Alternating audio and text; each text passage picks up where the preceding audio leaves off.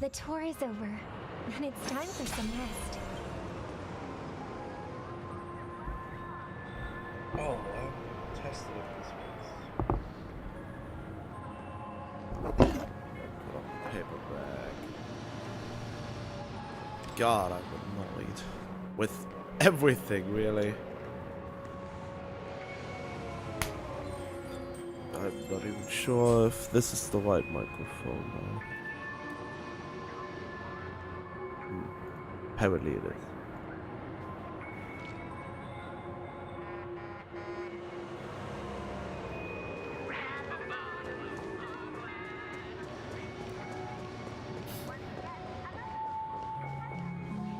Let's wait here for the Dream Master to arrive. Okay. By the way, brother, I heard you no longer have a sweet tooth. Back when we were kids, you used to steal my desserts. Seems like a lot has changed during my absence. What exactly happened? Well, someone has to stay awake even in this sweet dream. But that someone doesn't have to be you, or anyone in particular. You're carrying too much on your shoulders, brother. The paradise in our dreams. It shouldn't be like this. Penacony is nothing more than a dream. It can't erase the worries and pain of reality, or bring true happiness. It only offers an escape from reality. Nothing more. Just like VR chat. Remember the old man we met earlier? Without this dream, he might have completely lost himself. That might be true, but even without Penacony, he could have chosen another path. As far as I know, the Intelligentsia Guild has been promoting their rehabilitation techniques for a long time now. That path may have been more ordinary and challenging, but now he's receiving hospice care in a comatose state, and his fate is sealed. Have you seriously translated hospice as a sweet dream? No, a hospice is somewhere you go and wait for death. That's where people go that you can't help anymore and will inevitably die. I mean, everyone does it at some point, but in this case a hospice is where ill people that can't be treated are going to die. It is not a translation for a sweet dream. What the fuck, game? If you use a word like that, at least properly subtitle it.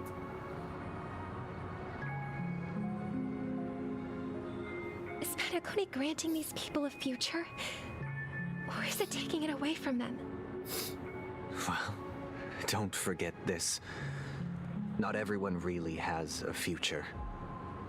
The future for humanity is like the sky for birds. People mistakenly believe that flight is inherent to birds because they've never witnessed those birds crashing to their death. Do you remember how we took in that little Charmony dove when we were young? Yeah, we took care of it. Provided food and water, groomed its feathers. And later, when I decided to leave Penacony, I opened the cage and set it free. Well, I didn't mention what happened to it in my letters because I didn't want to upset you. Shortly after you left, it crashed to its death right in front of your window. I had surmised as much. I knew you wouldn't have avoided mentioning the bird for no reason. Despite that unfortunate outcome, I still believe it was the right decision. Birds aren't meant to spend their lives in cages. They belong in the sky, even if they can't fly. But here's the thing. If there are birds in this world that can never fly, can we really assert that they belong in the sky? Are you implying that the same goes for humans too? Let's take the Astral Express as an example. The Nameless made tremendous efforts to bridge worlds, gaining fame across the universe. However, only a few extraordinary individuals can endure such a perilous journey. That's because the pursuit of the Trailblaze exceeds the capabilities of ordinary humans. Otherwise, why would this path be filled with broken rails, an abandoned express, and even a fallen Eon? What do you mean fallen? He's missing. It's just sophistry. If that were true, then only the powerful would have the right to determine the future. Sophistry.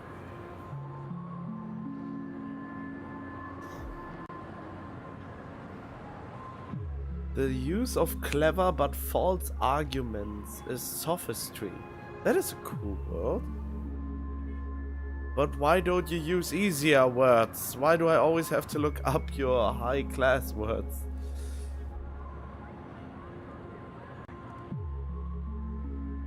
Oh, especially with the intention of deceiving.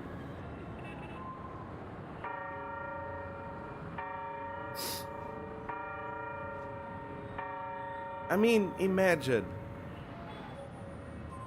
if the, I don't know, the ones in power, suddenly the army turns against them. Just imagine it. It is a possibility. Then they wouldn't have any more power. Isn't that right?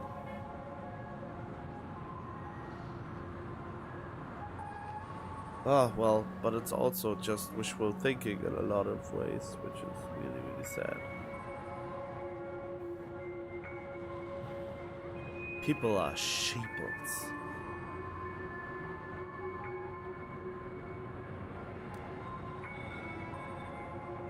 Oh well.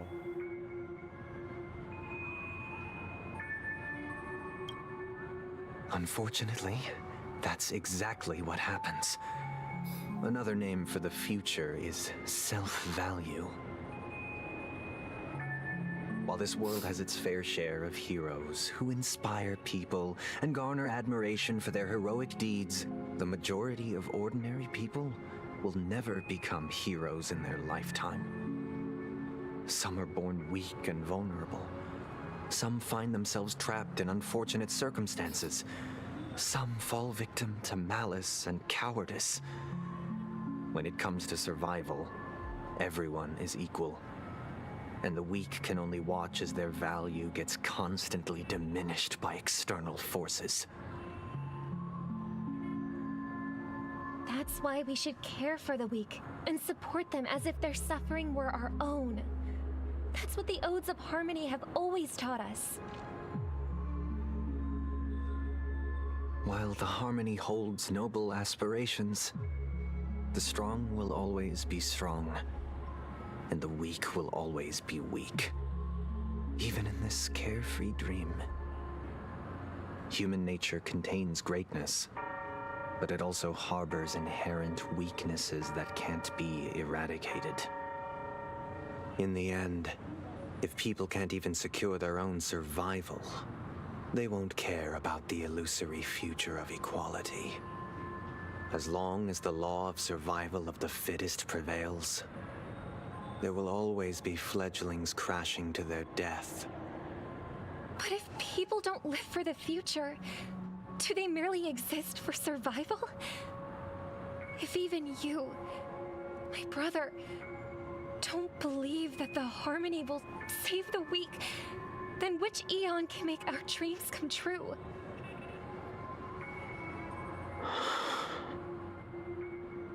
People often forget that when the first bird took flight, the entire world envisioned a future where no more fledglings would ever crash to their death. Are you reading, sister? What are you reading? Mr. Gopherwood gave me a picture book. It's about the story of the harmonic strings. If I could become a chord master, I'd like to summon Dominicus, the harmonious choir. I want to sing with everyone and spread our wishes so that all can feel happiness and joy. I see. Then I would summon the harmonious choir too. Don't you have a wish of your own, brother? Of course I do. It's just that it includes your wish and everyone else's. I long for a true paradise where everyone can find peace. Then let's build a stage there and invite everyone to our performance so that both our wishes come true through the power of the harmonious choir. It's a deal then. Yeah, it's a deal. But how can I become a chord master?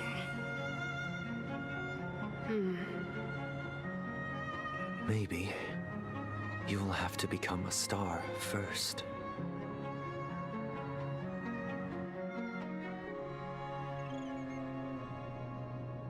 You're back sooner than I thought. Any results? Yes. And now, it's up to us to forge ahead.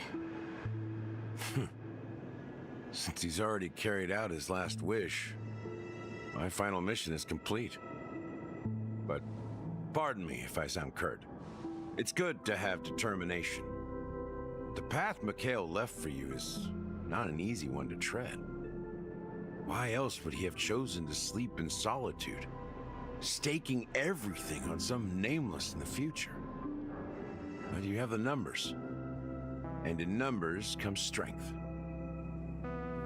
So that might just delay your inevitable a little more. Got any more encouraging words? As I see it, relying on Welt's negotiations alone is far from enough.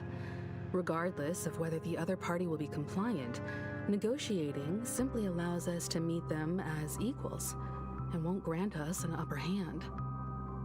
Penacony is our rival's home turf, and we already have very few chips left to play with. Rather than idly sit around while the family's got us blocked off, an offensive approach might be a wiser course of action.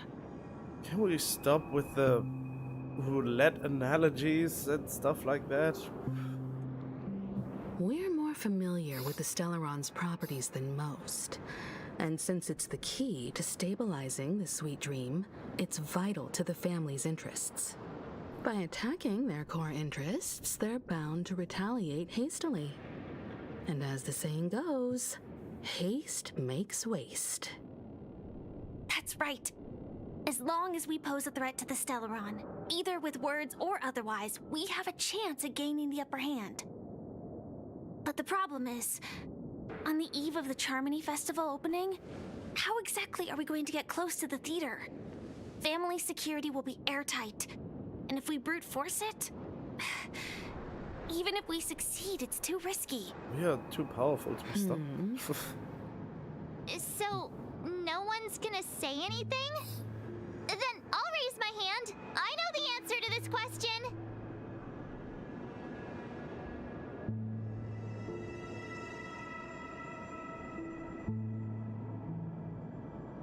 Wait, how do I know this time for the masters? Oh yeah, that's Jing-Yuan. Wait, you of all people?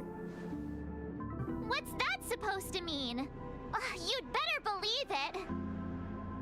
So, I heard that before the Charmony Festival begins, there'll be a pageant to kick off the festival. It's called the Soulglad TM Festivity Auditions, or something, and it's going to be held in the moment of scorched sand.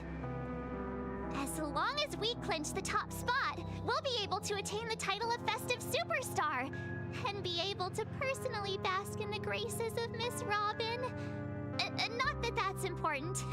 What's crucial is that we can enter the Grand Theater before the audience arrives.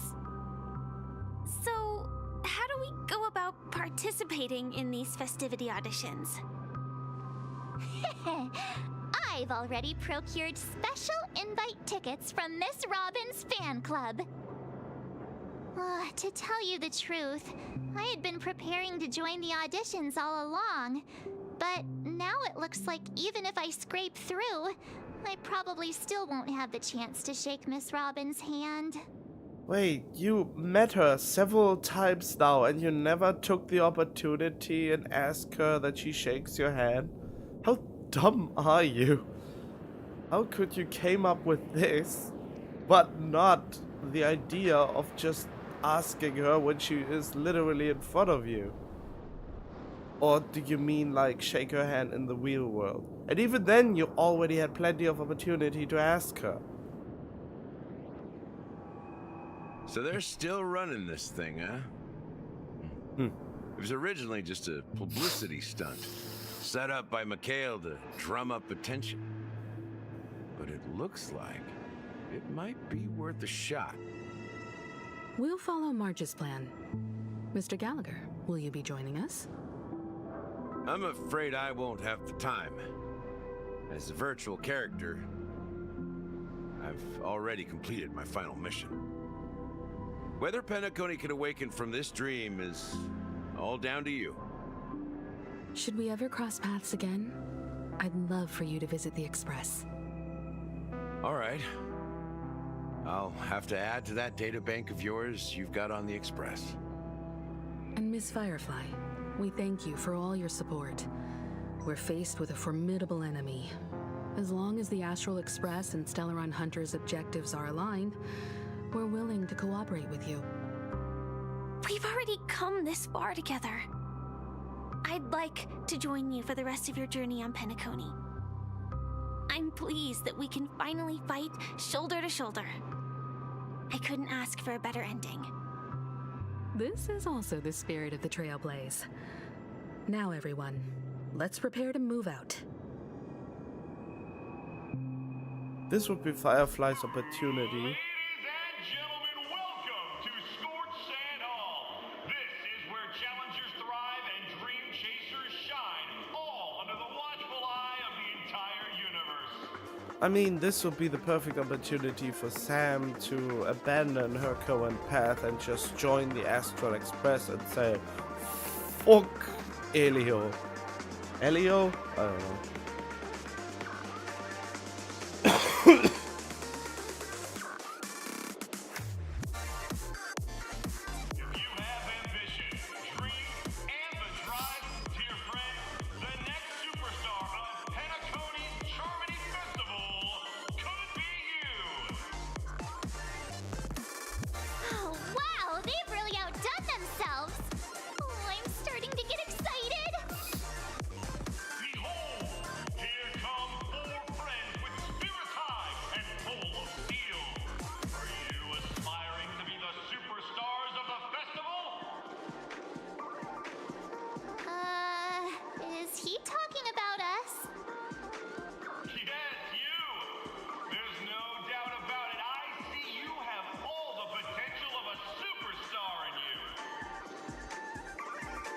Excuse me, you four. What are you hoping to get out of all this?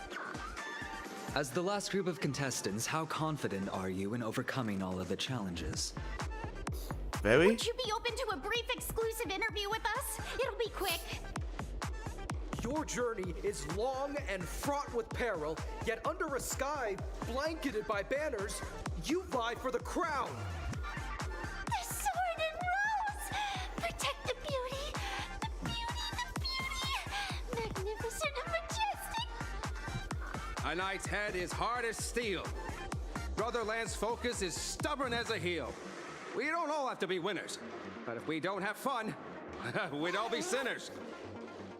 People are pouring in. Kinda feels like all sorts of baddies are showing up. Let's get in there quickly and enter the competition. Ladies and gentlemen, please make way. Make way. Coming towards us now is one of Penacony's top 10 wealthiest tycoons and the soul-glad business empire's founder, Mr. Ideen. Allow me to introduce myself. I'm the director of Soulglad's factory, Ideen Leader. My four friends, introduce yourselves to the audience across the cosmos. Okay, you are so much of an NPC, it's not even funny anymore. You look exactly like the old man, just with a color swap.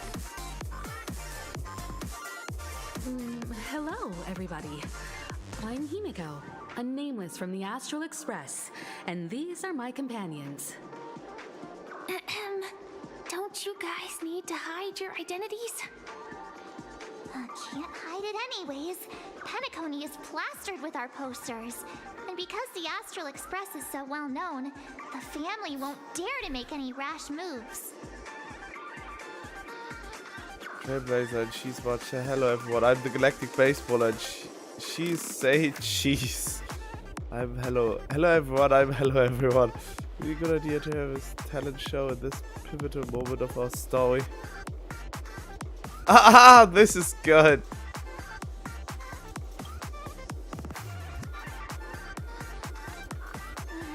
Given the situation, this is our best hope. But let's just get it over with quickly. Hello, everyone. I'm March 7th. I'm an ordinary girl who loves adventures. Hello, everyone. I'm Firefly. I am also an ordinary girl who enjoys adventures. Wow. So it's a bunch of nameless guests. This final face-off is bound to be spectacular. Time is precious. My four friends, come with me. Grab a bottle of Soul Glad and make your dreams a blast.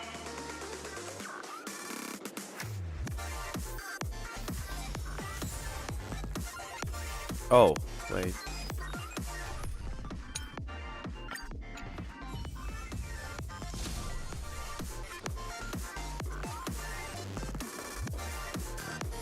God, this music makes me really something. I really don't like it. This place is buzzing. That's right. This venue is a miniature representation of that time known as... Oh, whoops, sorry.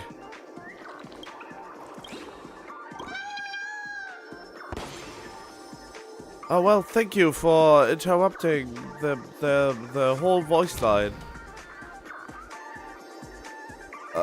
Whatever.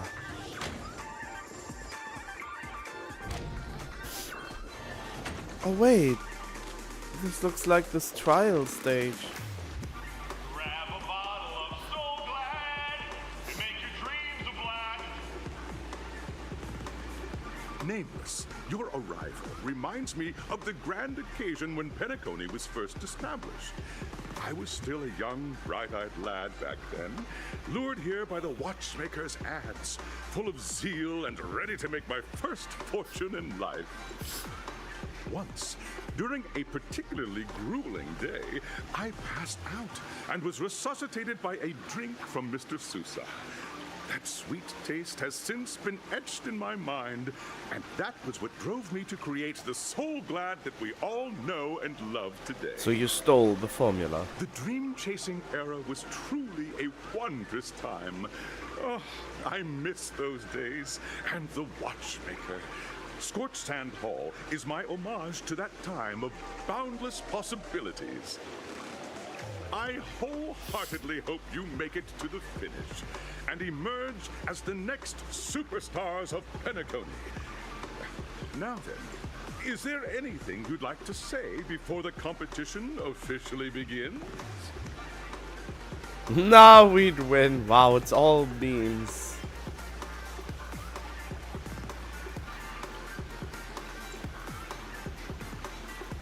Rest assured, we are gonna take an L at this, I can feel. Nah, we'd win.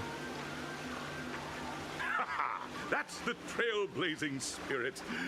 How about you, Miss March? Hello, everyone! Next up, get ready for the Mega March 7th adventure, where I'm going to break the speedrun world record! Trailblazing into the uncharted and challenging the limits. That's Miss March 7th for you. How about Miss Firefly? Don't say I the hope same that thing. by the end of this journey, everyone will have achieved the outcome that they hoped for.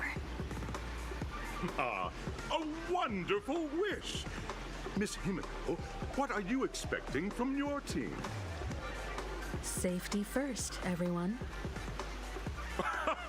Simple words, but full of warmth.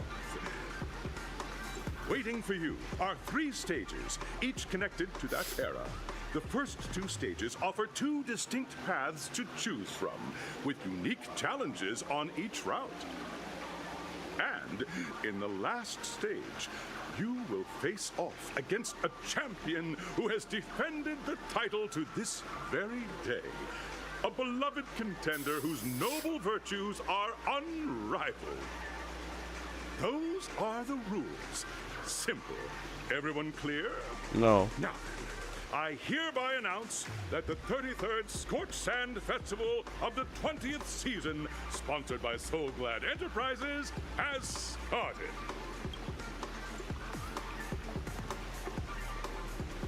Everyone, as the Charmony Festival is drawing closer, we must reach the end as quickly as possible.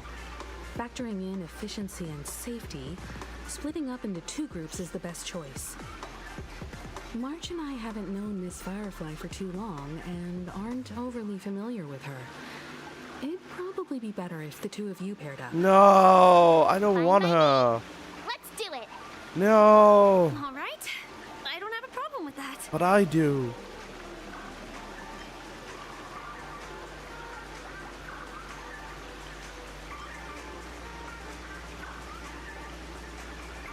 Yeah, exactly. Time's ticking. Just listen to the grown-ups. Oh, screw you. We'll split into the assigned groups then. Let's not waste time.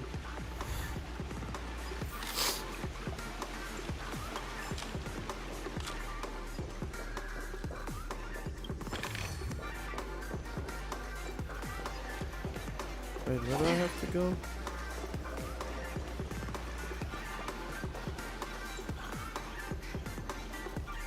Welcome to the first stage of Soul Glad Enterprises' 33rd Scorched Sand Festival of the 20th season, Dream Play Fantasia. In this stage, you can choose between 2 challenges, the School of Acting or School of Action.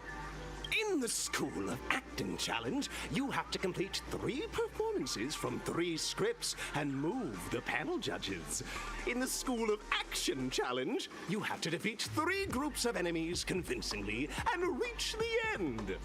Now, make your choice. I mean, I feel like the scripting one is more fun.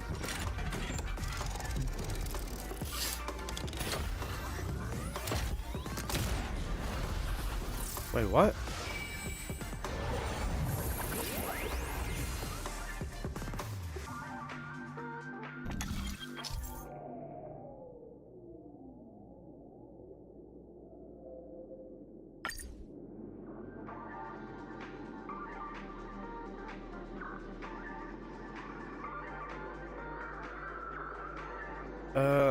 How do I know which one is which?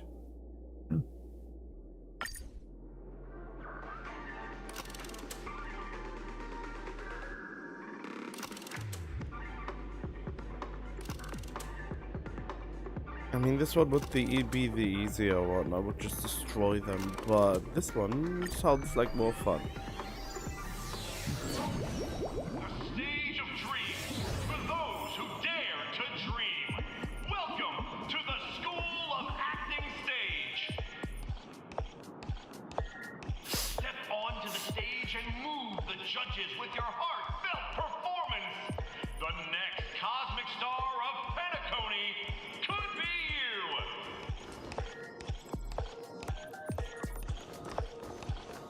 Competitors, allow me to introduce the rules of this challenge to you. There are 3 stages up ahead. On each, you will find an outline of a script. These 3 scripts were written by the legendary filmmaker, The Watchmaker, and depict various stories from Penacony's era of pioneering. Your task is to bring those moments to life, find the right words, and act convincingly to make the judges feel the script's intended emotions. Oh, I wish you a successful performance. Also, a bit of trivia. The record score for this stage is held by a participant with fiery red hair. His exceptional performance brought even the strictest judge to tears. It's like he wasn't even acting at all. We are running out of time, so let's get this over with quickly. Fiery red hair? That was not Himiko from the description, so it must have been... Wait, is he even here? Oh, how was the Night of Beauty called again?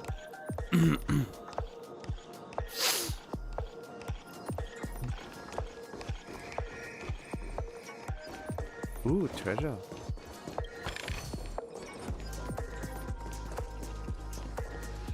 Oh, just take a look at this pair. Such star quality. Since you come as a pair, I'll prep a two-person scene for you. Oh no. You two, are you ready? Envision that you both, driven by the spirit of exploration, are arriving at the land of dreams that is Penacony for the first time. But instead of lush lands, you find yourselves amidst swirling sands and desolation, far from the paradise the Watchmaker described. You're driving an old clunker through the wilderness of the dreamscape, braving the cold wind, choking on the dust, and suddenly, a fierce memory zone meme blocks your path. Now, Miss Greyhair, what line would you deliver to express your disappointment in Penacony? Great, I love living a brutish creature. Quick, let's run it over. What in tarnation?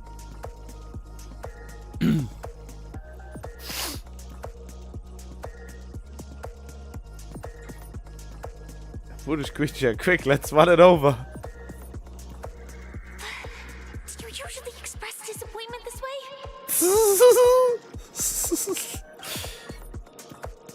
No, that's not right. You're trying to express disappointment. Why do you sound so chipper?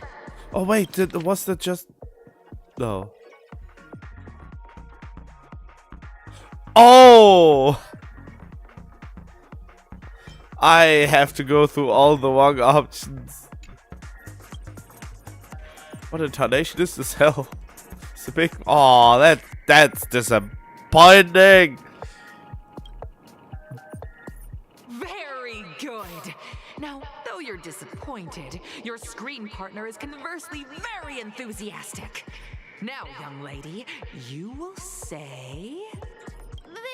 This is great! I love living on the wild side! Very good, very intense. And then we cut to the story's next scene. You find a job mending the rails, but the days are long and your endurance can't keep up, and you finally collapse in the endless expanse of desert. Suddenly, sweet rain falls from the sky, wetting your lips and rousing your spirits. Now, Miss Greyhair, what line will best express your surprise at this moment?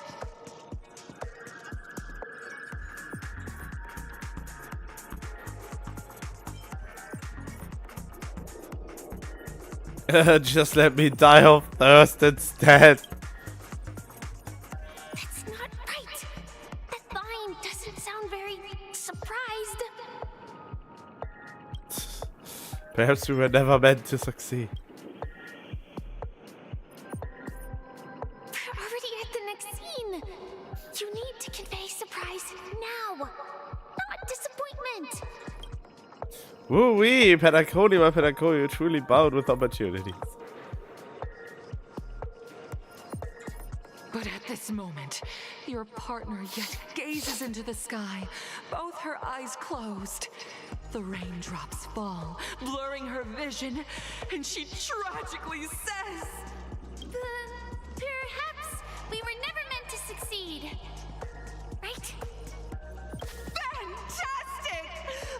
of you have an incredibly solid foundation in dialogue delivery. Oh, don't you lie, lady. Lines aren't everything in a performance. Please continue this story on the second stage. Up next, you'll be challenged with a body language test. Nice. I hope these tests won't take too long. You know. Why would you do the fighting test when this is much funner?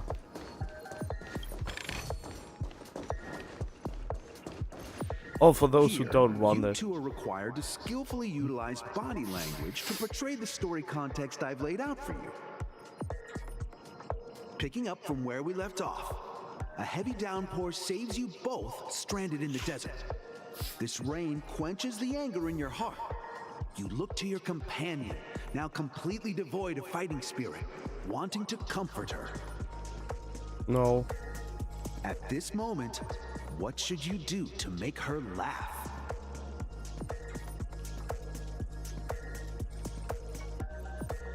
Tell her dad jokes that are prepared to move out. Roll about in the sand.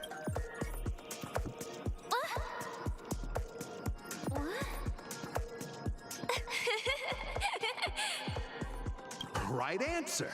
Your companion sees you rolling about in the sand and thinks about the arduous God dang along it. this journey. She can't help but let loose a laugh, rekindling hope in her heart. And so this girl... I'm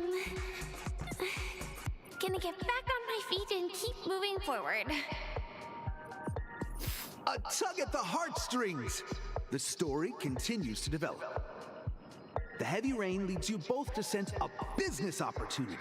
So you start venturing into the umbrella industry. But just as the business begins to pick up, competitors start flooding the market with low-priced goods, squeezing your market share. You have no choice.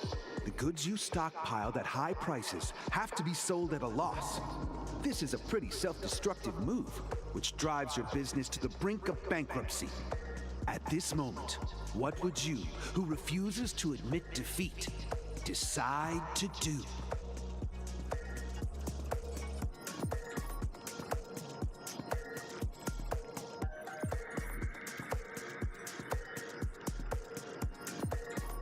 Leave dejectedly.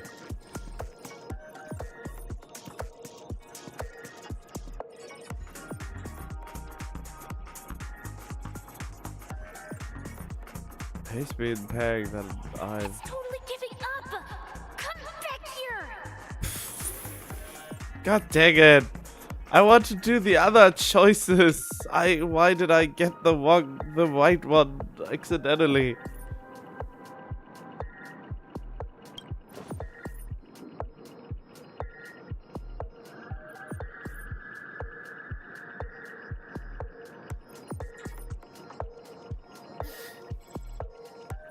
Get up.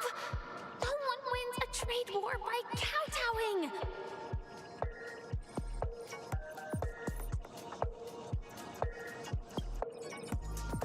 You didn't spec the table.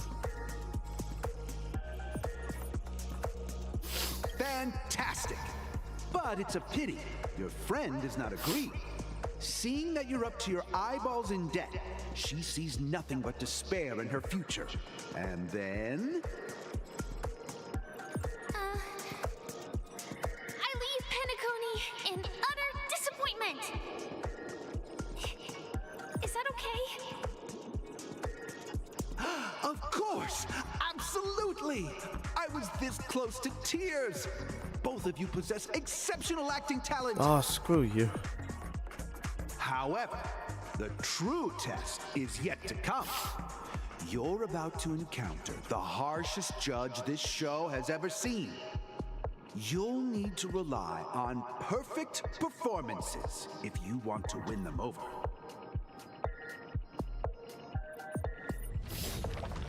Alright.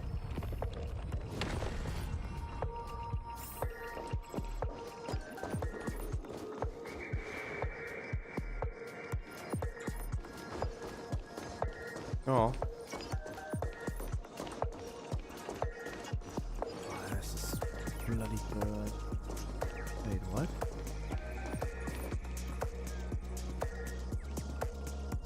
What are those? Welcome to the final stage. Actually, all the scenarios that you previously encountered were all from the film Once Upon a Time in Dreams. So, now that I saw these new enemy types, I just gotta say I really dislike the monster design in Penacony. It's too... I don't know, it's too childish for my taste when it comes to enemies. Except for Death. The Death was a cool one. But everyone else sucked. Or maybe the robots were kinda cool. Two companions arrive on Penacony with nothing but a dream. Their desire for achievement is met with continuous setbacks. Ultimately, one continues on, despite spiraling into debt, while the other concedes defeat and leaves. Oh, what a great two. Many years later, their paths cross once more in the thriving Penacony. Yet, they refuse to acknowledge each other because... fell into poverty while she's leading a normal life. Leading a normal life, but she ended up destitute. I became a big shot, but she ended up destitute. Against the backdrop of a revitalized Penacony, the joy of reunion mixes with the sorrow of fast separation, the awkwardness of being strangers, and the shyness of a long-awaited encounter, all converging at this very moment. Give it a shot. Try and convey this bittersweet scene to me. Bring it to life with precise and emotive acting. This is never going to end. I know. Why don't you try that clockwork thing you used before? What? You say I'm supposed to cheat? Your performance is far from satisfactory. Dull lines, stiff movement. Oh. Well. Stream 4. Gleam of old blades.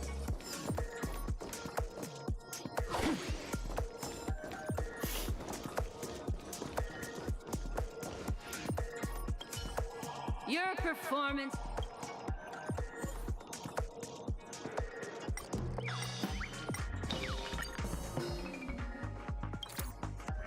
God! Huh? We haven't even done anything! It's so touching. Your portrayal outdoes the original. It's simply beautiful. We haven't done anything. We have passed the test. We ought to hurry up. The Stellaron is at stake. Oh no, I'm an idiot. I should have done all the wrong ones first. God damn it. Why am I so hastily doing this crap? Oh, I will never hear the wrong voice lines. Oh.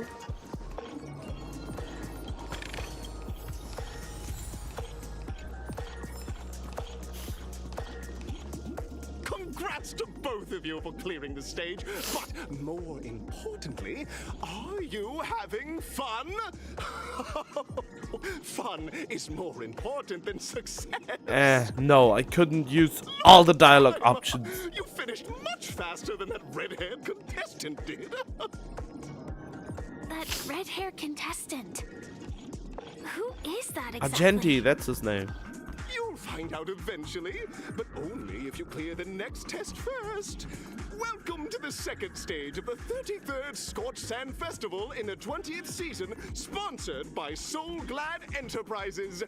Gunfire time!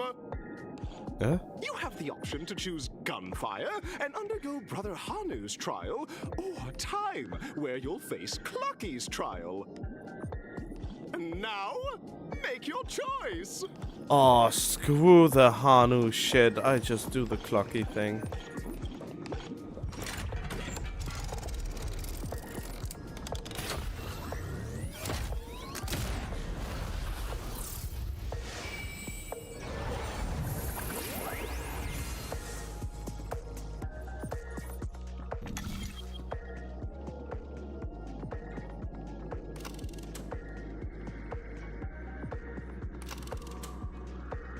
Wait, gunfire trial? I don't... No, wait, it's both gunfire... Wait, what?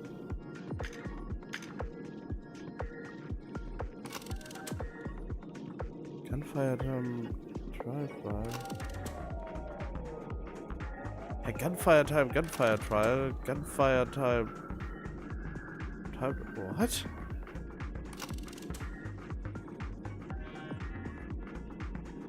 Wait, gunfire time, gunfire trial, and gunfire time, time trial. Oh, I don't know. Let's just go with that.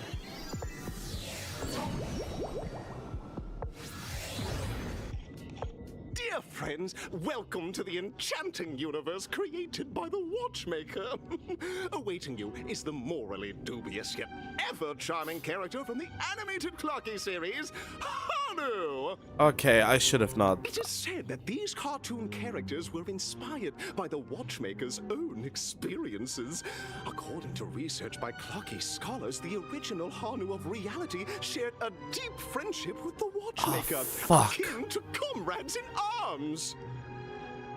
Enter into the world of Hanu via the TV by the entrance and partake in No! an enchanting No! and suspenseful story with No, it. I wanted Good luck. If it's a gunfire trial, we should be able to settle this with a fight, right?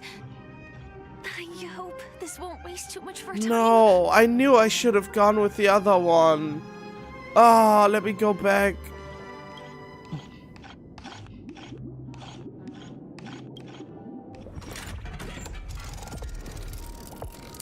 Wait, can I actually?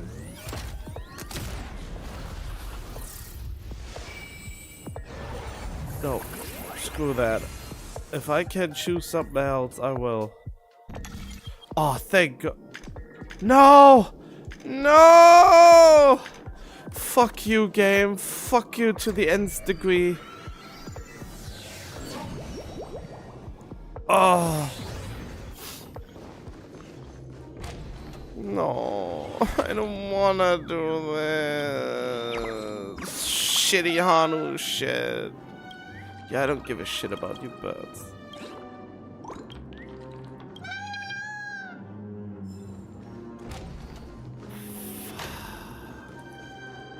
Ready? 1, 2. Are we both in control of this Hanu character? Very good. Looks like you've got the hang of it. I'm so pissed. In this Hanu's Adventure episode, Boss Stone has gathered his battleships for an assault on Dreamville. Old Buzzfly, Cousin Wolf, and Bombhead are all raring to go. The brave Hanu must thwart their advance and protect his home. Oh, screw me. I should have. Ill-equipped to fend off the malevolent mischief makers, which is Oh, why just shut he is up. preparing to seek out the Puzzle Gentleman's aid. Go forth and speak to him.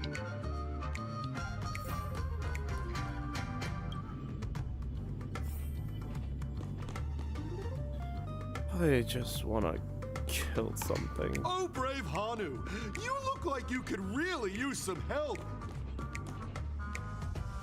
Long time no see, Hanu. You look pretty stressed out. How about an intense and thrilling game of Dream Jigsaw to blow off some steam?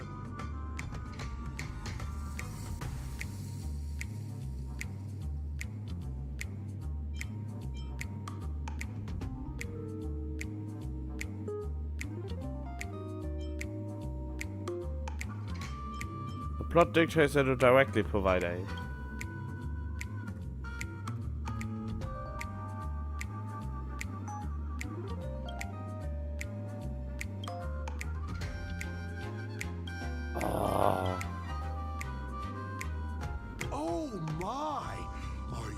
telling me that Boss Stone has rallied the villains to seize Dreamville? What a dreadful twist of fate! Listen closely, Hanu. I'm aware you're in need of a suitable weapon. And I also know there's one just upstairs. But you know what? You'll have to play an exhilarating round of Dream Jigsaw first. No Jigsaw, no moving forward.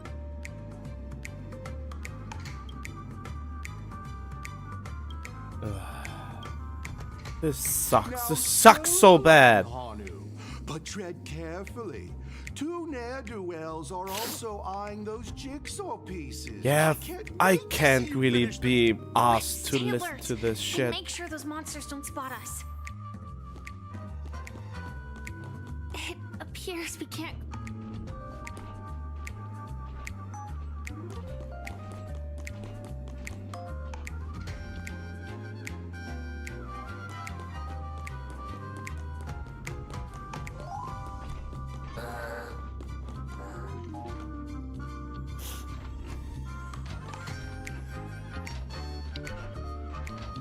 Wait, what? Why are you going this direction?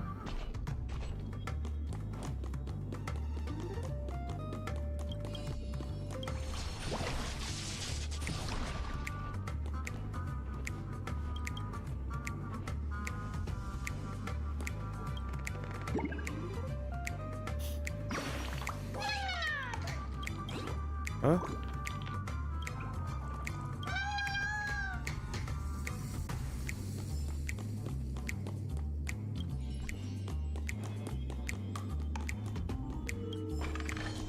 Look up there.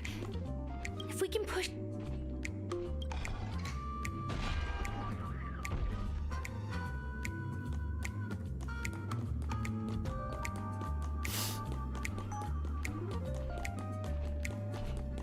Oh god.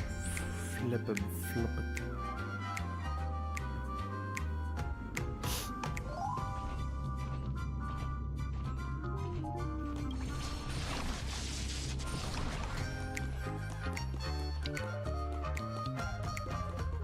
Finally, that's all the jigsaw pieces. Let's hurry back. Where does this lead? Wait, this leads to the same. Oh, god. It could have been so much easier that way. Oh. Huh?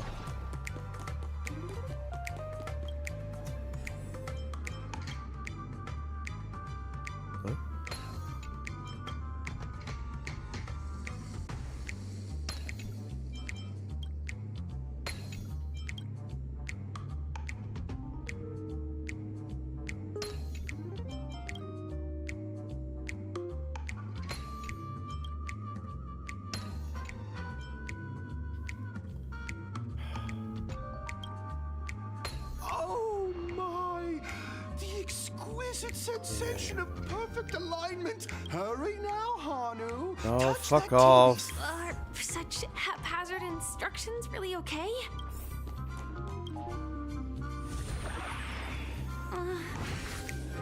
Disconnecting from that thing so suddenly has left me feeling slightly disoriented.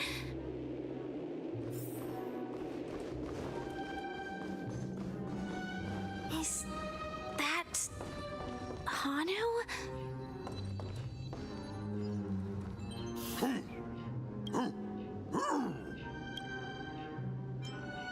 Is staying a character this much really necessary?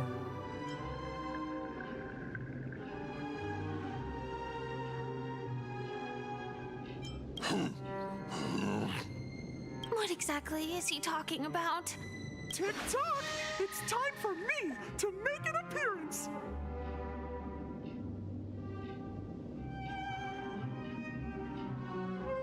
Okay. Lucky? I can also see him. Is this character part of the show? In Dreamville, Glocky is everywhere and can do anything! Like right now! I can be your translator! Tick-tock! Hanu says, battle! We must do battle! The enemy is at our doorstep, and we have no path of retreat for the future of Dreamville! Touch that suspicious-looking TV right now! So they just... Sheesh.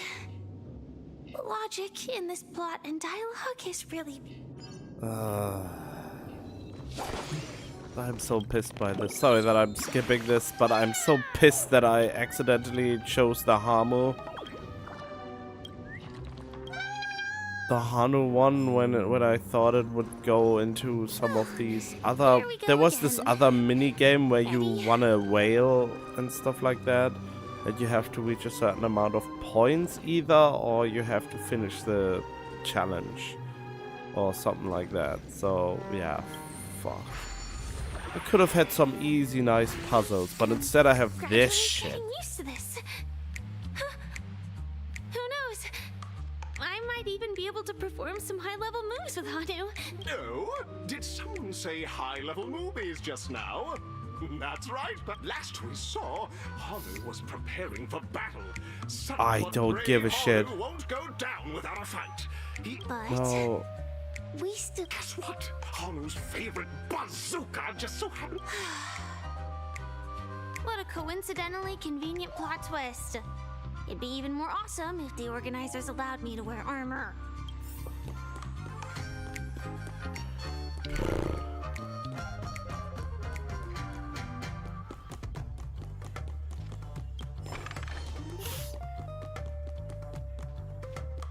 The storage room. It's behind the shelves, right?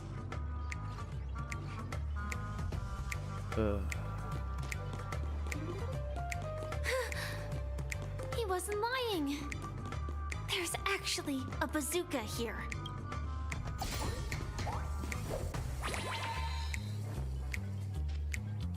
Now we should have a way of dealing with those baddies.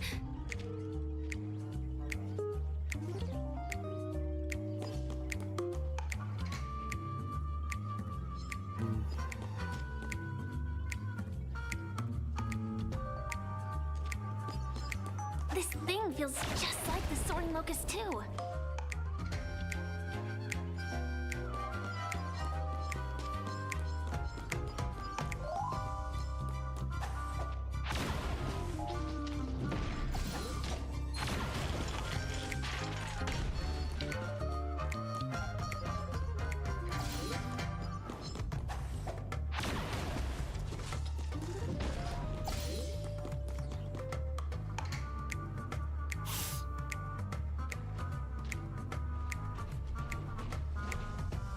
Careful. It looks like we've got more...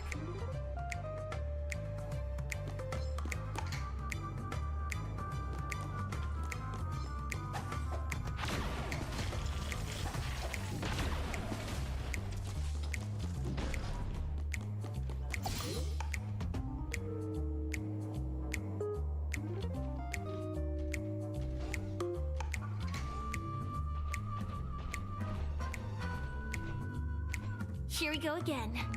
But no.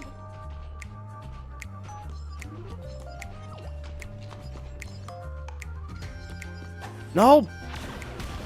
Oh, okay, good.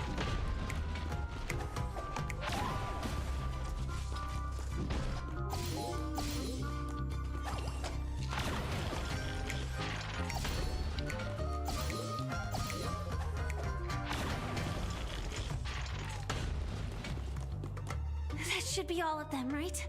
Oh my! Hanu is on a streak! Everyone! The stage is complete! Quickly! Head through the TV to the next stage! I'm not even waiting for this to finish.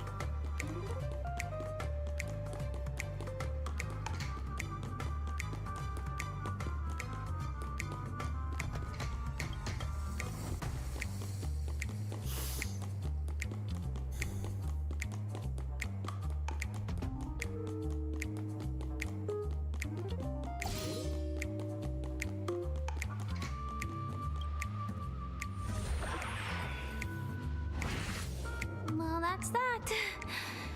But it is gonna be hard to let go of this bazooka.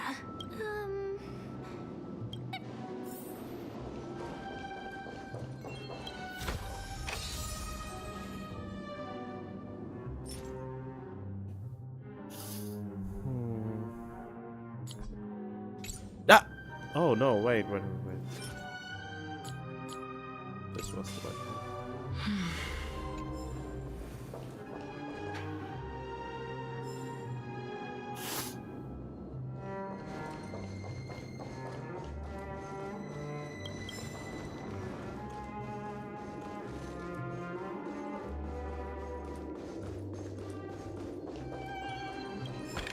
Thank goodness it's over.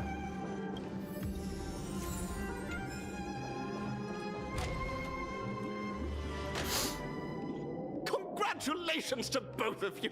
Oh, you've overcome all obstacles and proven I yourselves. can't stand them But anymore. in the final stage, you will face the defending champion. If you fail, welcome to the 33rd Scorched Sand Festival's third stage in the... Yeah, I can't be asked anymore to listen to you. The Hanu thing pissed me off so much.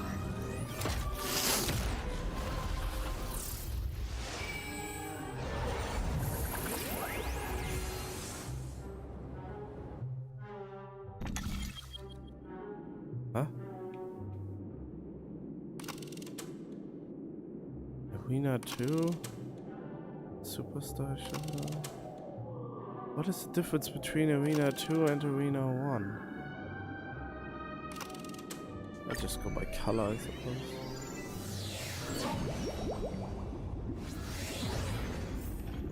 Not that it matters, Acca 1 will just fuck them up. Ah yes, Argenti, just as I suspected. No way. I think I just saw someone. Someone extraordinary.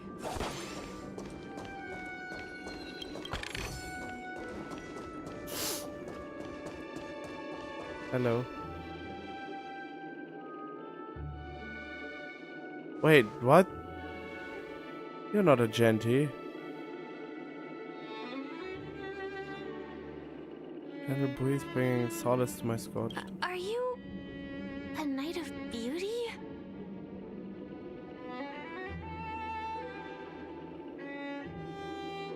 Wait, why is he not talking? Is this a bug?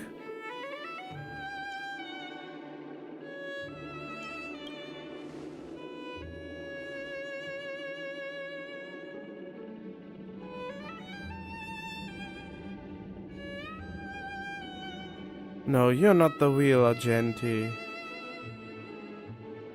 Wait, what?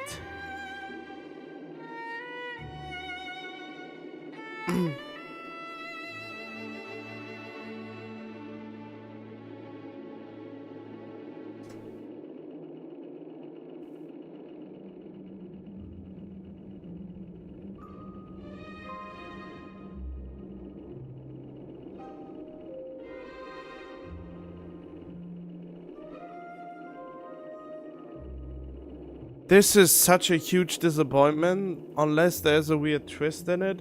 Why is this not voiced? That makes no freaking sense.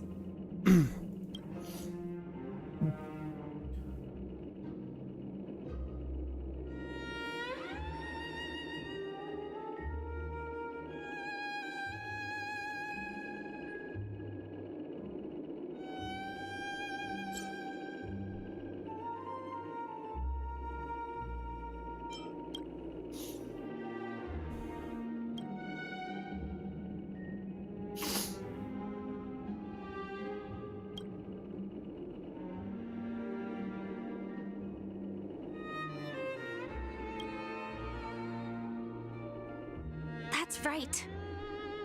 This magnificent dream is built upon the Stellaron and the countless sacrifices of many people.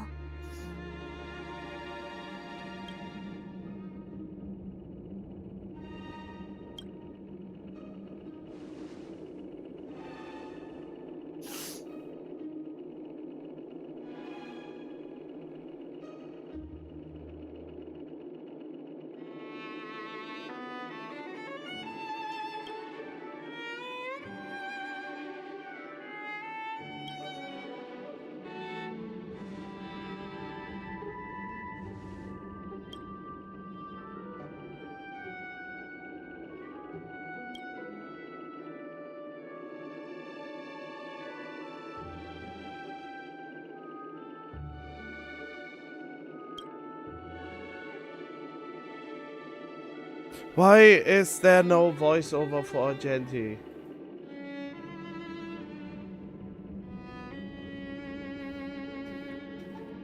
And it's not even a bug since his lips are not even moving.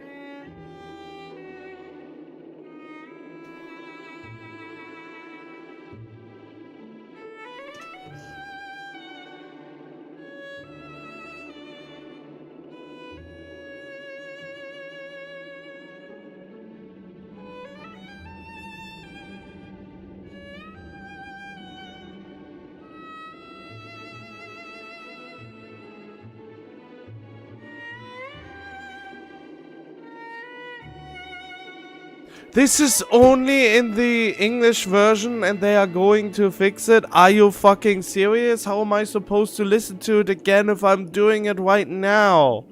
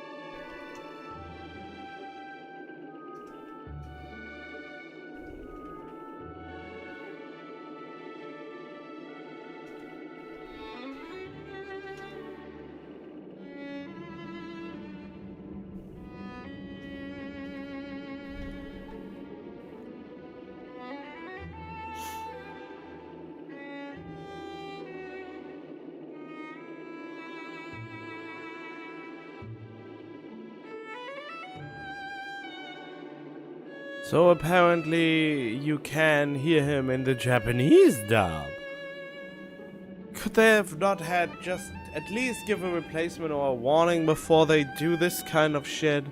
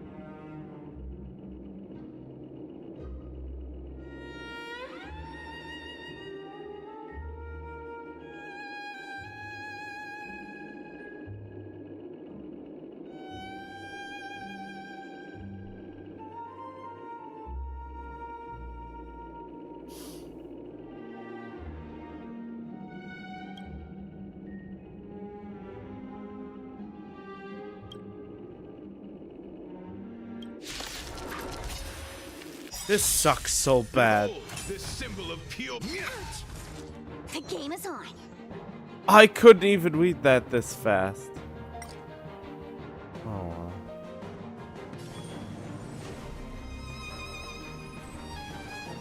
Let's kick it up a notch. Another journey begins. Let's play hide and seek. 1,000 faces in 1,000 places. Can you find the answer?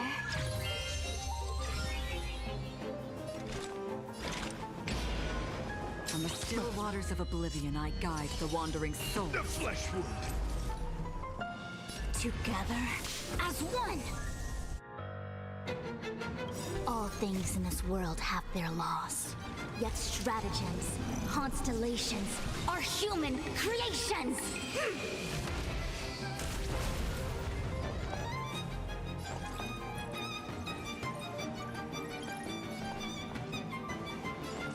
Inputting commands. Whoa.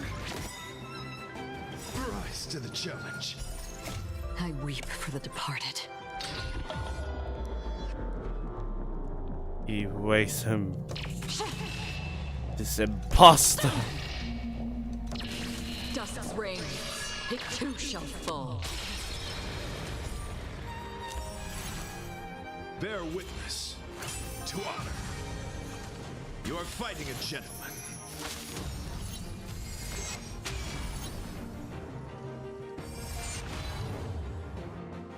Damn it.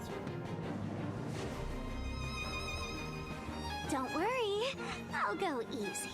Enemy data secured. Net markers activated. Time for good old counterattack. Rise to the challenge. Don't move, okay? Did you come here of your own volition? Or was it fate? Existence as fleeting as the dawn's dew, destined for oblivion. Confess! My gallant friend, put forth all your might.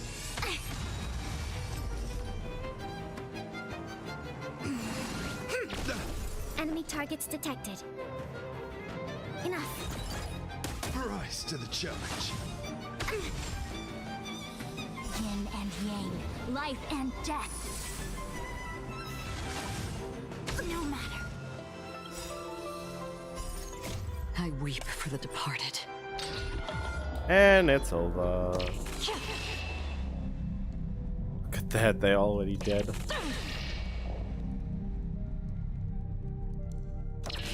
Dusk's reign, it too shall fall. What?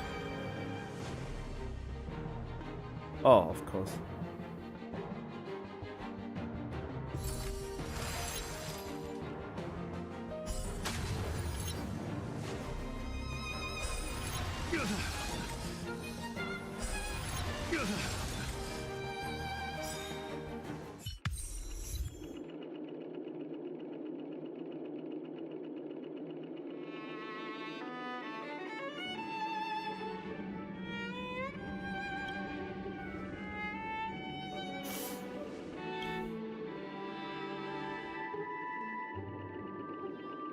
Yeah, but this sucks so bad that they didn't bother to even get a replacement voice actor at the very, very least, if the actual voice actor was not available for a trailblazing main quest. You can't just not voice one of the characters. If you can't handle releasing the game in several languages at the same time, then don't do it.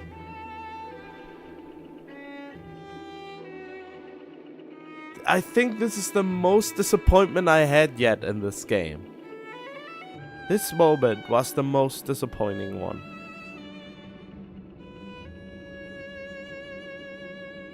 We don't have much time. May fate allow us to meet again, Knight of Beauty.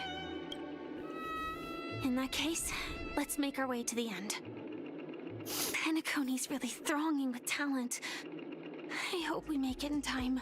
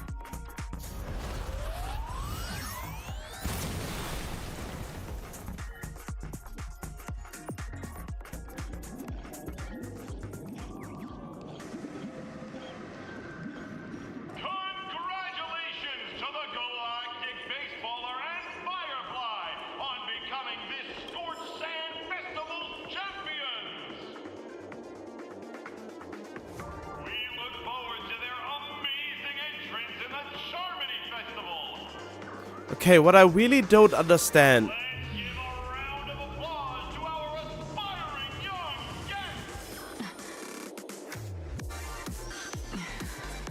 What was I about to say? Oh yeah, what I don't get is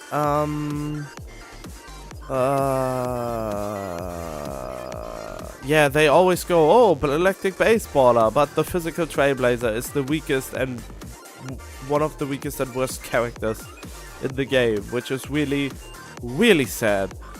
They really should buff the basic Trailblazer. And I mean the actual path of the Trailblazer. I already know that the Harmony Trailblazer is really, really good suddenly again. But it's really sad that they don't go back and at least bring him on a satisfactory power level. Not make him as strong as the 5 stars or as the other 5 stars. Or give him more of a niche or something. No, then they couldn't sell a niche anymore.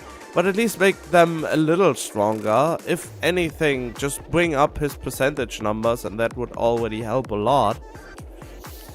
If you can't be asked with anything else. And just make him slightly weaker than other 5-star options in the same thing. I don't know what's so hard about that. It's not like you pull with a gacha with him. I mean, whatever.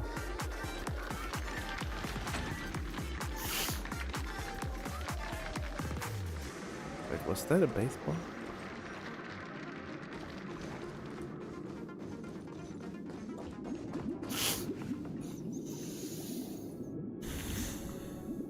Congratulations to the both of you on becoming the festive superstars of this year's Charmony Festival.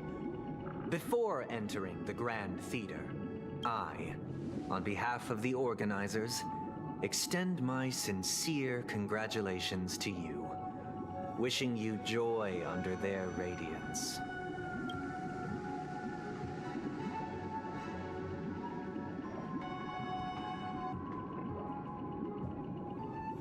All I get are sincere congratulations. Where are my Stellar Jades?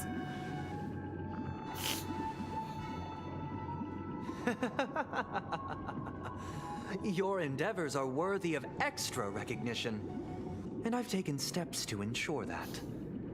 However, this reward is not a material one, but rather the opportunity for an open and honest communication between us. As previously promised, my sister, Mr. Yang, and I have met with the Dream Master. We delved into the truth about Penacony and its Stellaron, and have come to a consensus. Both I and the Oak family cannot acquiesce to your request. Just as expected. We acknowledge the perspective of you, Nameless. Penacony does require change, but not as you propose. The planet of festivities cannot and will not revert to a place characterized by chaos, disorder, or anarchy. Through your journey of overcoming obstacles, you must have glimpsed the essence of that era. The vulnerable ruthlessly eliminated, equality non-existent, common folk living precarious lives, eking out a dreary existence. Ultimately, only heroes like yourselves manage to achieve success. But I would dare ask, if you did not possess the special status of having a Stellaron, and you were but an anonymous and frail member among the masses, which Penacony would you prefer? A dystopia for the survival of the fittest, or a sweet dream paradise for all?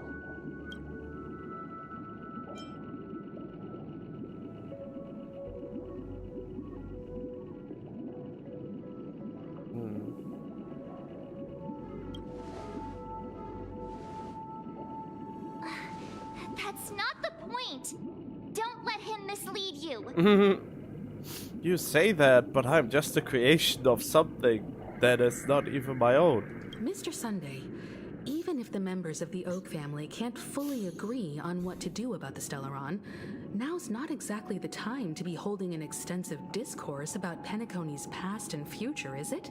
The Stellaron issue concerns the life and death of everyone on Penacony.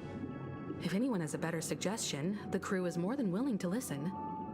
Also, it'd be best to tell us the ins and outs of that meeting. This way, we'll at least know what Welt and Ms. Robin are dealing with, and the reason why they failed to make our appointment. Ah, Navigator. That is precisely my intention.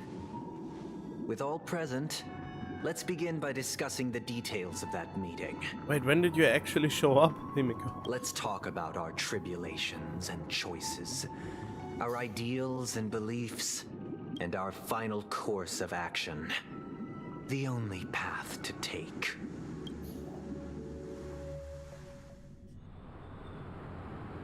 You mean to say that for the longest time, there have been scoundrels who would use the Charmony Festival that I have bequeathed to the masses as a tool to realize their ambition?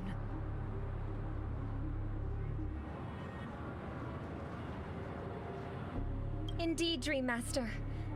Once the Charmony Festival begins, the Stellaron's powers, along with the song, will be broadcast across the entire planet of Penacony. And then everyone in their dreams will be unable to awaken. This is indeed surprising to me. The dreamscape is maintained by the collective effort of the 5 families. If someone were to use the Charmony Festival to recklessly disseminate the power of the Stellaron, this individual must hold a position of great authority. Do you have any suspects? I'd like to ask, did you really not know of the Stellaron's existence? I would have never thought that this nameless would point the spear at me. Quite astonishing indeed. Then stop avoiding the question. If I have offended, the Astral Express extends its sincere apologies. But the current circumstances are dire and leave no room for meticulous inquiry. We're doing this out of concern for the Dreamscape's safety. So, if you could, please alleviate our concerns. Dream Master, it's just to prove that the Charmony Festival has nothing to do with the Stellaron. If we're being overly cautious, I will return to the stage to offer tribute in song, just per the arrangement. What?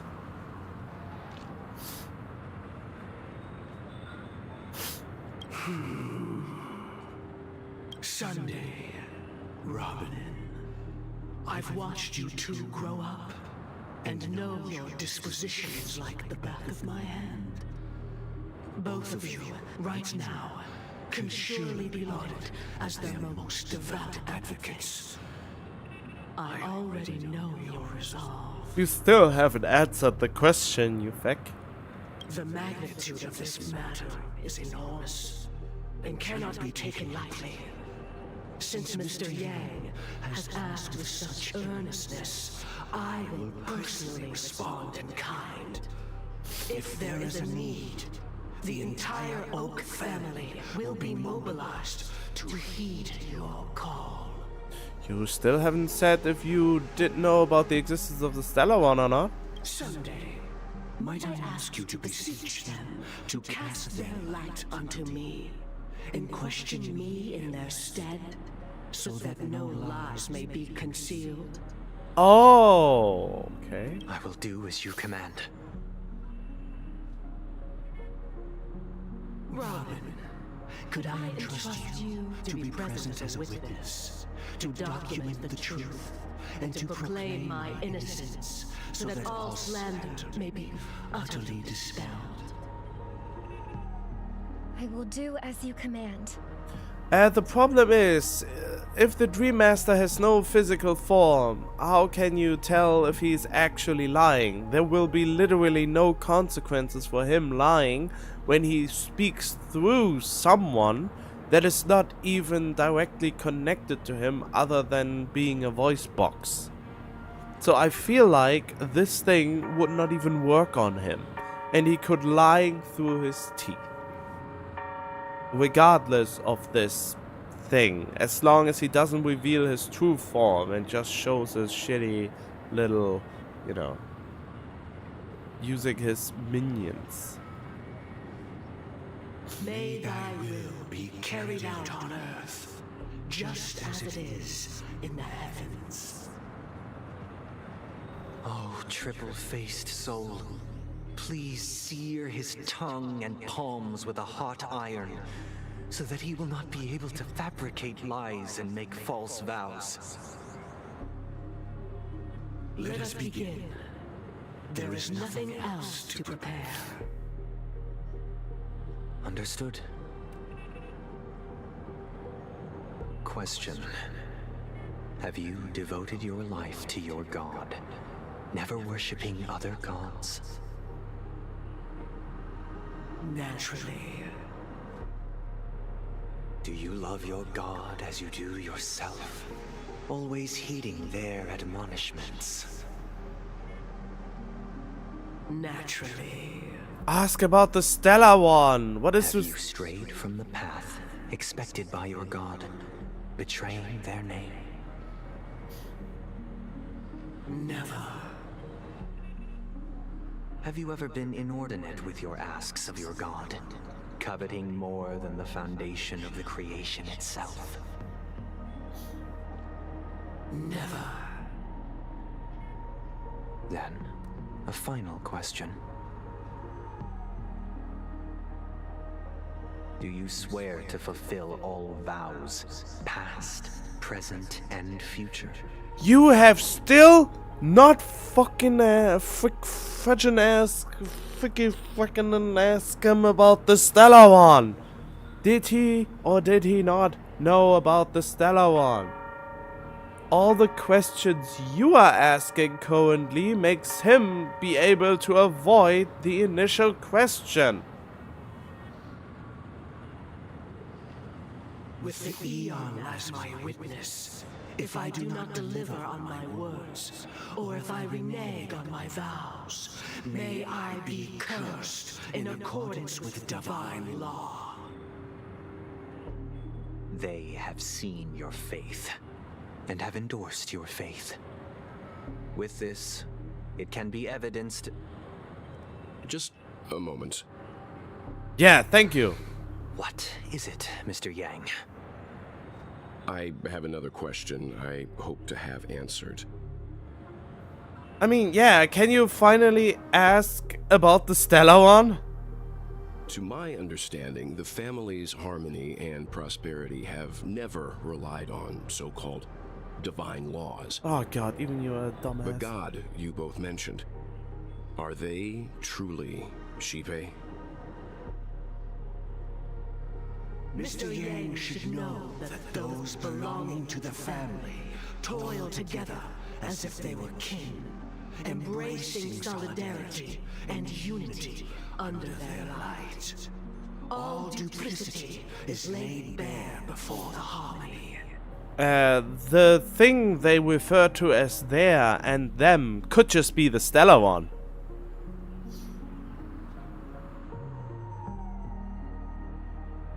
I really...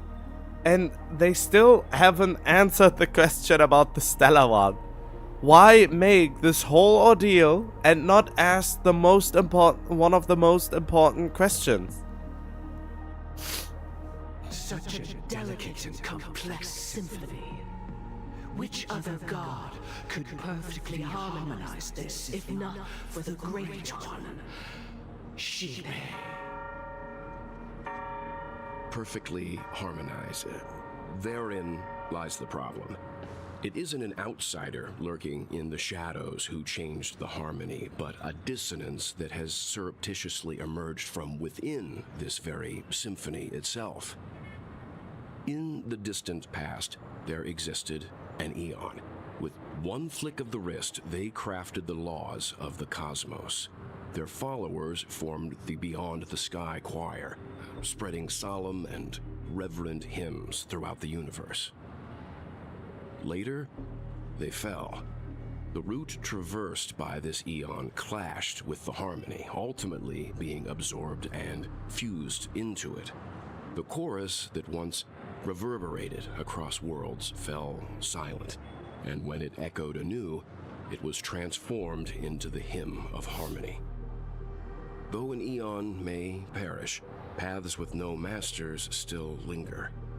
In the all-forgiving harmony, echoes of bygone dissonance may subtly arise. Mr. Yang, being overly astute can be a detriment, especially when you find yourself alone and without allies. Are you really that dense? He's neither alone, nor does he not have any powerful allies. So this is how it is.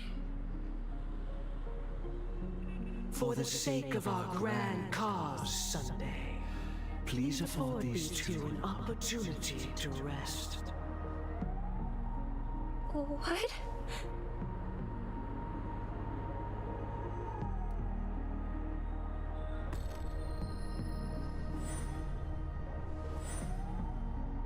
Sorry, Robin. It's just you. I did not wish for you to know this. It's a pity that things have turned out this way. Could you elaborate for the not-so-bright This is people? the true reason I can't sing. The shadow that envelops Penacony is actually... We were never children of the Harmony. Our ideal paradise could not have been crafted by Xipe. True bliss can only be guaranteed by the one who transcends the many. And that is? Within the foundation of law, humanity establishes civilization, and through harmony, we obtain order. Unbelievable. To think that there would be remnants of the Order on Penacony. Okay. What have you done with Mr. Yang and Miss Robin? Don't worry. I just gave them some time alone to ponder their fates. Wait, why could he do that to Yang of all people? Why does he have not the mind fortitude to combat the influence of this? And how would we be able to fight that? I mean, we must be, right? Otherwise, he could just put us all to sleep and let this just commence like it commences. Let this commences. Why is this not properly? Whatever. You should know that these actions make you an enemy of the Astral Express. Should we need to stand against the Nameless, it would only be myself and the Oak family involved. But we haven't reached that point yet, have we? What do you mean, only you and the Oak family? No. No. You can't just say that. Your efforts for the justice of Penacony are evident to everyone, and have been widely observed.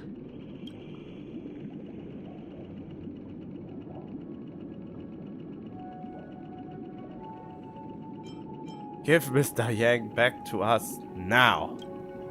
Oh, I intend to. But that hinges on the outcome of this negotiation. Dad, this is not a negotiation. I demand.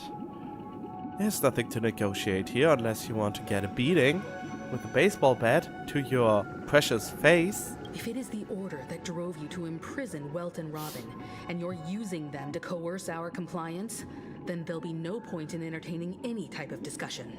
You're mistaken, Miss Himiko. They are in very safe hands, and just as the family has always proclaimed, no one can be harmed in the dreamscape. least of all in the beautiful new world belonging to the Order.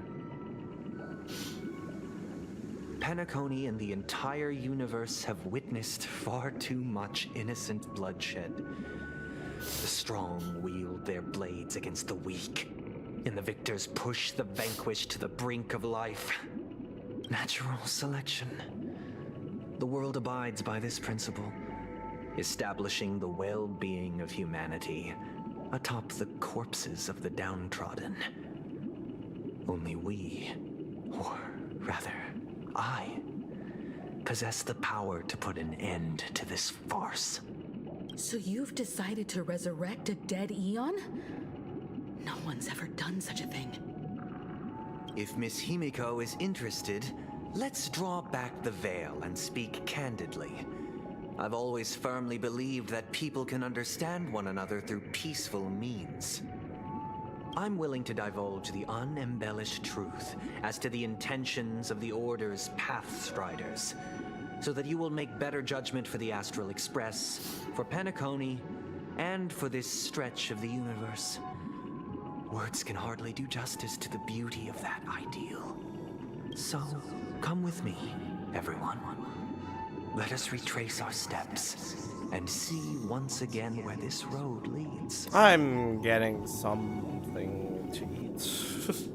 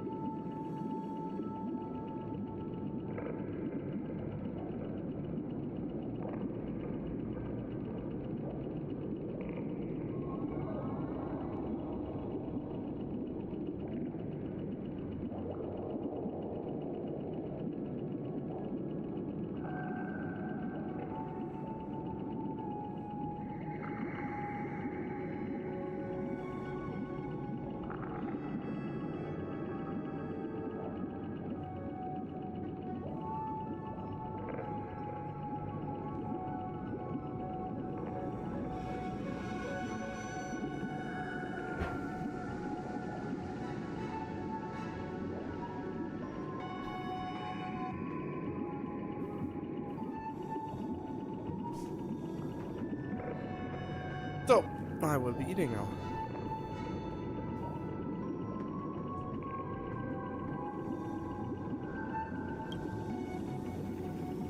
Huh? Where'd he go? Welcome. This isn't any location in Penacony's dreamscape. It's my inner world. The reason the scenery before you remains unchanged is because your consciousness has drawn on similar concepts to fill in the gaps.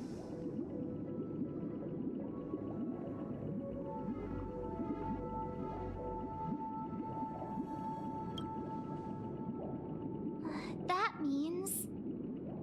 Did you do the same to Welt? It's a tuning process. Stronger in effect and more draining on the mind. The gray-haired guest has experienced it before, so she should understand what it entails. I have no idea. Tuning allows you to intuitively grasp my feelings, which also means that I cannot hide anything from you. Now, everyone, please look at the huge screen. The road we once took begins here. From this point on, you will witness the numerous decisions I've faced. I've selected a portion of these to share with you. I believe after going through similar predicaments, you'll be able to better understand my thoughts. Let's begin. The first decision. A story about a baby bird. This story happened when Robin and I were very young. We were victims of the Stellaron disaster, and the family's Mr. Gopher Wood, who would later become the Dream Master of Penacony, saw that we siblings had no one to turn to and took us in. Later on, Robin and I lived a time with nary a care in the world. One day, after dinner, while my younger sister and I were lounging about in Mr. Gopher Wood's yard, we spotted a fledgling Charmony dove all on its own. That baby bird was tiny. It didn't even have all of its feathers, and it couldn't sing. When we found it, it was already on its last breath, having fallen into a shrub, probably abandoned by its parents. We decided to build a nest for it right there and then. However, thinking back, that winter was unusually cold, with fierce winds at night in the yard, not to mention the many poisonous bugs and wild beasts in the vicinity. It was clear that if we left the fledgling in the yard, it stood no chance of surviving until spring. So, I suggested we take it inside, place it on the shelf by the window, and asked the adults to fashion a cage for it.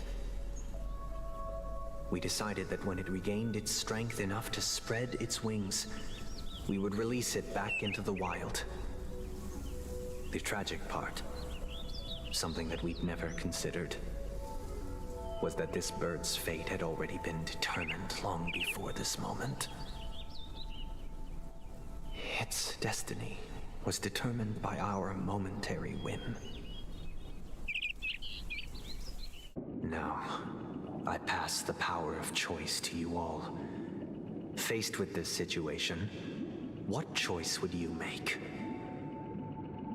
Stick to the original plan and build a nest with soft net where the Charmony dove fell. Or build a cage for it and feed it, giving it the utmost care from within the warmth of a home. I eagerly await your answer.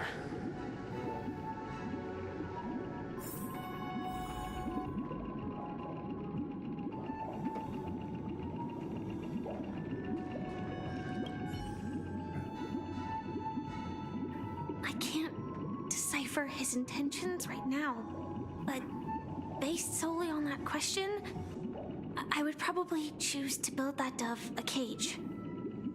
Even if I was gonna release it back into the sky, it'd have to be strong enough to fly first. If I left it where I found it, I fear it'd never get the chance to fly ever again.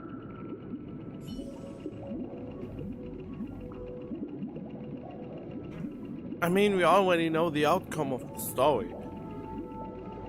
It will come down, crash, and die, but at a later point in time. So it would have died either way, but they think,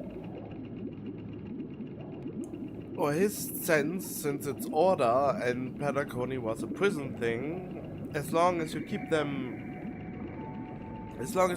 confined outside of something, they can't go into their destined path. So I feel like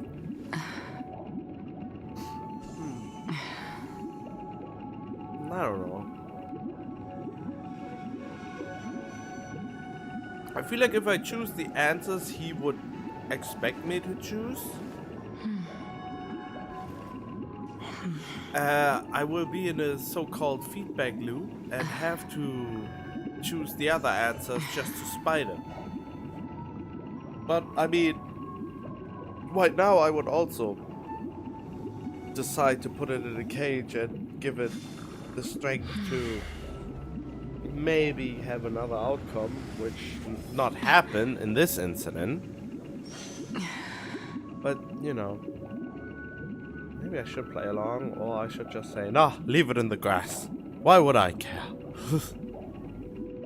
Survival of the fittest, baby. As if I would be already dead.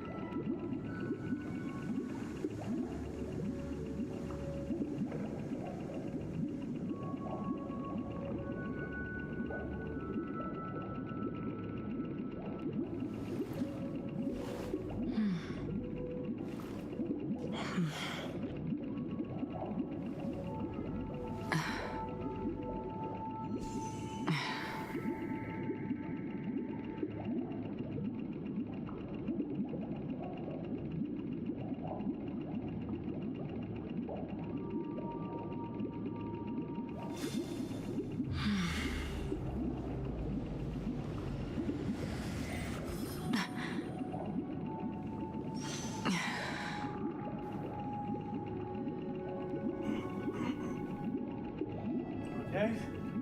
I think I will just spite him. I will spite him. Just for the heck of it. Since I was teachers as a child, you should probably leave birds that are lying around alive. What I think, at least. Lie where they are, since then they can go back, or put them back into their nest if you can see it. Otherwise, they may or may not be taken back by their parents or something like that. Or I don't know, maybe that was just a rumor that the smell of a human is on them, and they wouldn't take it back or something like that if you do something with it. I don't know.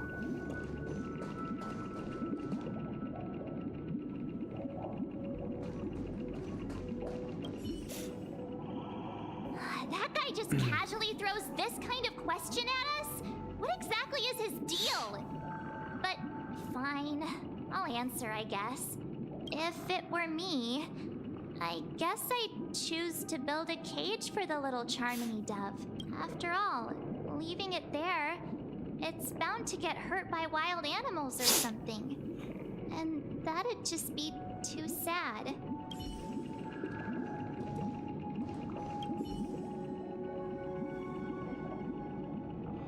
It looks like he really has no intention of imprisoning us. If it's just a quiz, I suppose it's fine to humor him. Back to the question. I would personally choose to build the little Charmony dove a cage.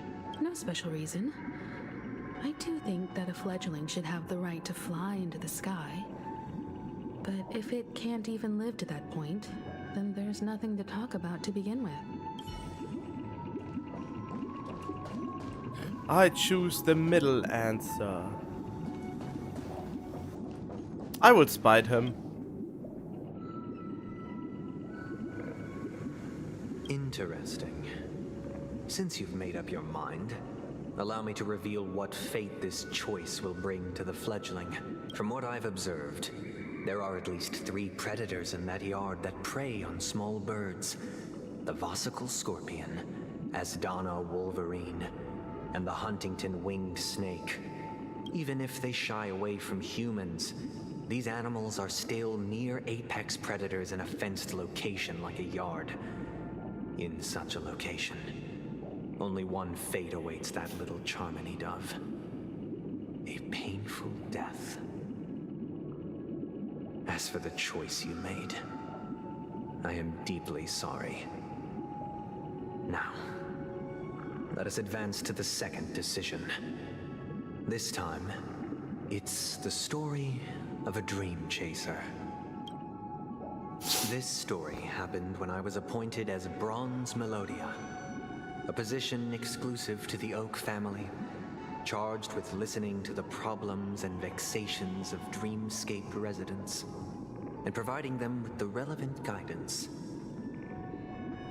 It was during that period that I had the opportunity to hear voices from all corners of the Dreamscape. Joy, sorrow, arrogance, regret. The complex tapestry of human nature that formed the world. And I was fortunate to catch a glimpse of it. He was a dream chaser and an illegal stowaway. Just like the rest of them, he came to Penacony in search of a better life. Except that, to most people, the price he paid, I suppose you could say it was everything. He told me I sold everything I could at home. The house, the land, even his 2 children. He said he could not afford to raise them, and that at least they could eat if they lived as slaves. He had a plan in place. He would buy back his children once he had made his fortune, and enjoy Penacony's beautiful dream with them. Alas, his plan to smuggle himself was somewhat clumsy, and he was sniffed out by those pig-headed hounds. After hearing the Dream Chaser's story, I immediately appealed to the Bloodhound family to cease their pursuit. That way, at least he could live peacefully. But I was still too naive to the ways of the world. I did not anticipate that what I thought was a kind gesture would later lead to dire consequences. I'll tell you the outcome soon. For now, I'd like you all to make a choice. Will you do as I did and try to convince the Bloodhound family to stop their pursuit so that the Dream Chaser may live peacefully and realize his wishes? Or will you remain silent, leaving him to languish while the hounds are hot on his heels until his inevitable judgment arrives? I look forward to everyone's decisions. Who knows? Perhaps they might even alter the outcome of this tragedy. Oh, nice. A Dream Chaser story. If I acted out of kindness, but what cruel repercussion would this choice result in? I think Sunday must have been deeply impressed by the limitations of the strong defending the weak through this incident.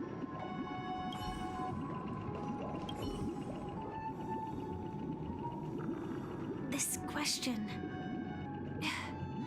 Surely it has some connection to the baby bird story. And this connection is precisely the breakthrough Sunday aims to use to persuade us. I'd probably choose to ask the Bloodhounds to cease their pursuit.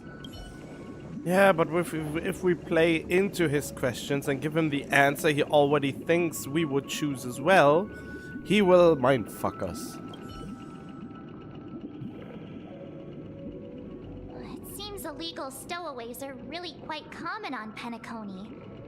But that guy in the story, I don't think he deserves any sympathy at all. He sold his kids to chase a dream. Even if he intended to go back for them, it's still insanely irresponsible. With that thought, there's only one choice. Let the Bloodhounds send him back home. Oh, much. This person deserves to be punished. Nice one. Wait, did I ask her already? This question... Oh, yeah, I'd right. probably choose...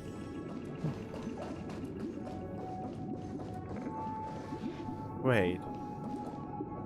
And enforce the law.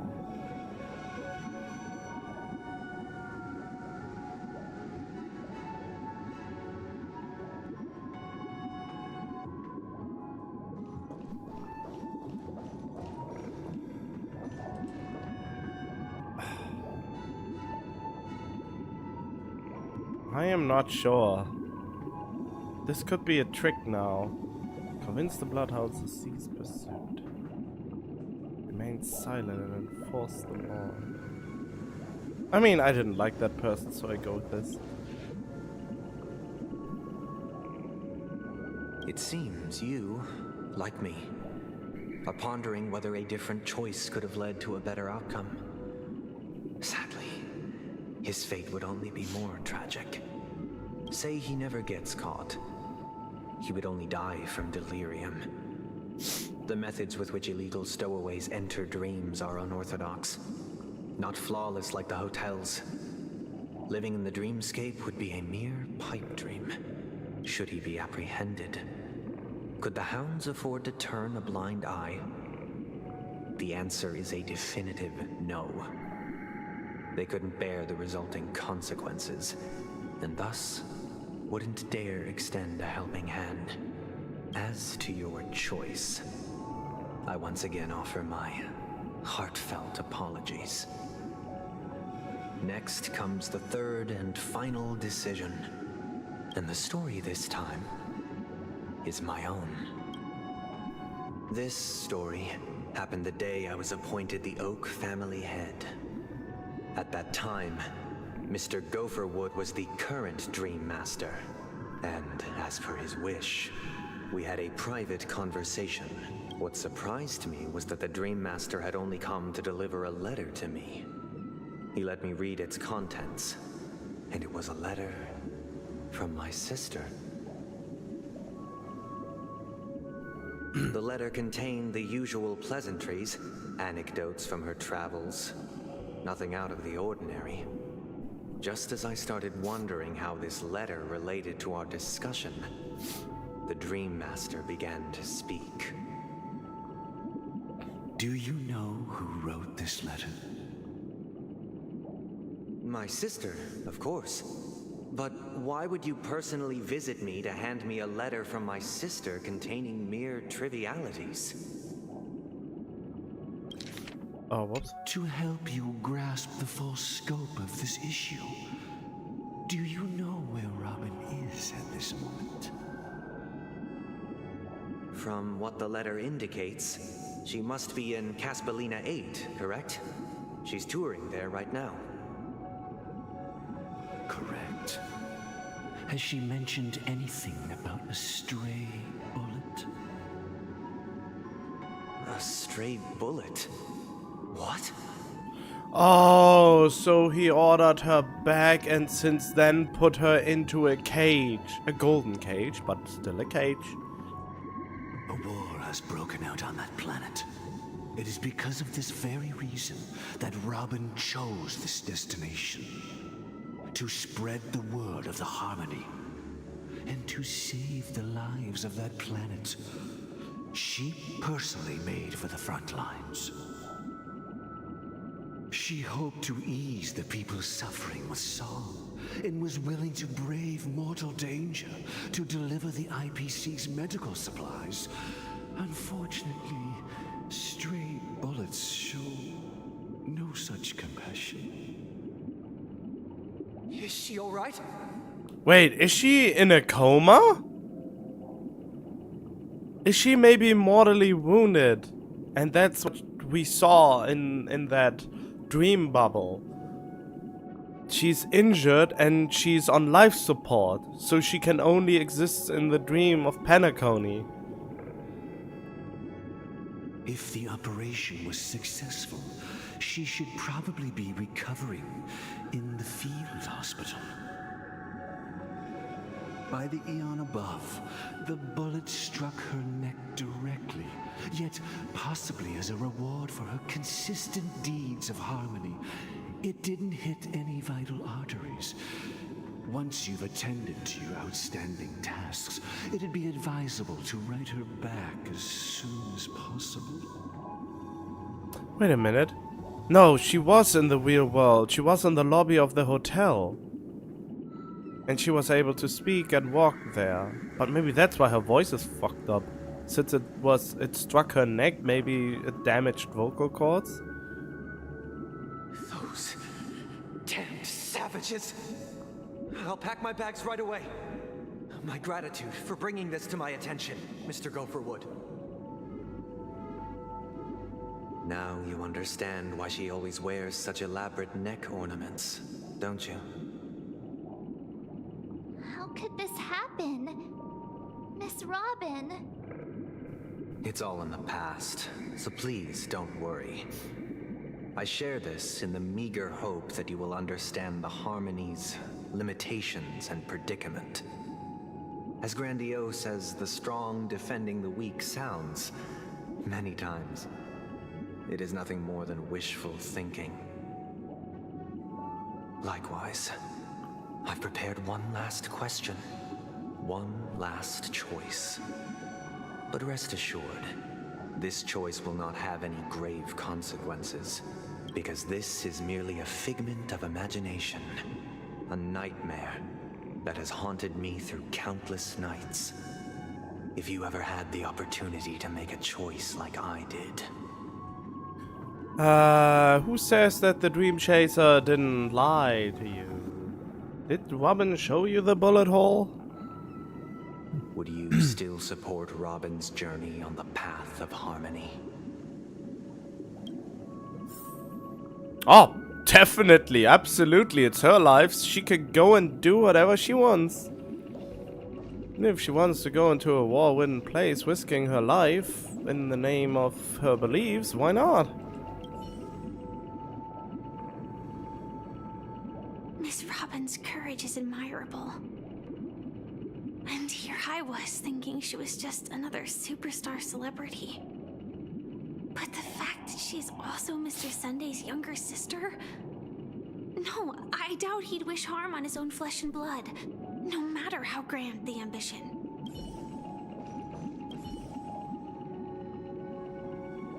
I often feel like I've dreamt of similar scenes on certain nights.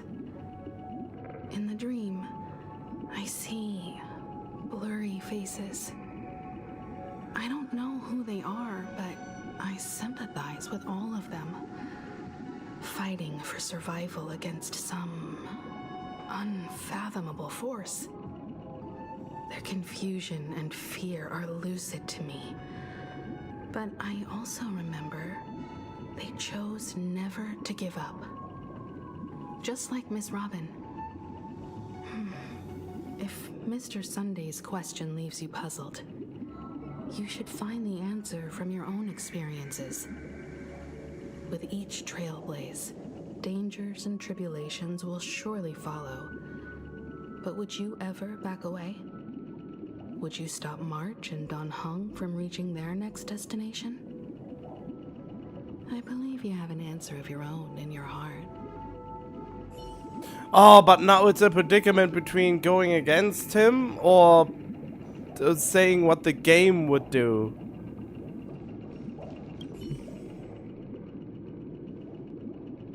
I can't believe that happened to Miss Robin. The strong defending the weak is a great mantra, but if I had to pay such a price, I don't know what I'd do. Okay, so now there's this gamey part of the game where obviously this is the right choice, quote unquote, but I want to do the wrong choice, so...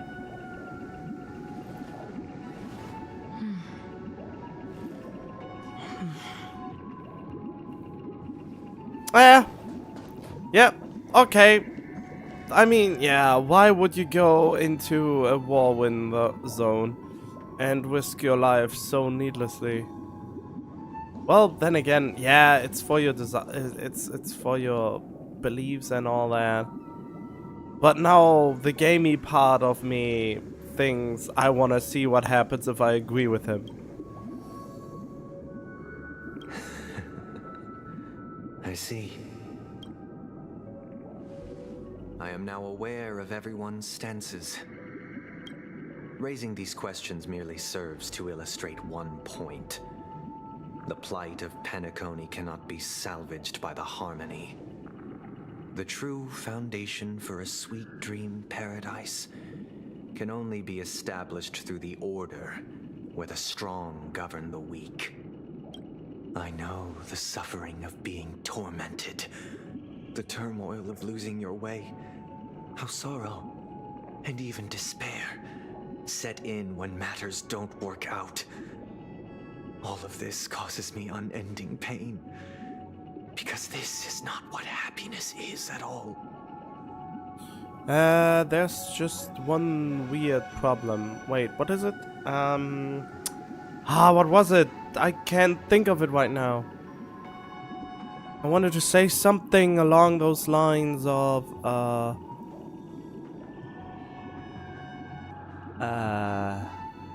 God, I'm blanking right now.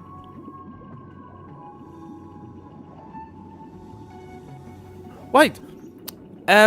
To be at the hotel and stuff like that, you need to have a lot of money.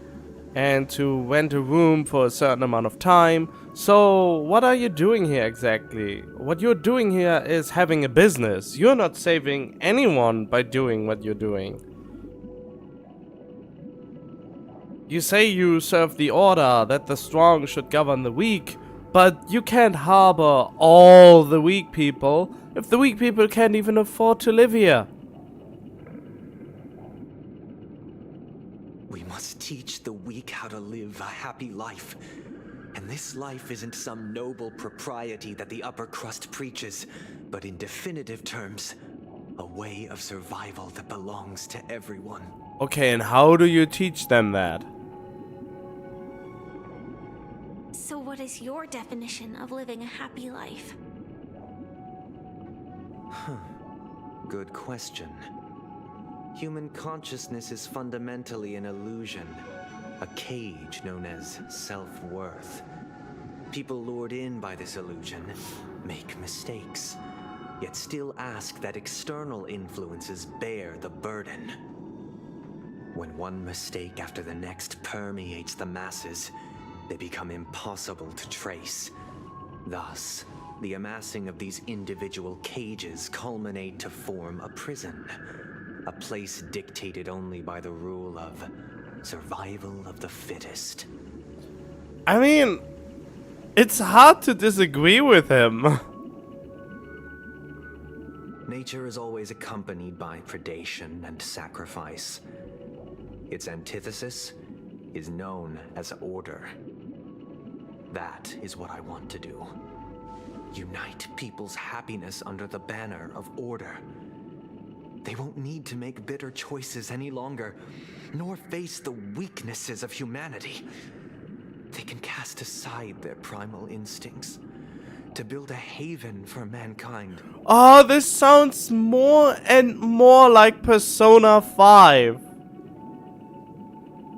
This is exactly, in Persona 5, there's all about these castles, people who have overinflated egos and want to shape the world around them, but then there's the metaverse where this distorted desire takes form, we have to beat the shit out of them, and then they amend their ways and atone for their sins, and I don't want to spoil too much, but this is basically the plot of Persona 5. This is straight up the plot of Persona 5 now. I mean, it's not like Persona 5 didn't took inspirations from other games where a similar plot took place, but Persona 5 is just the most prevalent that comes to mind when I read this. Simply describing thoughts is far too abstract, so allow me to provide a simple example.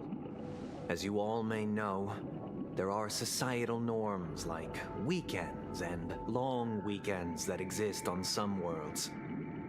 During these hard-earned rest days, people are given the chance to extricate themselves from the stresses of everyday life, allowing a certain tranquility to return to their souls.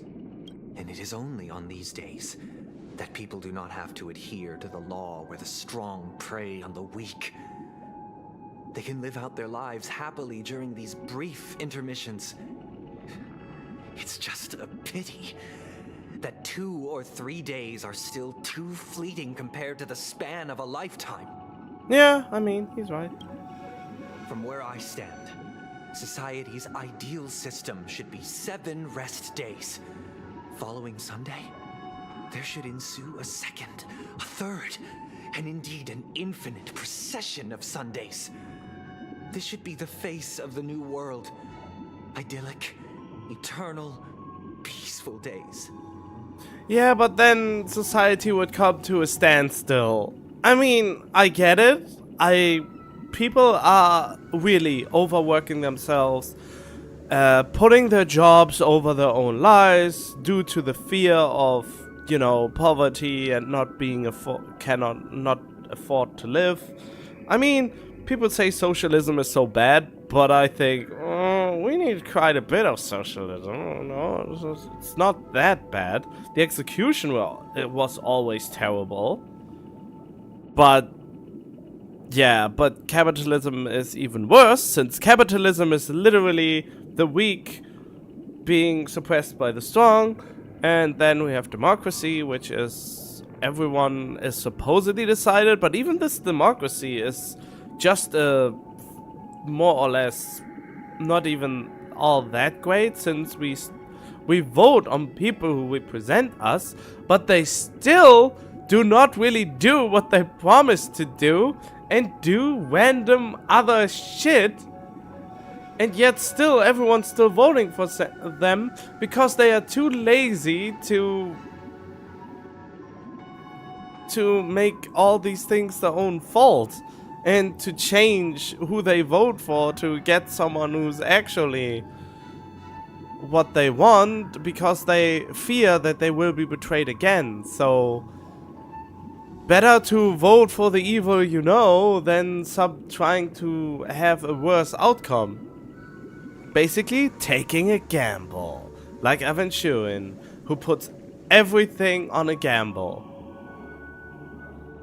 But the risk and reward can be much greater. But at the same time, maybe more well, I don't know what I want to... That's what this contrast is all about. That's how it plays in. Oh god, my voice is already good. I mean, I had so much rest for my voice these days. And only recently I tried to talk again. And my voice is still not where it should be.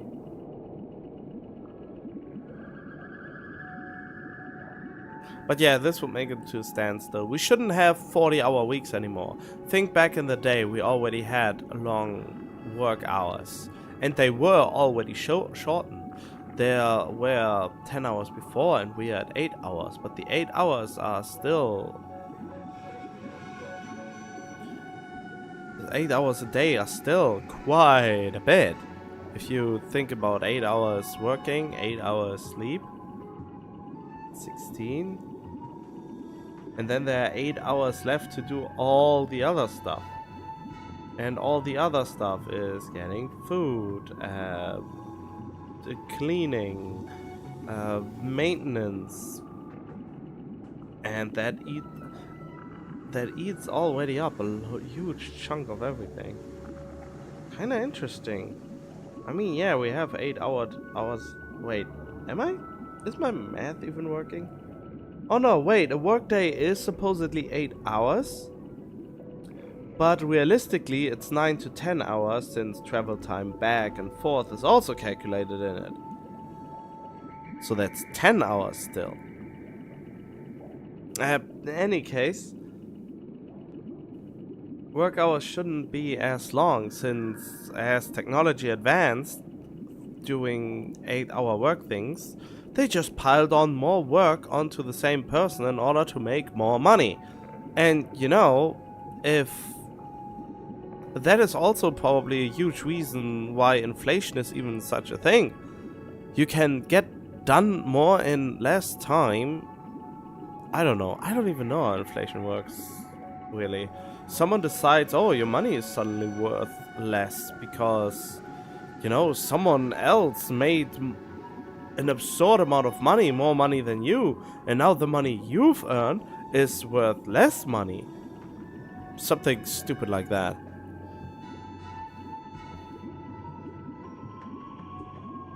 I don't even know what to think about that.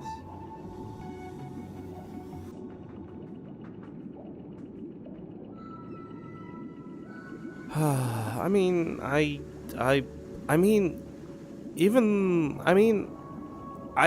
would count myself somewhat fortunate. I am in some kind of a democratic social system where we have something that helps people to get over even when they don't have any jobs, but that seems to be not even enough, apparently. But I myself always was completely fine living off of basically social things for a long time, since I didn't know what to do with myself and I was just inherently unhappy with how life was. But I still could afford everything I needed and even wanted. So not only could I fulfill my needs, but also some of my wants with it. Not the ones that ultimately mattered for my mental well-being, but it helped. So, I don't know. But yeah, my point is the 30-hour week should be the new norm. You know, work from 30-hour week from Monday to Thursday, and then Friday to Sunday is free. That would be actually the ideal, in my opinion. So we would always have long weekends. And thus, every person can return to their base selves in this utopia. Some gaze in reverence at the stars, pouring their whole beings into calculating the distance between us and the isolated world of Pagana. Meanwhile, some seek refuge in quiet corners, holding one another, unencumbered by the chains of unwelcome obligations. But yeah, he has the right idea, somewhat, but the execution is terrible for everything else. Since not society, but advancements would go into a grinding halt. And nothing would work anymore. Our whole infrastructure would just collapse when his idea would come through. So this is not how it works. I mean, he's right about we have to give people more time for themselves and give them self-fulfillment time. And at the same time, everything should not go into a grinding halt. I mean, stuff like Amazon probably wouldn't work properly anymore because they have to employ so many drivers, and if most of the people have free from Fridays to Sundays, then, well, we wouldn't get a lot of packages. But then again, I wouldn't need to get them that fast anyway. There would be no need to bear the hardships of reality. Only in this way can humanity face the inevitable end with the purest of spirit, living a life of dignity. This is what it is to live in bliss. And also, work can feel like your purpose as well. If your work is somewhat fulfilling. I mean, the problem is, if you overindulge in something, it can become a burden. Which happens to me a lot when I play games. And, yeah.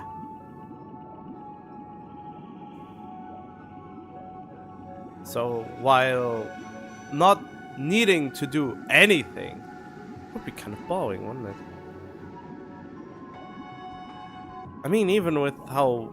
I mean, if people would go more outside, that would already help a lot, I guess. Miss Firefly, you who are stricken with entropy loss syndrome, you of all would surely understand this.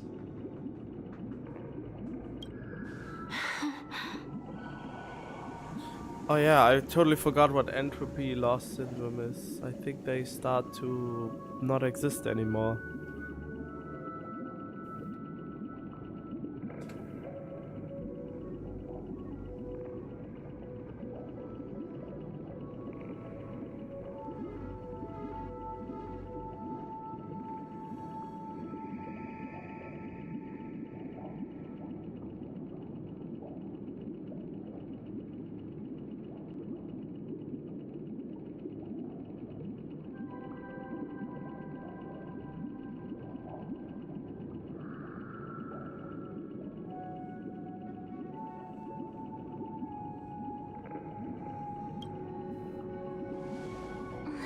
Sounds like a flawless theory. No, Marge, it isn't a flawless theory. When you take away the choice from people, is that even well, then again, he doesn't actually take away the choice from people. He gives the people to do whatever they want.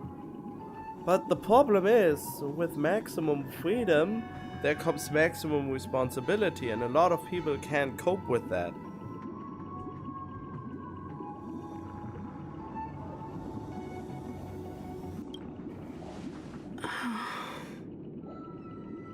How did... oh god.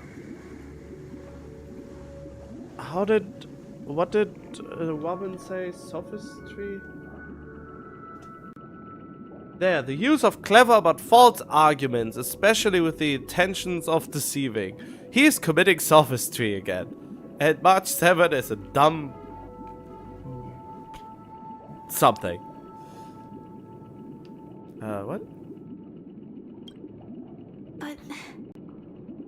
what is the price to attain all this? The cost is minute, merely a personal and eternal sacrifice.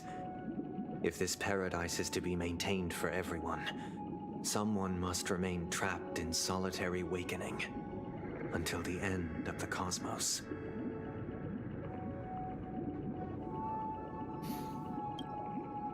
Awakening. Which means that this so-called paradise is still a dream. Stepping into this paradise means forsaking reality, correct? It is not forsaking, but transcending. Flesh, blood, sorrow, weakness. If the physical is the root of spiritual suffering, it is only logical that we defeat it. But in this supposed bliss, people won't have defeated their demons. The chance to overcome their tribulations would be forever lost to them. In other words, it is an escape. That's another way of understanding it. But there is no shame in escape. On the contrary, the seeds of escape exist in everyone's hearts. Damn, you should really play Persona 5. They also have better enemy design in the metaverse. Don't you agree, Miss Firefly? And as to why we sleep, it is because we are afraid to awaken from our dreams. But then again, it can also get very silly. But this is not in conflict with the grand plan. Only in acknowledging this can we truly understand the frailty of human nature, and from there, show compassion and protection.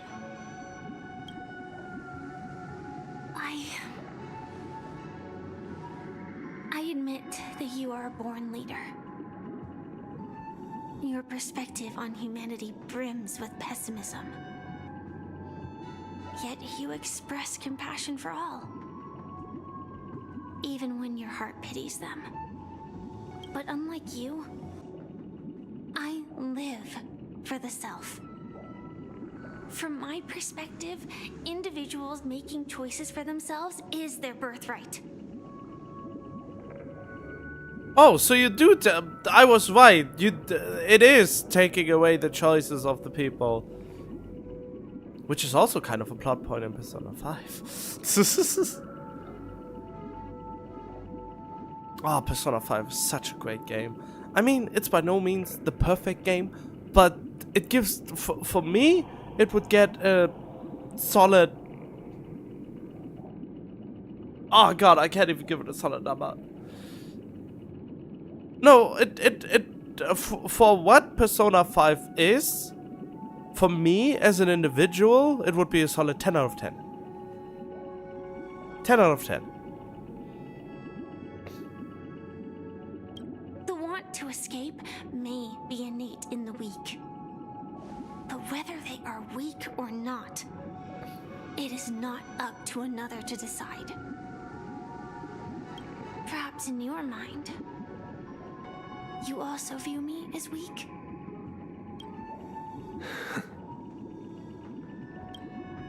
Because I don't think so.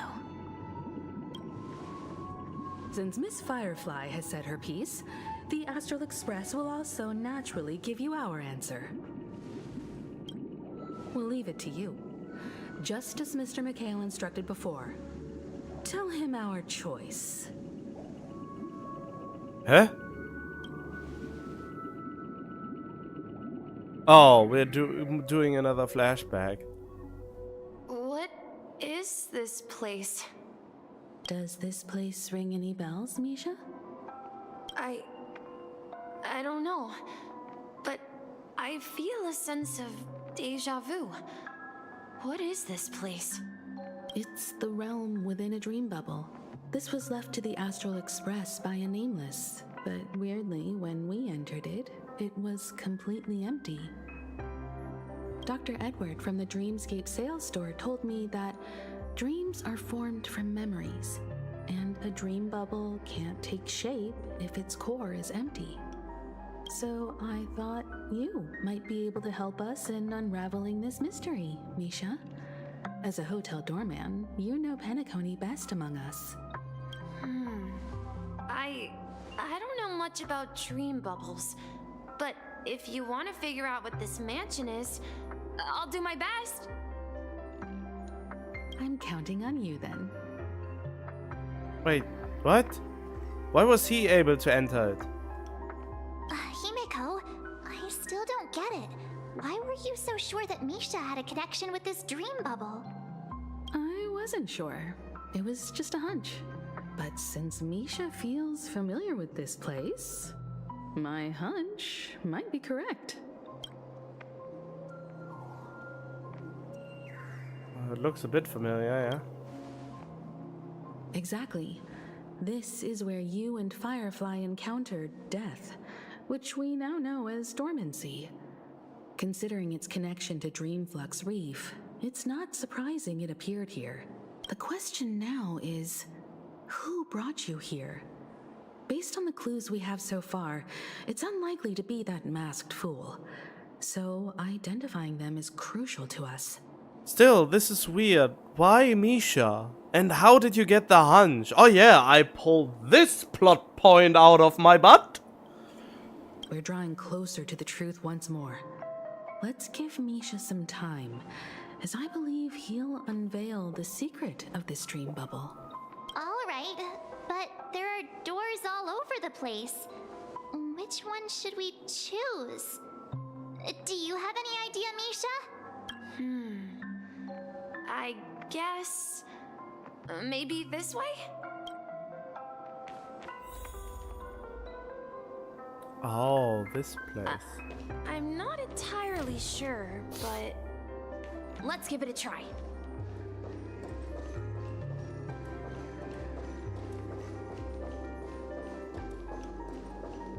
Wait, you managed to choose the right door on your first try? Weird. This place is quite different from the hotel. But I feel like I've been here before and even lived here for a while. Why are your eyes a keyhole? If I remember correctly, there should be a fireplace down that hallway. Clocky and I used to sit by the fire, listening to the crackling of firewood. Maybe he is the descendant of the watchmaker. And the room on the other side was the toy room. I loved spreading out all the toys from the box on the floor and making up stories for each of them. Oh, hold on. This doesn't make sense. Didn't I grow up in Dreamflux Reef? So, what is this place? How do you grow up in a dream world? You can't grow up in a dream world. Are you even real? Wait, are you real? This could be a case of amnesia. Don't worry, Misha. It's common for everyone to forget certain aspects of the past. Those memories haven't vanished. They're just lying in the depths of your mind. We can surely get them back. Since this place seems familiar to you, why don't we explore a few more rooms and see if you can recall anything more? Wait, did we ever see him in the real world? I'm not sure. I think we did? At the beginning? But I'm not entirely sure.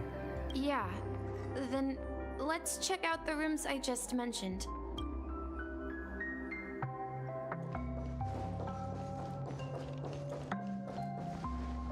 Mikhail, that's the name. Now we all know him as the Watchmaker. So, who is he talking to? Do you know anything about it, Misha? I'm sorry, I don't know much about the Watchmaker. But, Mikhail... Anything special about that name? Mikhail is Grandpa's name. Grandpa? Do you mean you're the Watchmaker's grandson? I knew something like that would be. But we haven't heard anything about the Watchmaker having descendants. And the name Mikhail is not rare. What? Perhaps it's merely a coincidence. Could you tell us more about your grandpa, Mikhail? You were birthed in a dream. Yeah, sure. He was a seafarer who fearlessly ventured into mysterious seas and storms. He was always on the sea and had lots of friends who accompanied him on his travels. Yep, he definitely sounds like a trailblazer. He didn't want me to call him Grandpa because that would make him sound old. He believed he was still young. The name Mikhail was given to him by his parents, Mihaly and Elise, both renowned seafarers. Seafarer can be translated into trailblazer. Every time he came back, he'd share his logbook with me and tell me about his adventures at sea. I want to become a great adventurer, just like him. And now you're a bellboy. Congratulations, you couldn't be more far off. It appears that the seafarer has nothing to do with the watchmaker. So, perhaps it's just a coincidence? Seafaring is the same as trailblazing, you just switch out a word. So, where is your grandpa now? He went off on a new journey, and it's been quite a while since I last saw him. So, where has Clocky gone? Did he leave to protect Dreamville?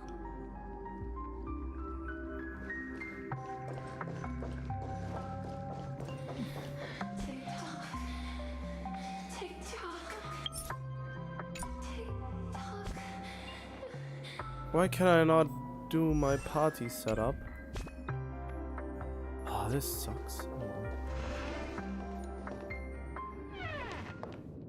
I heard some noises from the room. Origami Bird? That's a friend of mine. You and Origami Bird are friends? Yeah. It's a member of the Compass crew, just like Clocky and Miss Mirror. And there's more than just one Origami Bird. They are a big family with lots of brothers and sisters who look the same.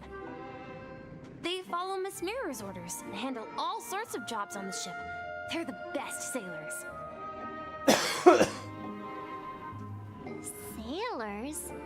Can Origami Birds be sailors? Could you tell us more about the compass, Misha? The Compass is a ship bound for the New World. Clocky and his partners travel through layers of fog to the depths of the sea. Whenever there is danger, Clocky will use a compass and guide the ship in the right direction. That's a great story. But in the Penacony cartoon, Clocky and his partners have always lived in Dreamville and never ventured out, right?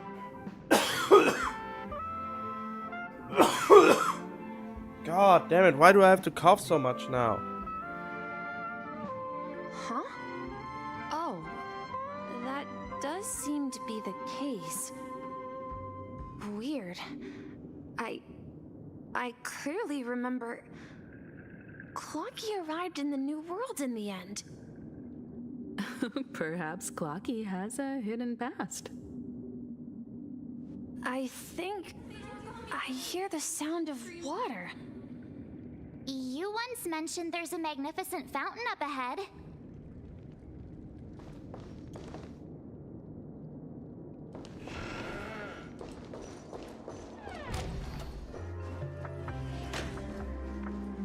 Look, there it is!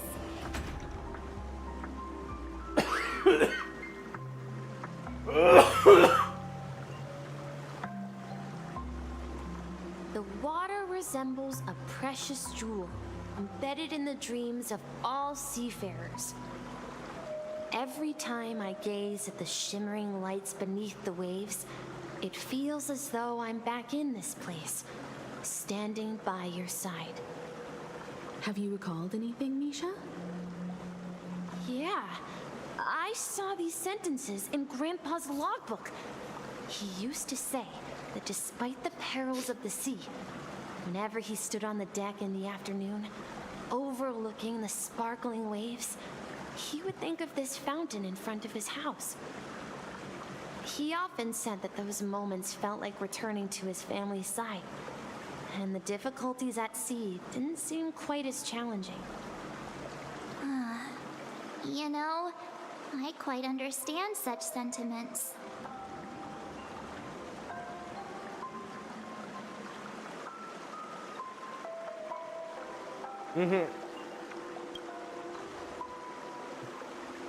Hey, don't tease. I was just being a bit sentimental. Perhaps every adventurer far from home carries a fountain within their soul.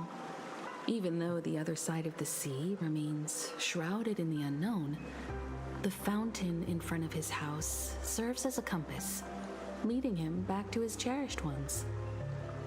Yeah, while Grandpa was at home, we would stand by the fountain and place the compass, a toy boat that I made, into the pool. Back then, I would ask him when I could go on adventures like him, and he would always laugh and say I was still too young. It seems this Mikhail is truly a seafarer and has nothing to do with the watchmaker. Yeah, based on Misha's recollections, the scenes in the dream bubble appear to be his childhood memories.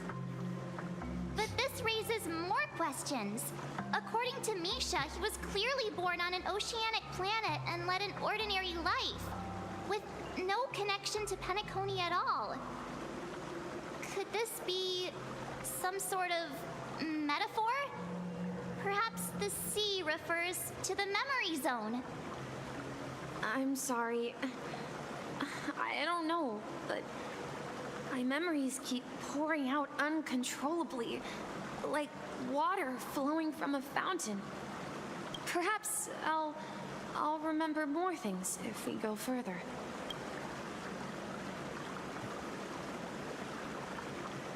I wish to share your burden. We're going to the opposite side, right? No, we should turn left here.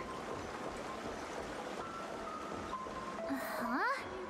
Something feels different about this place. This is it.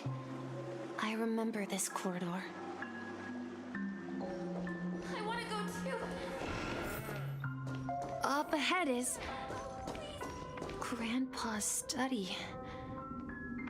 It was in that room that I saw him the last time. Finally come out of the fog so many times. Across the ocean is our destination.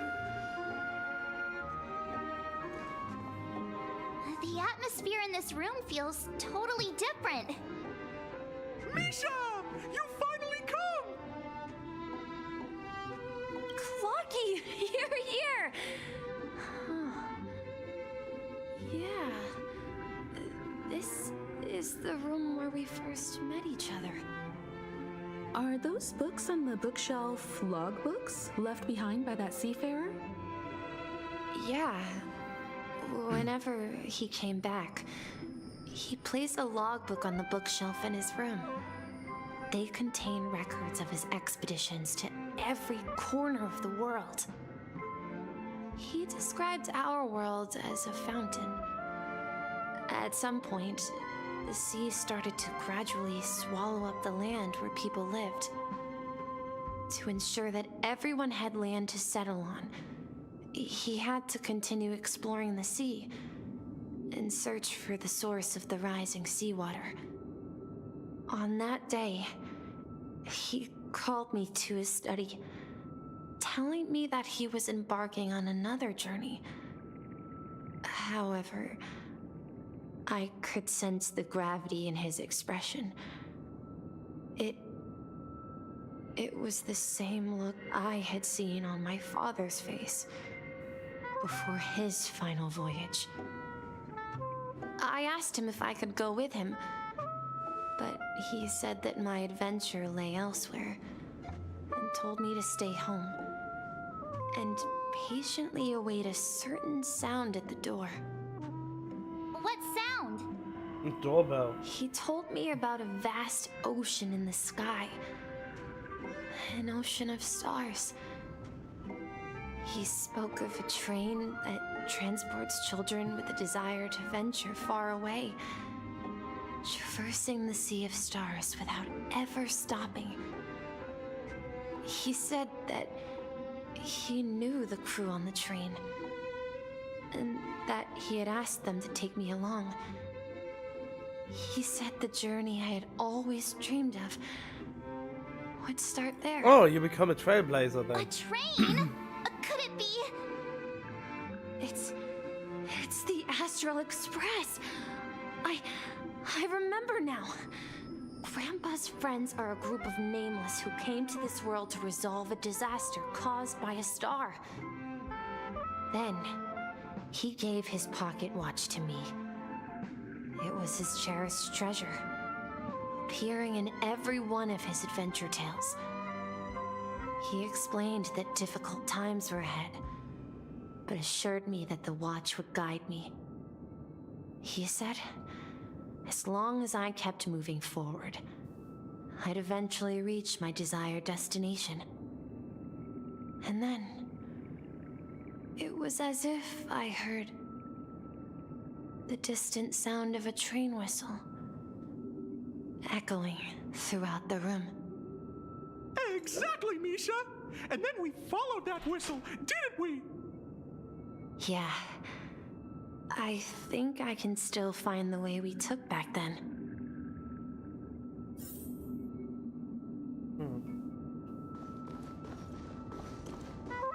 This is the dream jigsaw, right? So we're supposed to find the exit. But where can we find the last piece? Do you remember? You said you obtained a mysterious shard when you stumbled into this place. Hey, the shape seems to match. So this shard is also connected to Misha? Looks like we're just one step from revealing the truth. Let's get to the other side and investigate.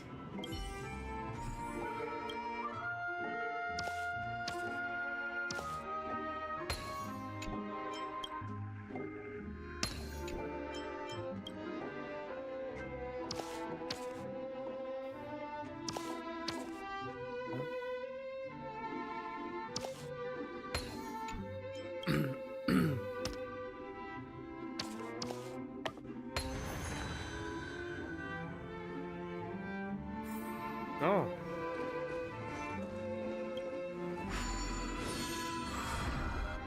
This is it. This is my room of clocks. While I spent my time waiting for Grandpa to return from his voyage, Walter gave me this workshop, and it became my secret base. Here, I learned how to repair clockwork and gears out of my fondness of precision mechanics. In my dreams, I was the captain of the compass, embarking on adventures with my companions, Clocky and Miss Mirror, in search of the new world. Who's Miss Mirror?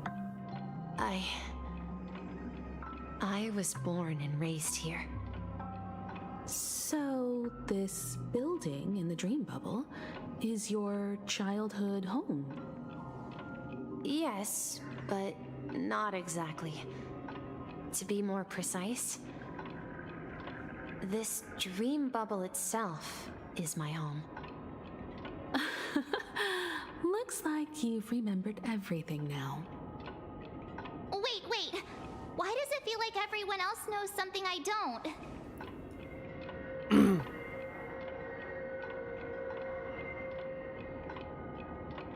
Yeah, I mean, how can an existence come from a dream? How would he even meet the Nameless and all of that? How? What is he? Is he even... Can he even go into the real world, or is he just a figment of a dream? Is he just the creation of a wish of someone, the manifestation? I don't know either. Marge, do you remember when she mentioned the clocky that only she could see? Yeah, the little guy here, right? But we all saw him in Dreamflux Reef, right? And Mr. Yang even greeted him. Looks like everyone on the Astral Express has a childlike spirit. The answer lies in the Astral Express. Her experience shows that neither Firefly nor Acheron can see this Clocky. And when we were in Dreamflux Reef, you may have noticed that for some reason, nobody outside of the crew had ever talked with Clocky. Really? A mimetic life that can only be seen by a select few? It's just like a hidden message left by someone for the nameless. Mimetic? What does that mean again?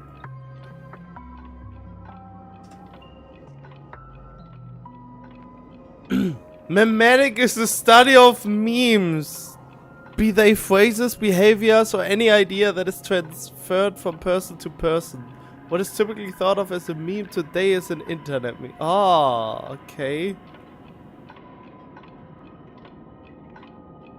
Oh, mimetic is a theory of the evolution of culture based on Darwinian principles with the meme as the unit of culture.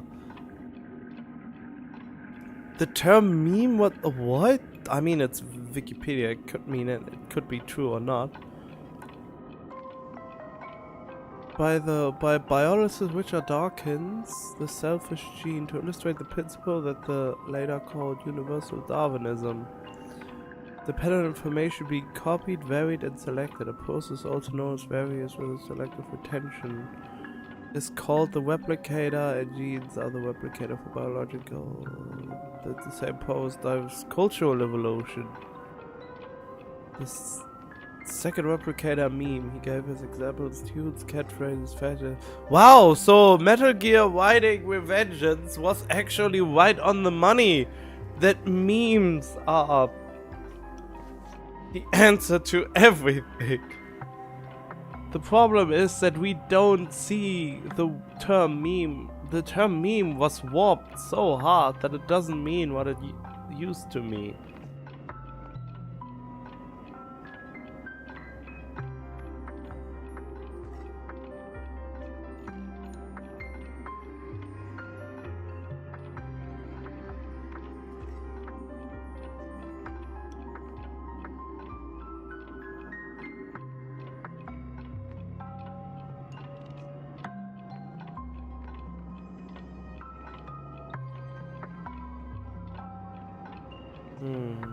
Interesting.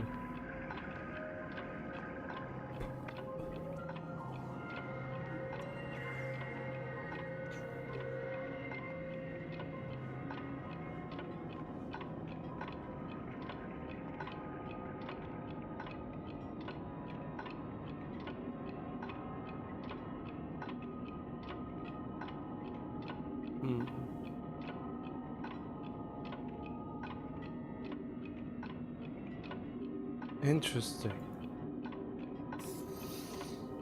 But Misha can see Clocky too, right? They even grew up together. But Misha hasn't started the way of the Trailblaze yet.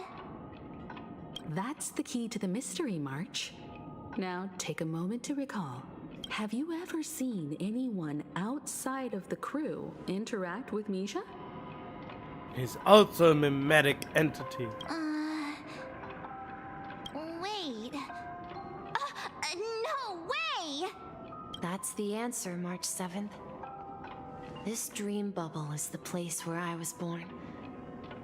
And I'm a dweller in this dream. Just like a memory zone meme. Wait, Misha...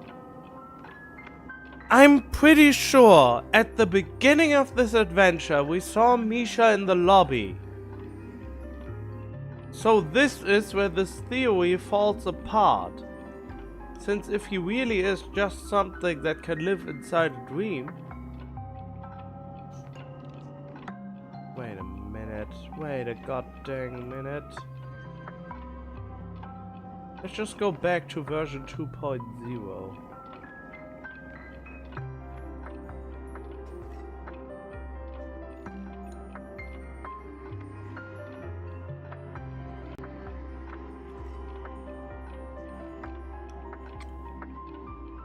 Huh?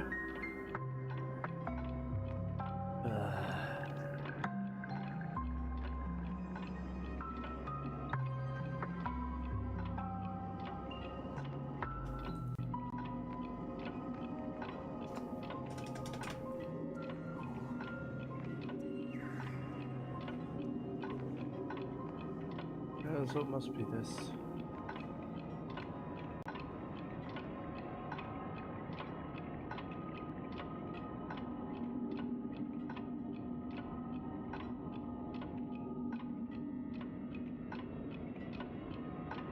Right over there.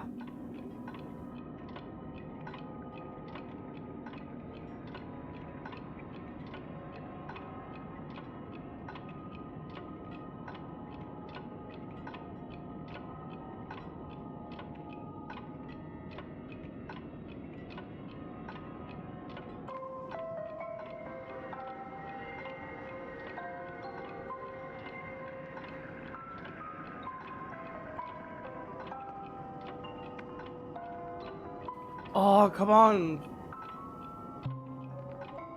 There! He was in the real world in the beginning!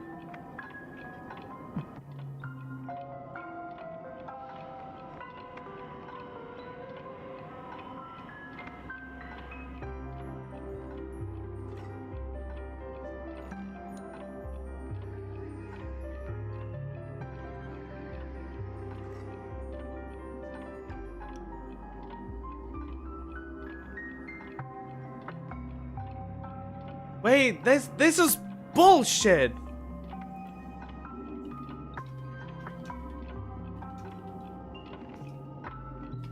If they don't have an explanation for this...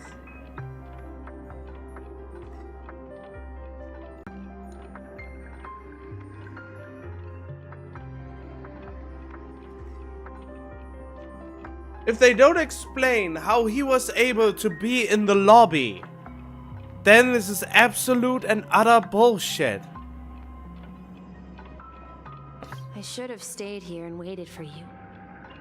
But when reality and memories merged, I unconsciously pushed open that door and left the bubble with Clocky. Wait. Reality and memories merged? What do you mean reality and memories merged?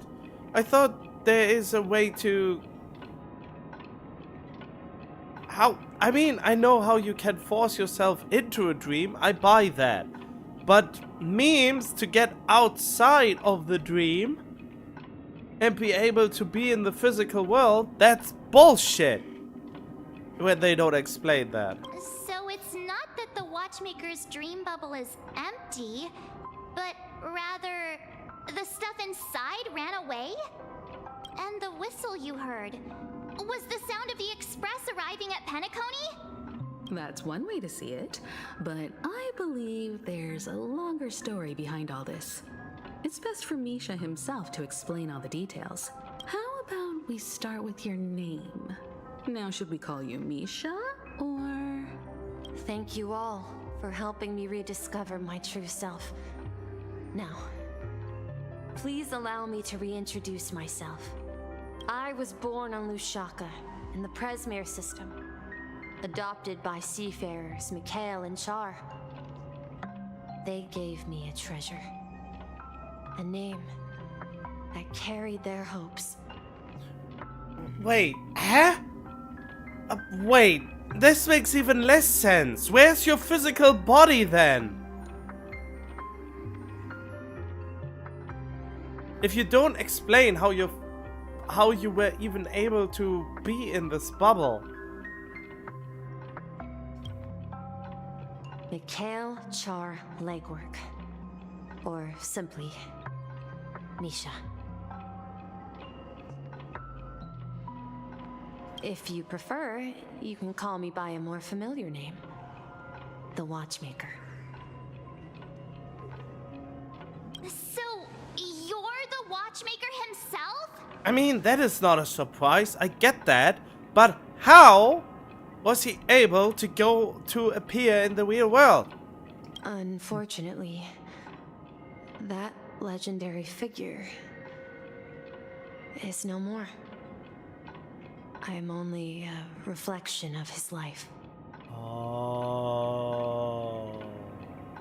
Still, it doesn't make sense. How were you able to be in reality then?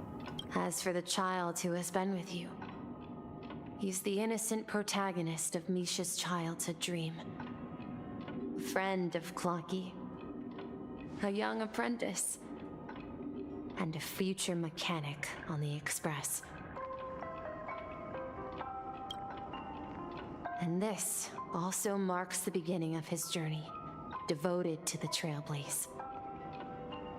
At the end of the journey, I left this little flame, which I so cherished, in my deepest dreams, hoping to pass it on to the nameless of future generations. Okay, this is bothering me.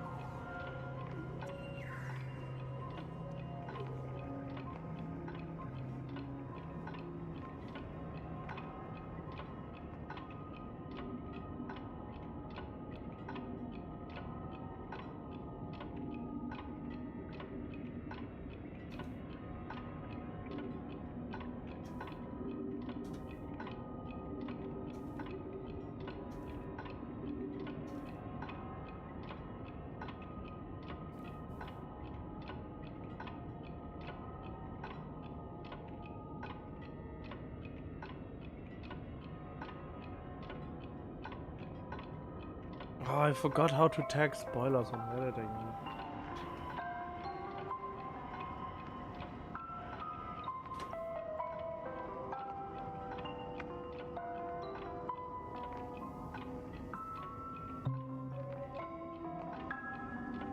Oh, there we go.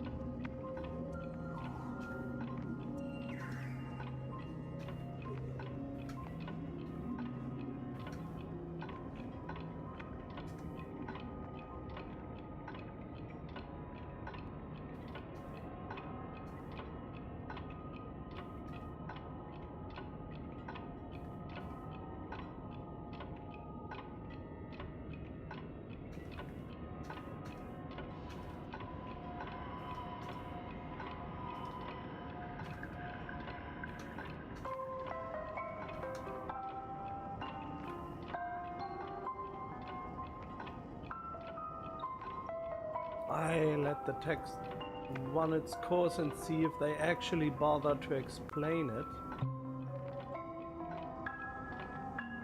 I highly doubt they will, but you know.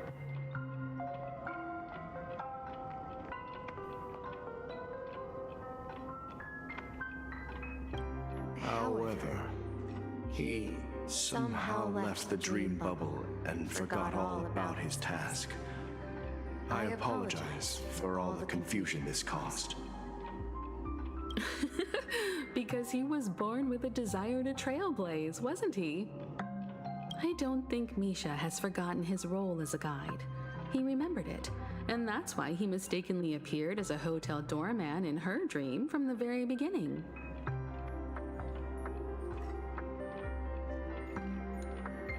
No. No. No.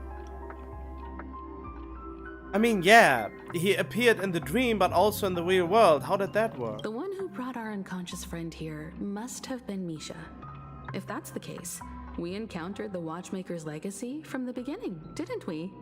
I mean, that's not much of a reveal. I was actually pretty sure that he was the Watchmaker.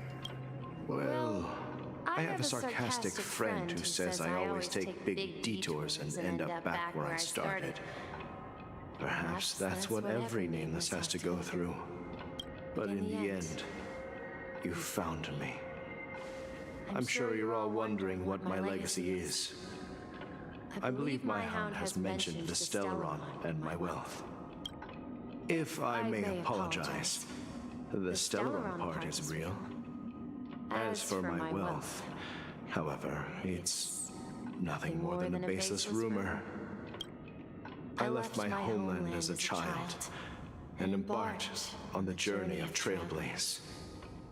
I traveled to various planets until finally reaching Asdana, where my friends and I built the original Penacony and fought for its future ever since. I've been moving forward all my life, doing what I could to overcome the obstacles in my path.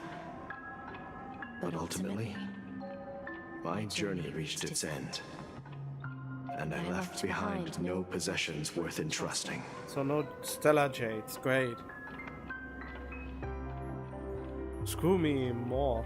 So, if you ask what's left within this worn-out train engine that can be called a legacy, I suppose it's the things that are still burning in the engine's furnace. Now that you're well aware of the current situation of Penacony, I certainly hope that you'll help me get this world back on track. But I'll leave that decision to you, for the path of Trailblaze is never paved by others. All I have for you is a story and 2 gifts. I want to give you my pocket watch. It has accompanied me throughout my long journey, guiding that naive child forward, and has been blessed with the presence of so many great people up to this day. And my hat, too. The one who navigated for me placed it on my head and planted a fanciful thought in my mind. The trailblazing expedition will never end. Until the servers shut down and they made enough money. Now, it's time for you to make your choice. Once you've made up your mind, open that door and enter the long dream of an old man. I'll be waiting for you at the end of this corridor of time. All right, everyone, let's make a decision. Although I don't think anyone will have any objections.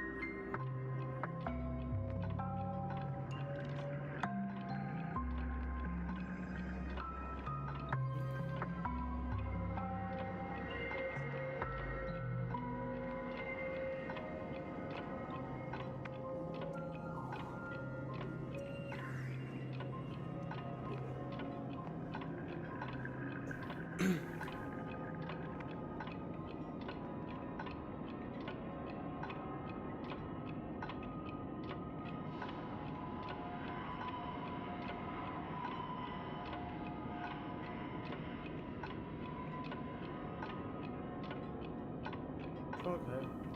So they didn't bother. I object. Oh, come on. Stop joking at a moment like this. We've come this far. Surely there's no other option than moving forward. In that case, the vote stands at 2-1. Then let's proceed together to the end of this stream and tell Mikhail our decision. Yeah.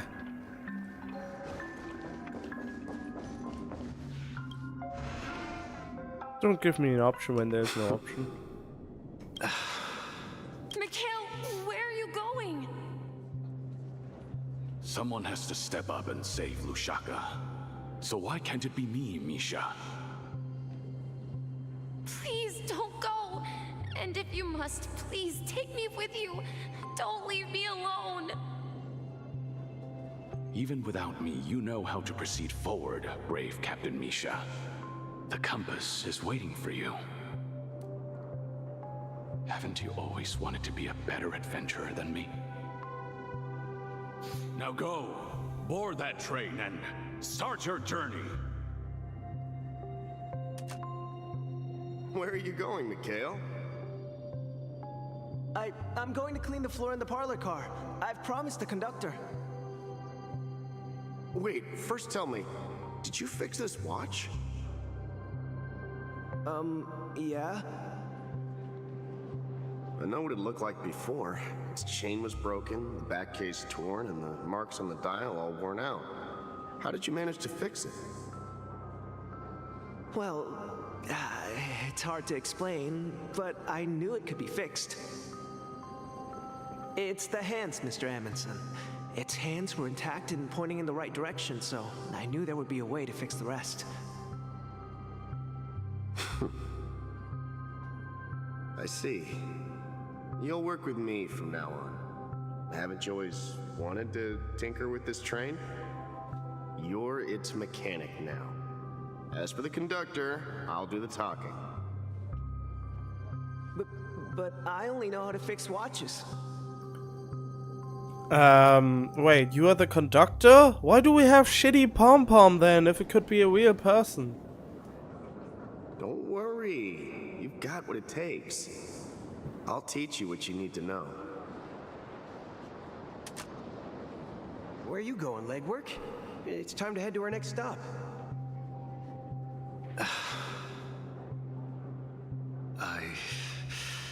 I'm staying in Astana with Rosalina and Tiernan. I see. This place reminds you of home.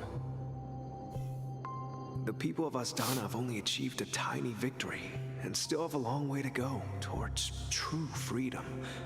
Hanunu needs us. Don't worry, not all journeys lead to the stars.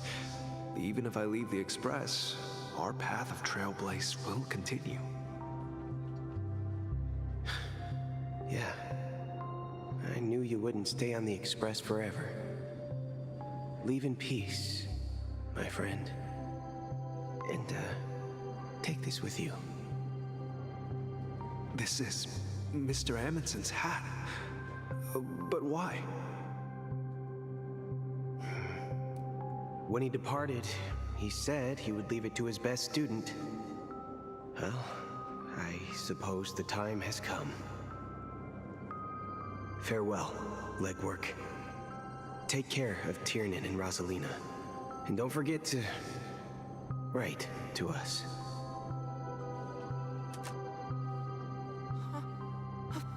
Where are you going, Watchmaker?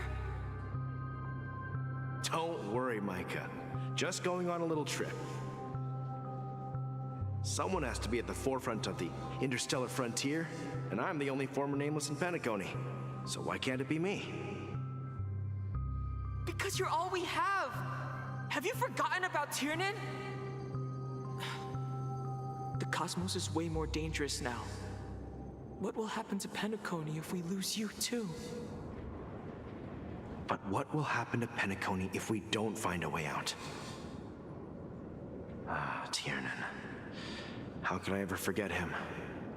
I've spent countless sleepless nights asking myself why I didn't go with him back then. We Nameless won't stop. Don't worry, Micah. It's just a matter of getting back to my old profession. Just wait for me to come back. But if, and it's a big if I don't come back in one piece, then you'll become the next watchmaker. Where are you going, old man? Oh, you're here. Answer my question. What are you up to? Relax, Gallagher. I just came up with a great idea. Wanna hear it? Oh, come on! Aren't all your ideas just ways to get yourself killed? I may be blunt here, but you're the last remaining hero in Penacony. If you die too, the secret of the Stellaron will go to the grave with you. Yes, I'm afraid there's no way out in Penacony, so I'll have to consider alternatives beyond Asdana. We'll organize a festival using the Watchmaker's legacy as a facade and send invitations to the entire cosmos to gather people here. So, a desperate struggle against the family? Desperate? Don't we have you here, my friend? This task is challenging, but what hasn't been challenging for us along the way? Well, whatever you do, remember. They also haven't explained why does the family even accept the invitations of the Watchmaker?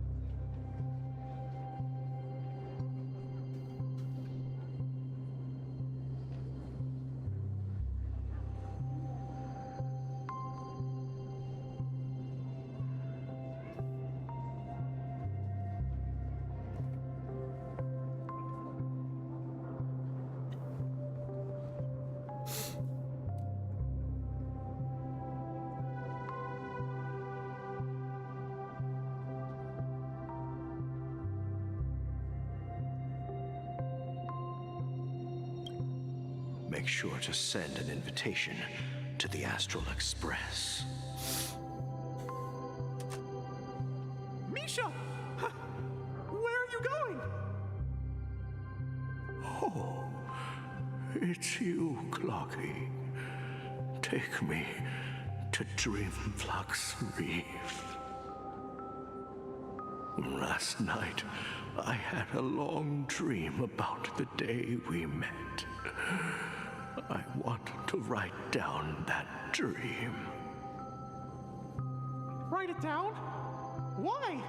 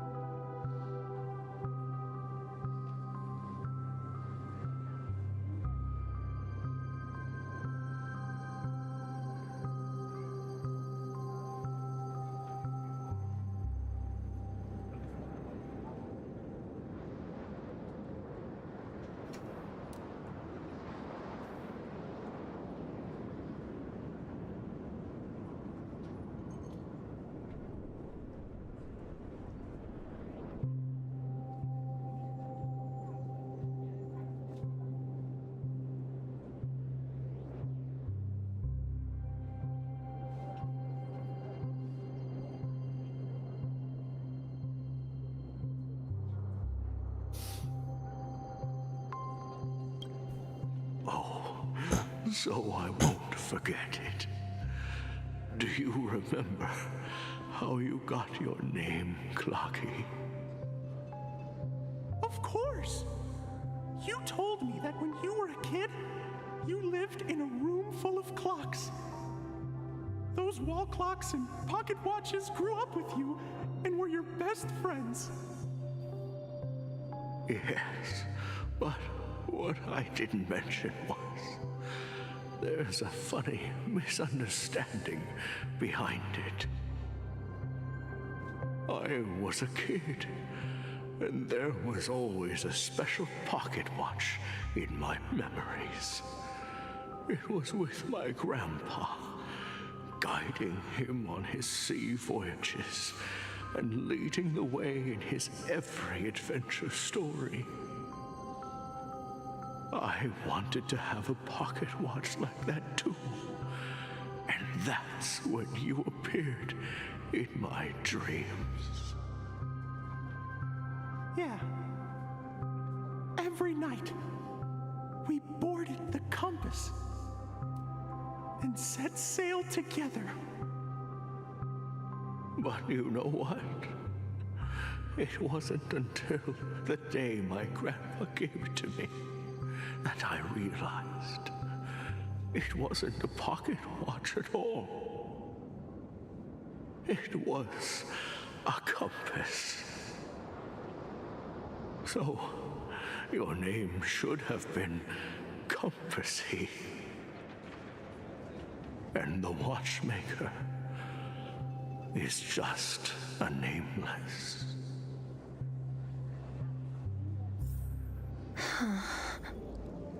We've arrived at Dreamflux Reef. So, where to next? You know, Clocky, I don't think I'll be going anywhere else.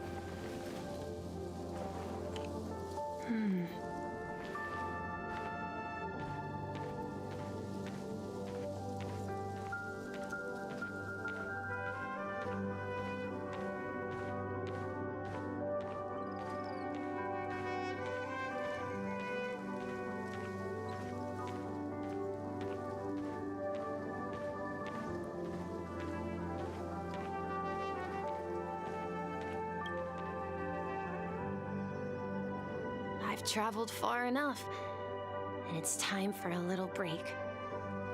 Oh. So, we'll set out again. When you're rested?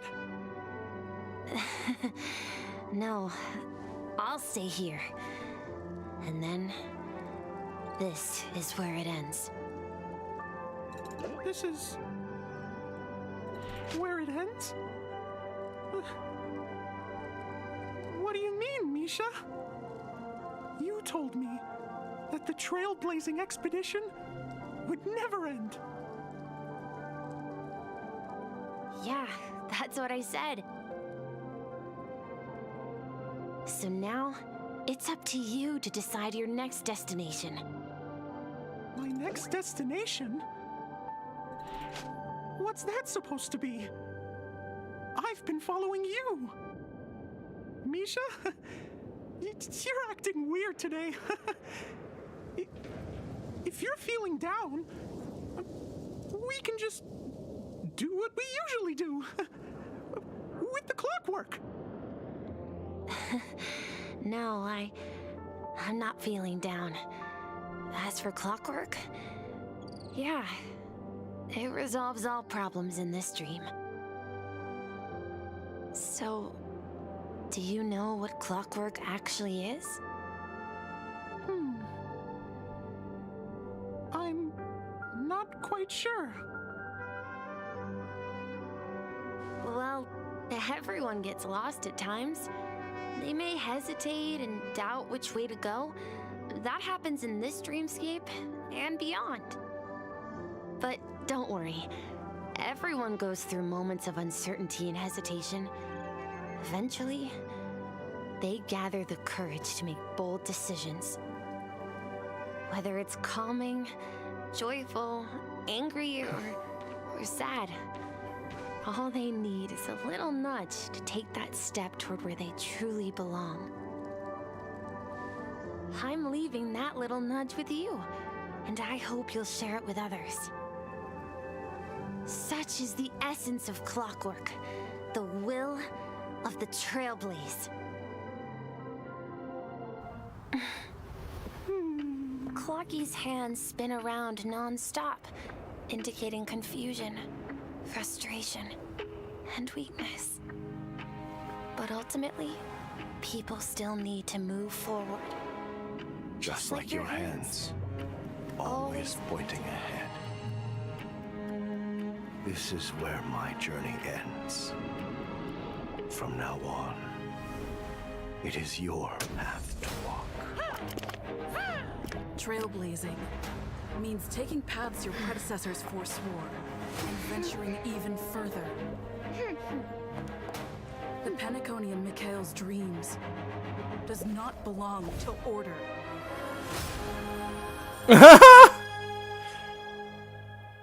Oh, that is kind of cool to look at. The harmony is coming. I can't believe that Eon would cast a glance at Penacony at a time like this. Is it because of the resonance from the legacy of the Trailblaze?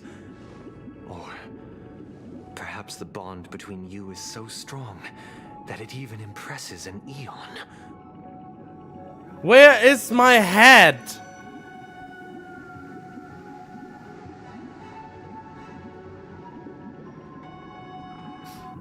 Why is the head gone? You had this cool shot with the head. Well, there might be another possibility. Perhaps they want to witness, on behalf of the fallen Eons, who will hold the future of Penacony. If that's the case, on behalf of the Dream Master of Penacony and the 107,336 members of the Oak family, I'm extending a formal invitation to all of you.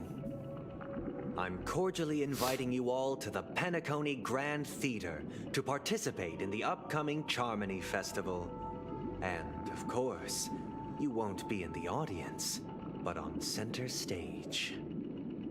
Since the future of the Stellaron, Penacony, and even the entire cosmos is at stake, let's draw a conclusion there, in all fairness.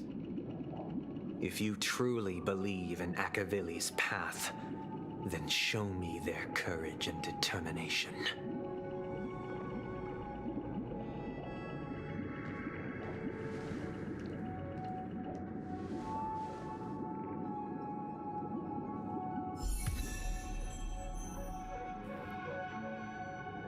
Tread and brand a new path. Wait, that is it?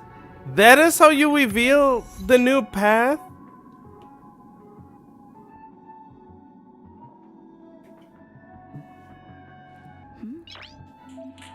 I mean, great, but wait, oh, this is kind of a letdown. They had one cool scene, and that's it. It was way more harrowing and spectacular when we got the Path of Preservation. And even that path is shit now compared to everything else.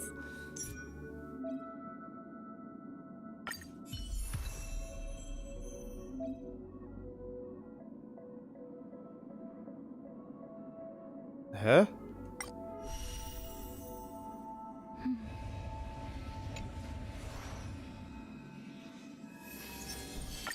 Wait a minute, is that... Wait, I can only trial the Path of Harmony there? Oh, that is interesting. Huh. They now give you the option. They now switch this with when you change your path, which is pretty convenient.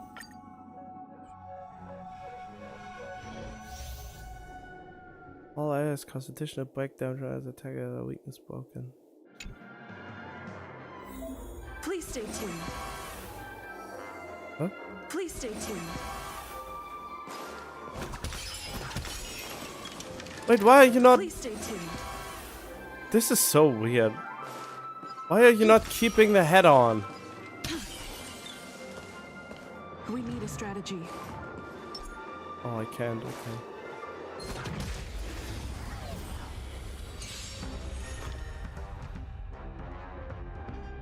Half time to make it wane.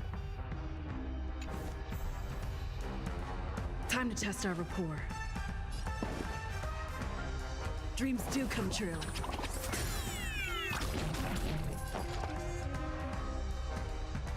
Ready for another? Do you admit this crime? Yield!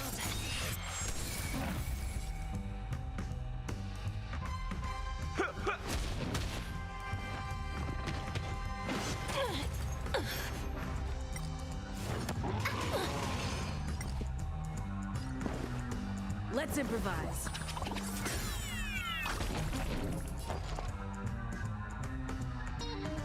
Enough. Enemy data secured. Net markers activated. Time for a good old counterattack. I really want her to be C6 or E6, whatever. Execution. That's all you've got? The mood is set just right. Let the show begin.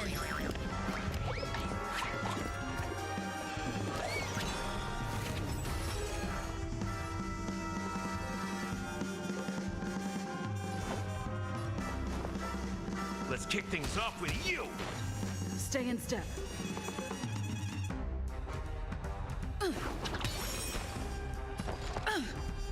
There's the super break. Oh, wait. By the order of the Ten Lords, execute the Marastruck!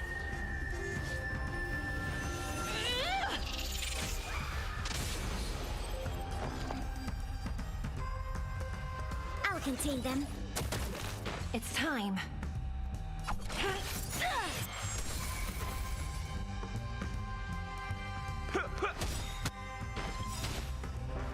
Nice like a good brew, full-bodied and sweet.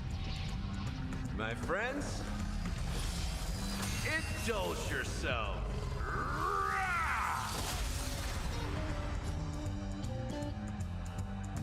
It ain't over yet.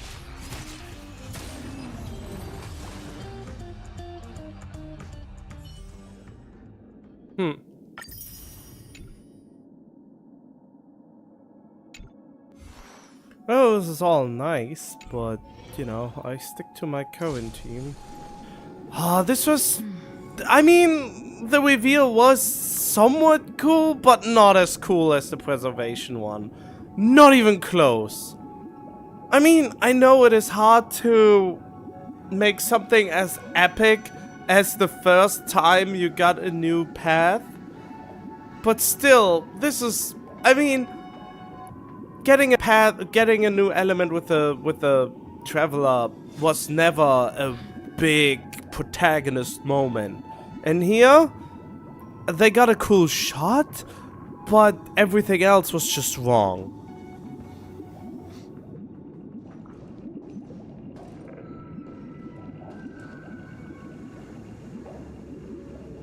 Does that mean he wants to fight us during the Charmony Festival?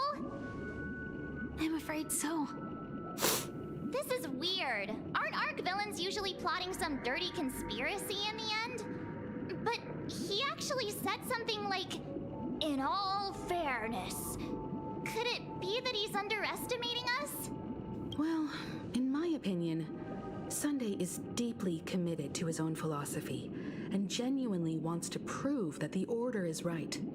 I sensed a strong conviction and a desire for dominance in him. Maybe he won't accept the outcome unless he wins fair and square. That's why he'll give it his all in the upcoming battle.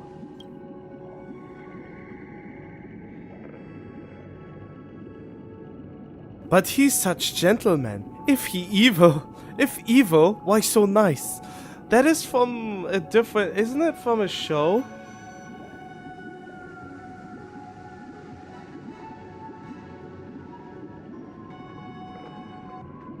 I flexed on him too hard with my peak swag. Ah, you. Every time an important moment arrives, you hesitate. We've even dealt with a Lord Ravager of the Destruction, so a follower of the Order won't be a big deal. Anyway, we can't leave the Stellaron unchecked.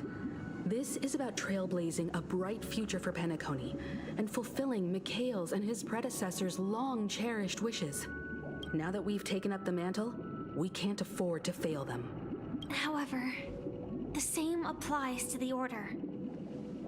Their plan didn't materialize overnight, and they have the profound collective consciousness of the planet of festivities behind them. A desire to dream, to slumber and escape reality. All those hidden emotions have given birth to the sweet dream of the Order. Wait, however, the same applies to their plan didn't materialize. They have the profound collective consciousness.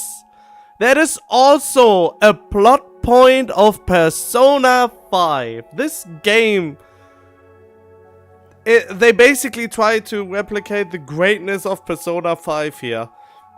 They are not even coming close, but for a free game it's okay, I guess. But yeah, Persona 5 does it better. Persona 5 does do this better, and everything actually comes together more nicely than this so far. They've harnessed the will of an entire planet to create an Eon. And this is also... do I spoil too much when I say this is also a plot point in Persona 5? This confrontation is far more complicated than a simple power struggle. To secure Penacony's future, fighting on the stage alone is not enough. What do you mean? Are you not coming with us?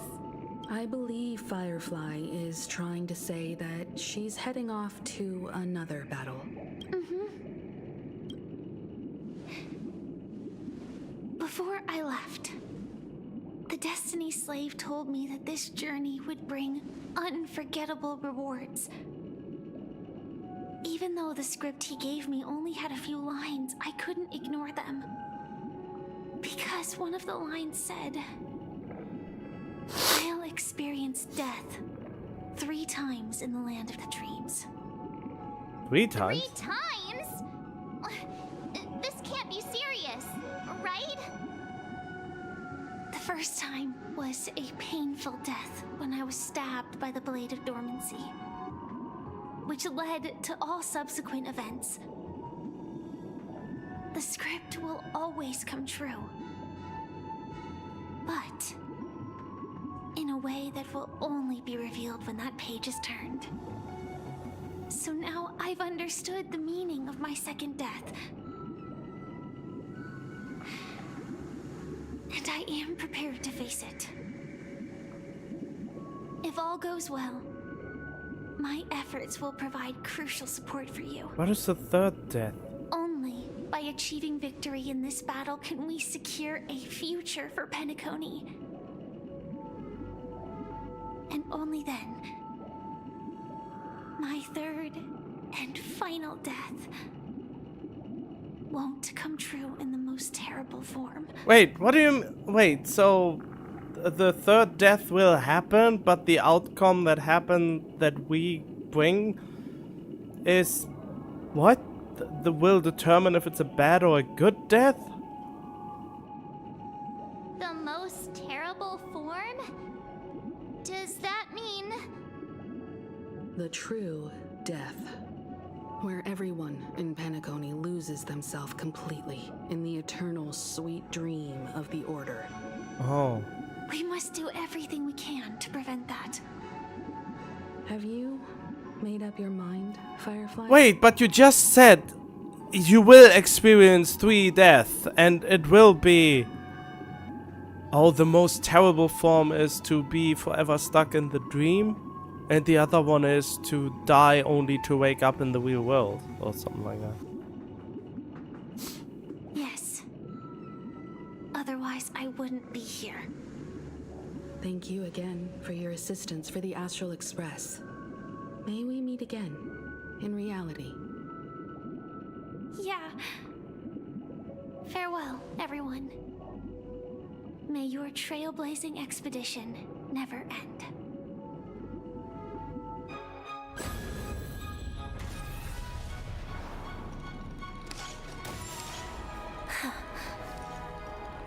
I dreamed of a scorched earth. Everyone, are you ready? A new shoot sprouted from the earth. It bloomed in the morning sun and whispered to me. Like fireflies to a flame, life begins death. May we meet again in reality.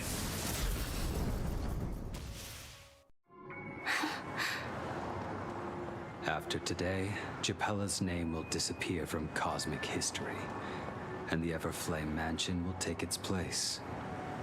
In the not-too-distant future, you'll receive an invitation. That's your next stop. Land of the Dreams. Penacony. I hope you find whatever you seek there. Be it answers or salvation. You mean my 3 deaths? Silverwolf told me about it. It's such a shame that it's not part of my script. Well, I want to live. I'm never afraid of death. The opposite of death is eternal life, and that's something I'll never desire. People die, and I am no exception. Death is like a script, a fate that cannot be defied. But that's exactly why we have to choose where we want to rest forever. Do you exist just to perish? Are you not the same, Blade? The end you desire is not one dictated by others. If I were to die now, I would only be a weapon. I believe I should die as a human. Though its definition escapes me, isn't this the answer that ordinary people look for their whole lives? A name that can be carved onto their tombstone. The tombstone that belongs to me once bore the inscription, Glamoth's Iron Cavalry. Then it changed to Stellaron Hunter. But one day, it will bear the name Firefly. And all the brilliance she showed at the end of her life. Okay, so she's actually dead then.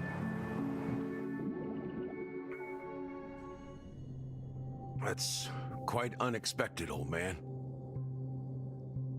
Who would have thought your crazy plan would actually work? Do all you nameless fools just act on a whim? I can sense that this false sweet dream is coming to an end. The nameless may be young, but they had the ability to achieve this goal. Just like you did in your time. It's a shame you won't be able to see it firsthand. Maybe I won't either. Once something fictional is seen through, it ceases to exist. Yeah, not just those nameless. Even Mr. Wings is just like you. Stubborn, won't listen or give up, no matter what. Well, fate is unpredictable, I guess.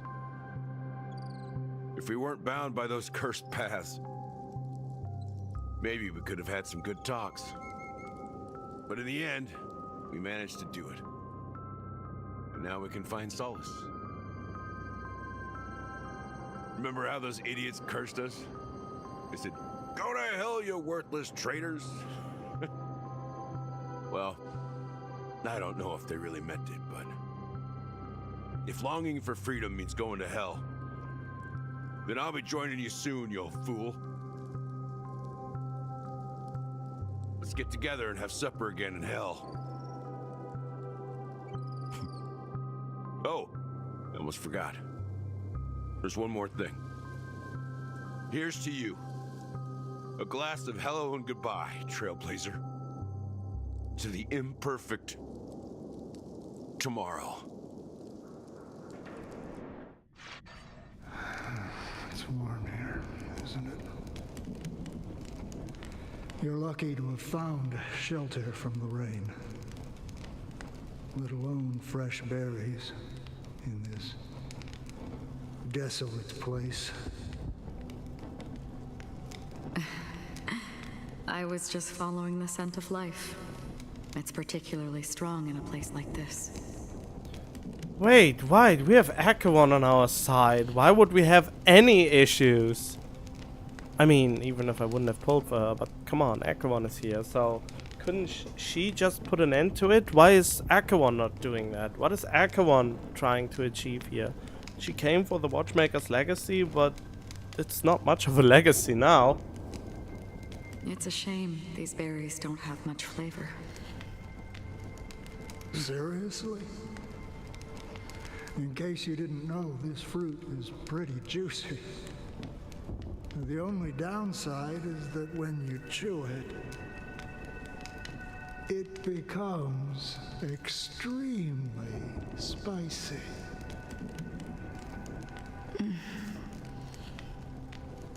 Have you lost your sense of taste?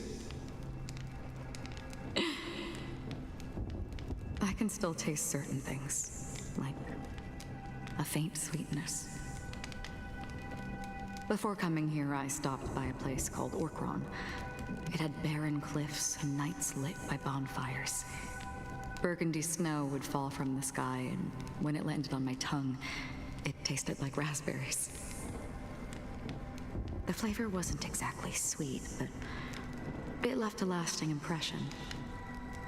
When I think back on my past, I realize that what's tying everything together isn't the big events, but rather these small yet unforgettable moments. Don't worry about it. Losing oneself is a reality that every self-annihilator must face. At least I haven't completely lost my senses and memories yet.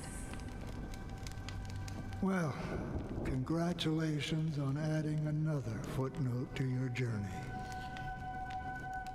By the way, are you always alone? No, I had a companion in Orkron. She's a short, nameless girl who aspired to explore IX. She always said she'd walk a path deeper and farther than Akavili's. Quite an ambition for such a small girl. So, what happened? She became stagnant water. Well,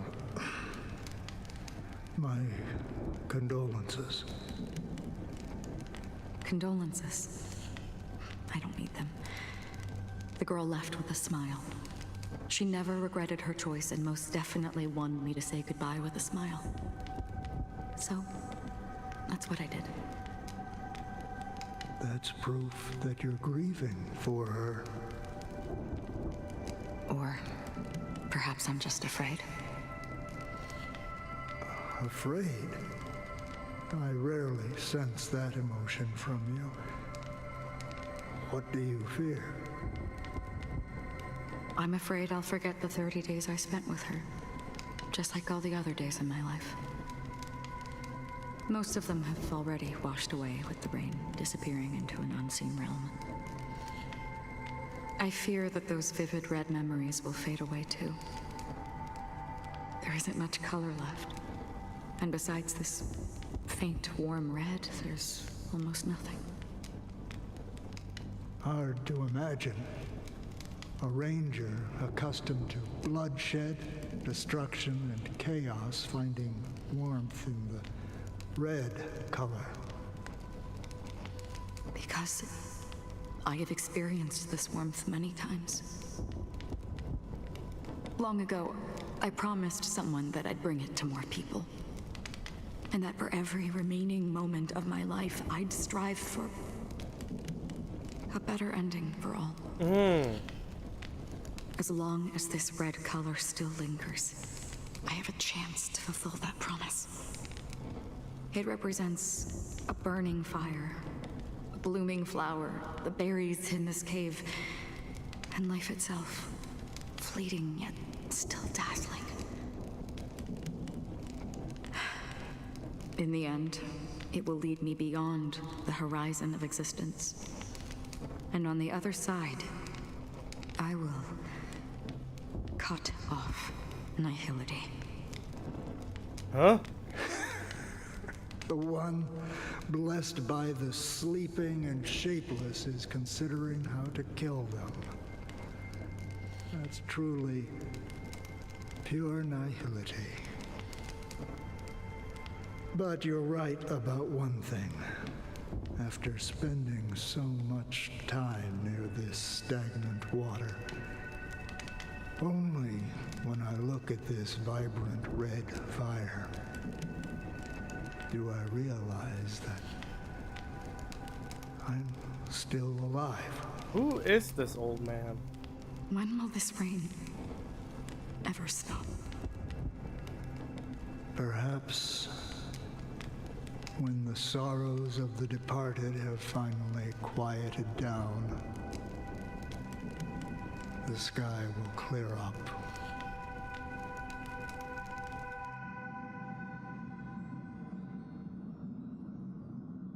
Have you heard of a planet named Biari Scamandros, Don Hung?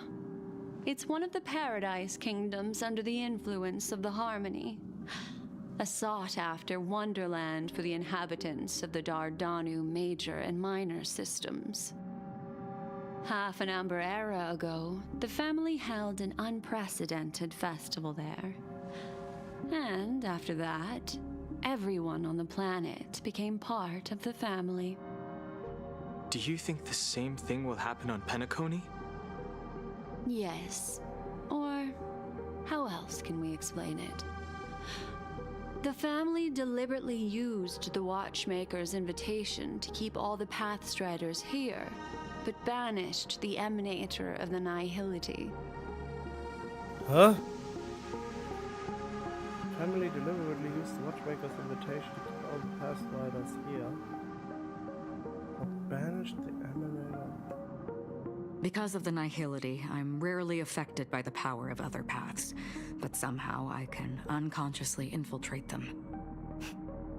Maybe that's the risk they're trying to avoid. Infiltrate them again, you I would disagree.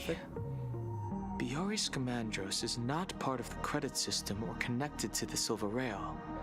It's nothing more than a remote civilization sheltered by the Harmony. But Penacony is different. If the family messes with Penacony, that would be like declaring war on almost half of the factions in the cosmos. They have no reason to do that. No, they don't. If they truly serve the Harmony, that is. What do you mean? The path in Penacony is impure. The Harmony here has impurities. Do you remember the ancient swarm disaster? Tazeront, the propagation, brought endless havoc to the universe, and it eventually evolved into a fierce battle among all eons. 2 paths lost their eons in that war, the propagation and the order. Coincidentally, their downfall is related to a certain eon. Shipe, the Harmony. Legend has it that they participated in the crusade against the Imperator Insectorum and devoured Anna the Order for unknown reasons. Holy forgaroni. So you're saying that the 2 leaderless paths are working behind the scenes? But I don't see any descendants of the propagation in Penacony.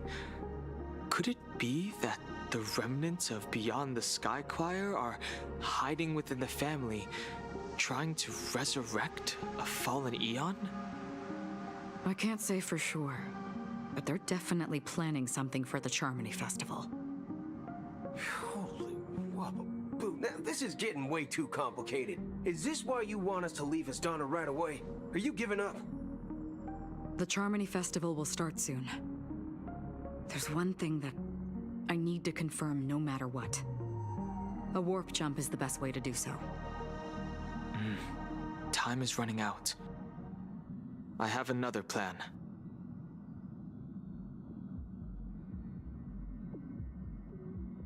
Hold on.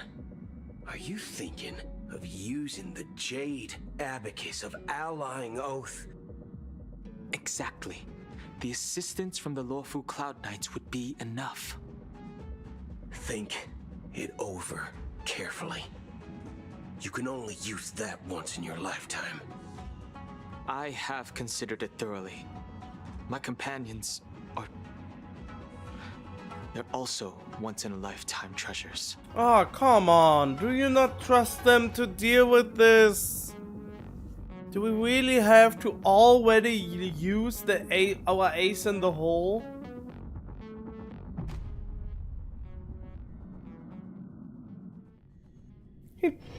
Dan Heng doesn't trust us.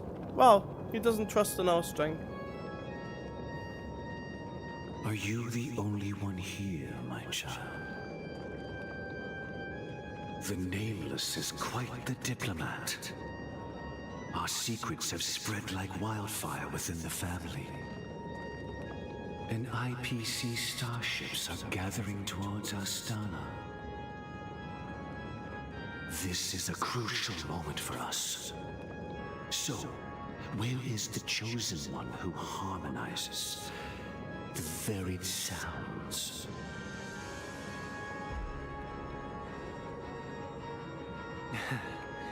What do you mean, Master? I'm right here in front of you, aren't I? You know, she was supposed to be the star of the Charmony Festival in our plan. But the plan has changed. As her brother, I know she doesn't want to sing for the Order, so I'll take her place. You've always been wise beyond your years. I'm sure you understand the consequences of your choice.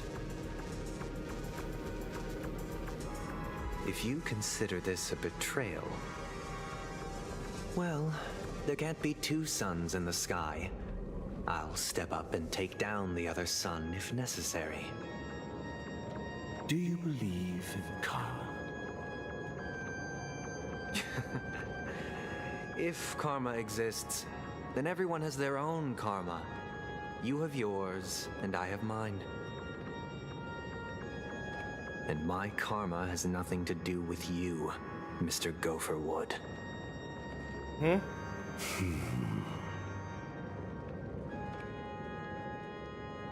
All right. Since you're willing to sacrifice yourself for her, I'll grant your wish. Well, the compromise came sooner than expected. Why? You and your sister were born as twins of the Order. And one of you is destined to follow this path to the end.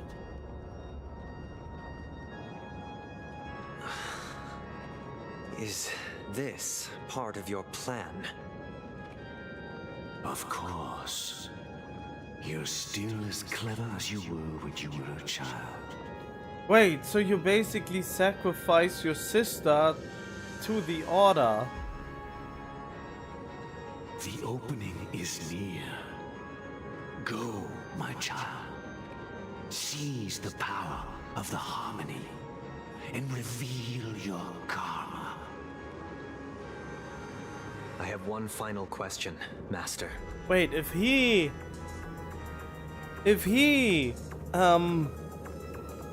sacrifices himself, only his sister stays. Only the sister is staying behind. And if one of the twins is destined to walk the path to the end, then she would be screwed. Why did you choose to bring the Order to Penacony? Wouldn't it have been better to choose a desperate world instead of a city filled with hope and dreams? Why? It's for justice, my child. If we lose justice in our hearts, we'll make the same mistake as the Harmony did. So, it's not you who manipulates the dreamscape with the Stellaron, but... Well, that's where our conversation ends. Go ahead. The 107,336 souls of the Oak family have dreamed of this moment too many times. So you who manipulated the group with a star map. Well, who manipulated this?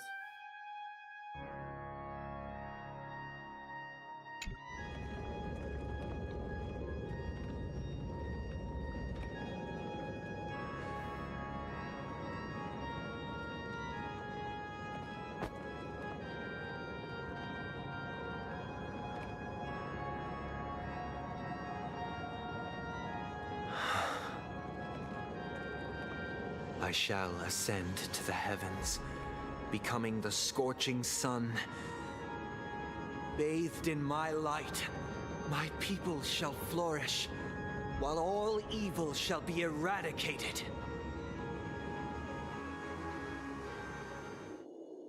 This is the interior of the Penacony Grand Theater.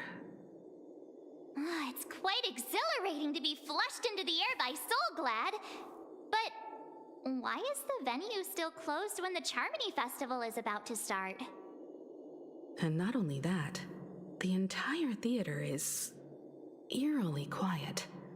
No audience, no staff, no one around.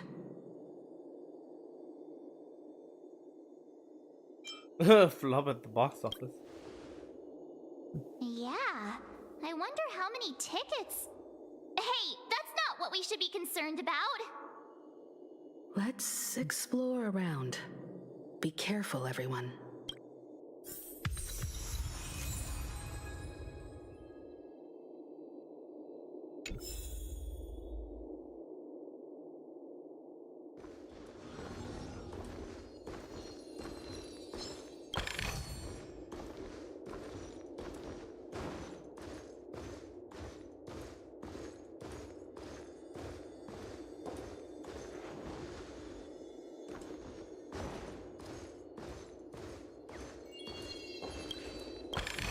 Gosh, the atmosphere here is so creepy and unsettling.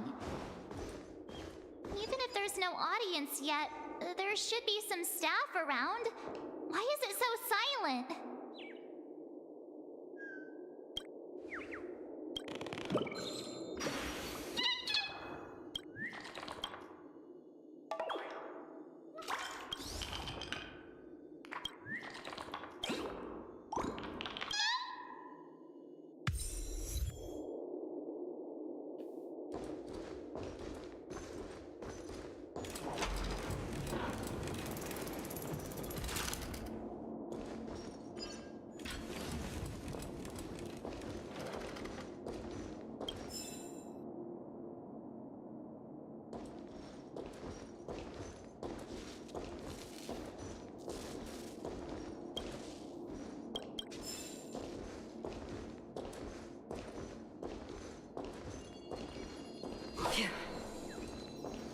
Oh, the creepy mannequins are creepy. Maybe they were supposed to be people, and now we only see the framework of them anymore?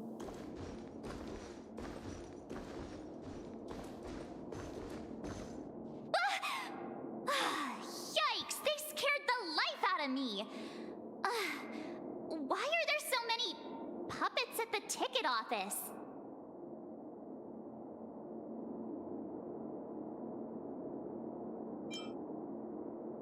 Oh, March, behind you! What? You're so annoying. Stop scaring me. Are these puppets part of the stage setup? Even so, it's so eerie that the entire front hall is empty.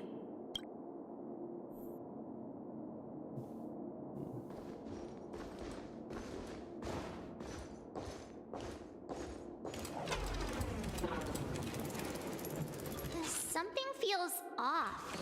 We're in the right place, right? There's no other grand theater in the dreamscape. So Sunday's messing with us? He said we'd have a final showdown on the stage, but why is there no one here? My apologies for the delay, March 7th.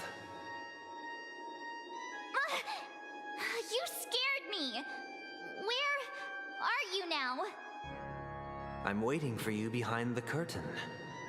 Following the Asdana tradition, I invite you to enjoy a stage play in 3 acts before the festival begins. History is a mirror reflecting the universe's true essence. Let's use this opportunity to delve into the rich history of Penacony and the eons. Within it, naturally, the future takes shape. Let us commence with the dawning of the world. After the Dusk Wars, darkness veiled the sky, and chaos consumed the earth. Enna the Order emerged, destined to restore all existence. That marked the first day.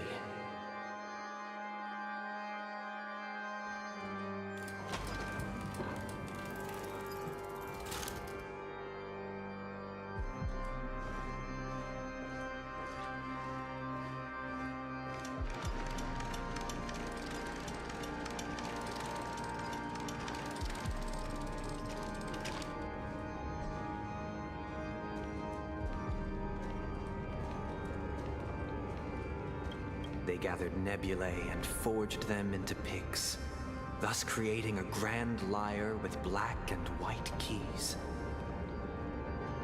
Strike the white keys and the sun rose.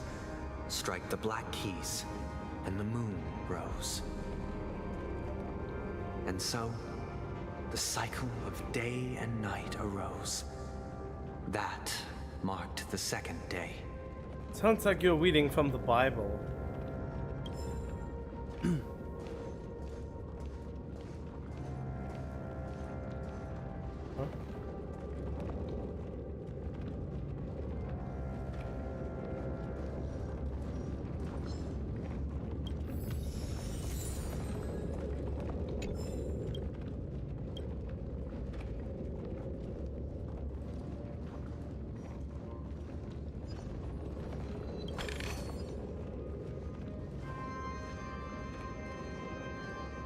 Stream forth the gleam of old blades.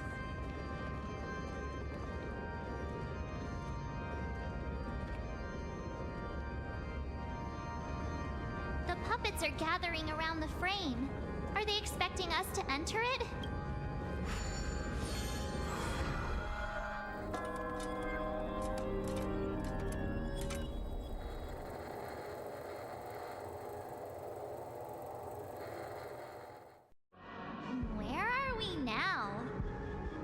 The atmosphere here looks similar to Sunday's inner world.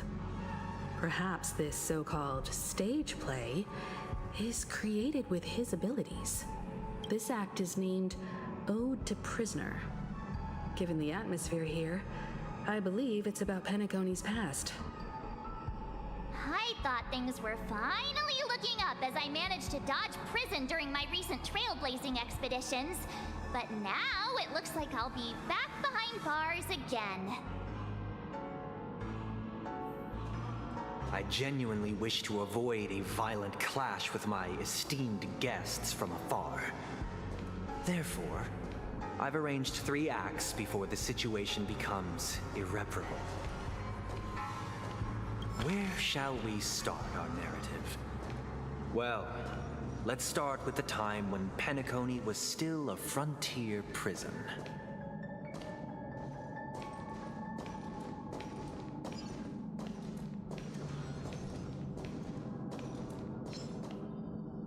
Looks creepy.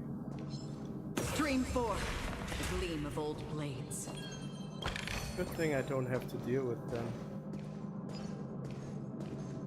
Wait, I hear the...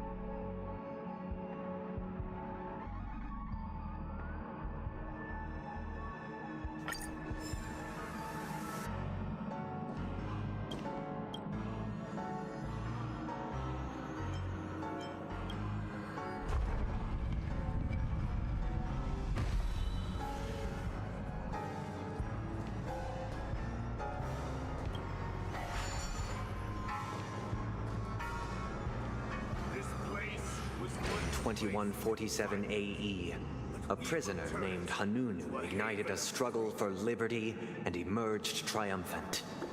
IPC referred to it as the War of the Frontier, while the Asdanians dubbed it the War of Independence.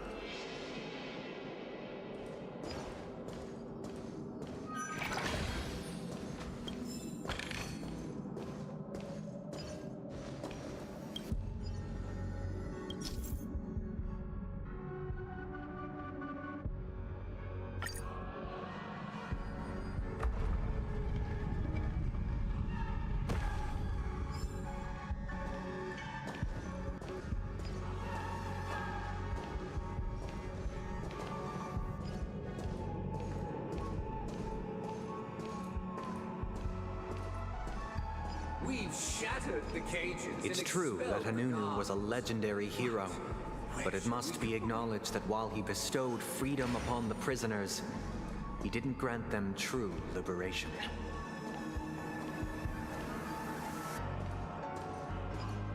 Thank you for staying here, honorable travelers. The three nameless stayed on the planet, endeavoring to spread the tenets of Trailblaze throughout the frontier prison. Alas, their efforts proved futile.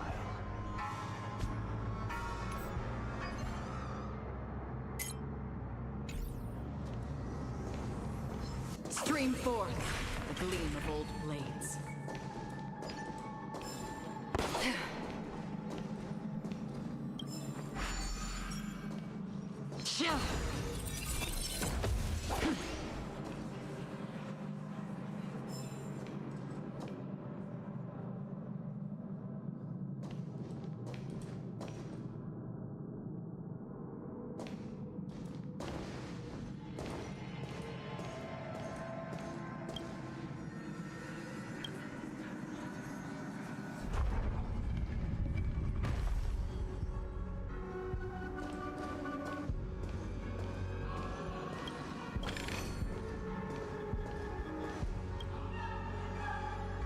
I mean, I know I missed already a lot, but I will take the obvious with me.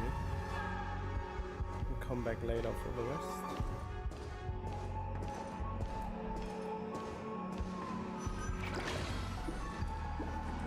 Let's build another prison. Once again, Asdana was engulfed in war. This time, the enemies originated from within. The prisoners remained prisoners for the rest of their lives, fighting for freedom rather than living for it.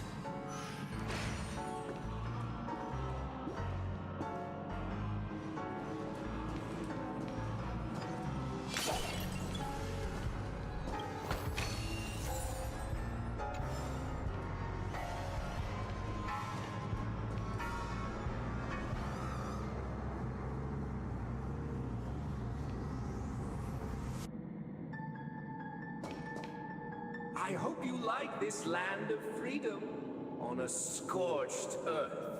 As you can see, their sentences have long ended, and the IPC guards have long been expelled. Yet, these prisoners remain enslaved, not by external forces, but by the confines of their own minds. Freedom permeates every corner, except fragile souls. It gives solace only to those who believe in its existence. Prisoners, this is my order. Learn the essence of freedom and teach your fellow prisoners to fight for their lives. Why is that a manly candle voice and with big tits? Hey! Why do we have to fight while enjoying the show? For I desire not only your enjoyment, but also your assistance in its completion. Don't move, okay? Another journey begins. Enemy data secured. Net markers activated. Time for good old counterattack.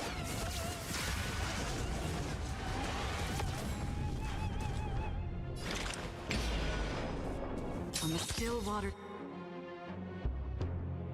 of oblivion, I guide the wandering souls. I weep for the departed. Yeah, this will annihilate it. And if not, I'm be really surprised. Dust rain, it too shall fall. Oh, it actually survived. That is surprising. As one! Enemy target. Let's play for a while.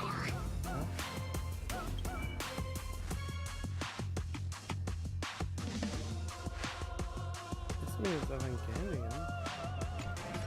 I don't even know what that means. Another journey begins. Get wrecked. No one can restrain you anymore. You are free. Thus concludes the first act. Amidst a raging war, the frontier prison headed toward becoming Land of the Exiles. This must be how Penacony was constructed. With the aid of outsiders, the prisoners were finally liberated and established the Land of the Exiles. However, it appears that Sunday aims to convey the spiritual plight of the prisoners more than the physical aspects of imprisonment. This show is a bit too literary for my taste. But the battle part is quite easy to understand. Anyway, we've arrived at the exit. Let's go! These puppets... Where are they guiding us this time?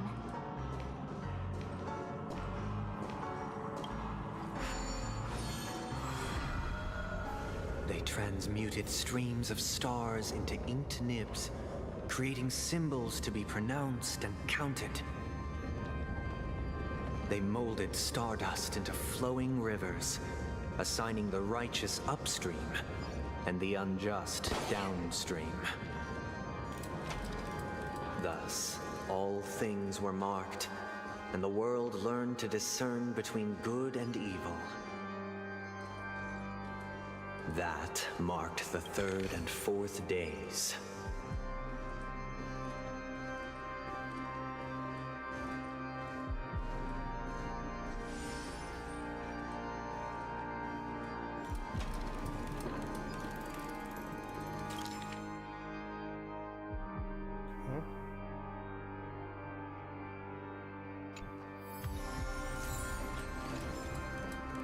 Look! Another frame!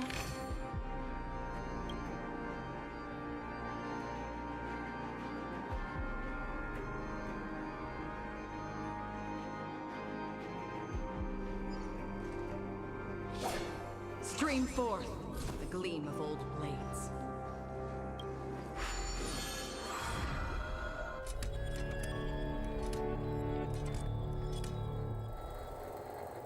I want a pizza.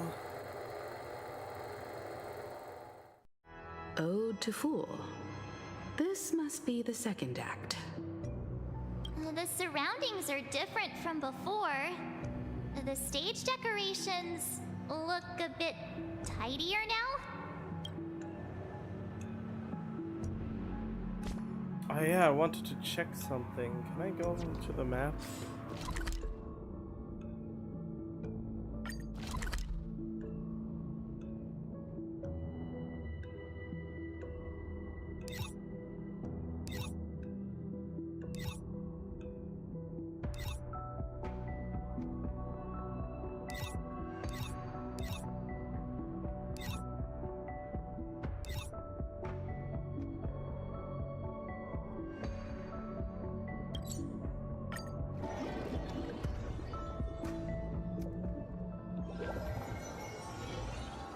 Haven of memories. Every touch, every moment is like a thorned rose. Supposedly... Dear guest, how may I be of service? I totally forgot to buy them in a long while. Don't know if I will need them still. My phone, you can actually book a stay.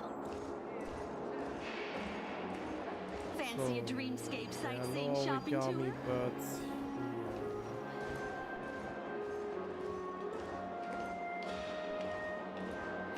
someone said the origami birds are in the real world too. Room rates. Face recognition. I mean, those don't count. Anything is possible within a dream.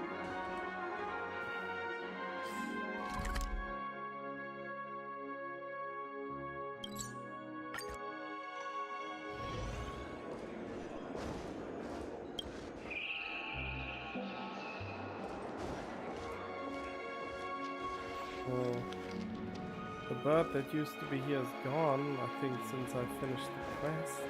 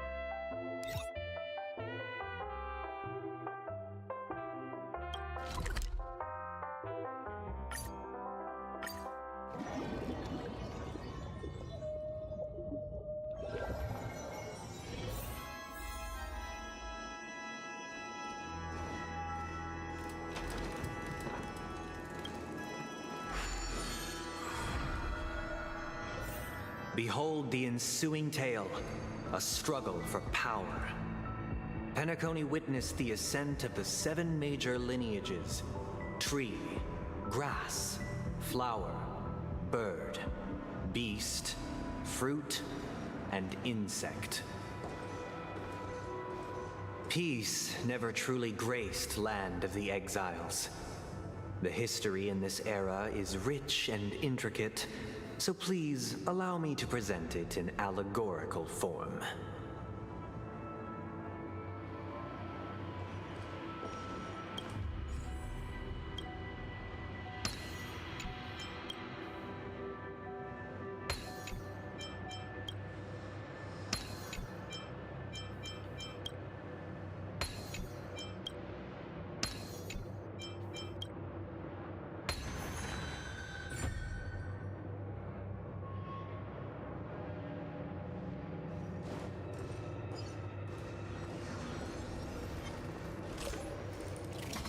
Stream forth the gleam of old blades.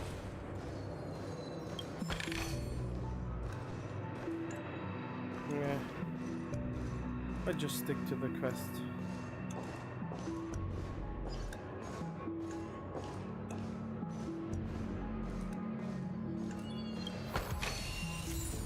Welcome to this mansion, dear outsider. Land of the Exiles was in disarray, besieged by both internal and external perils. Though the 7 major lineages appeared united on the surface, each harbored their own ambitions, leading to ceaseless conflict.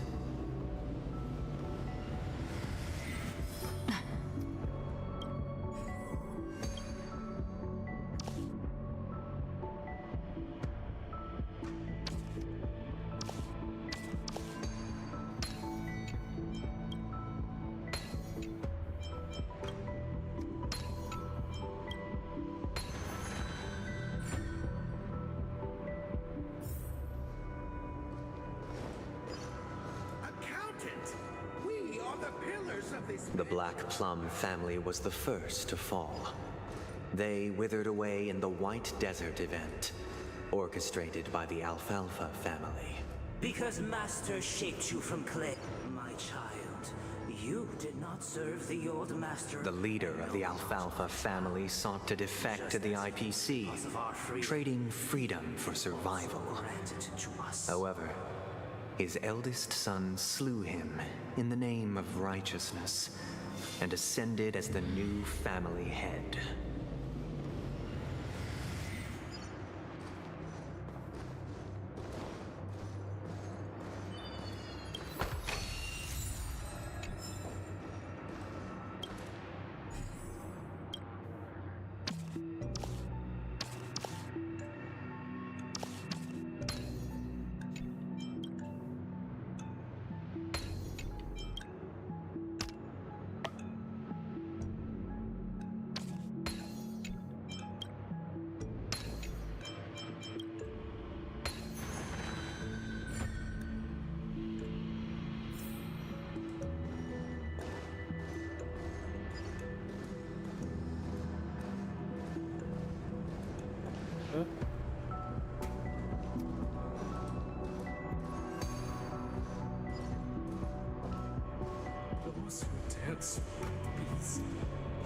The Lamp Moth family endeavored to extend the silver rail left by the Express, only to be eradicated by the remnants of the swarm, leaving nothing in the unforgiving cosmos.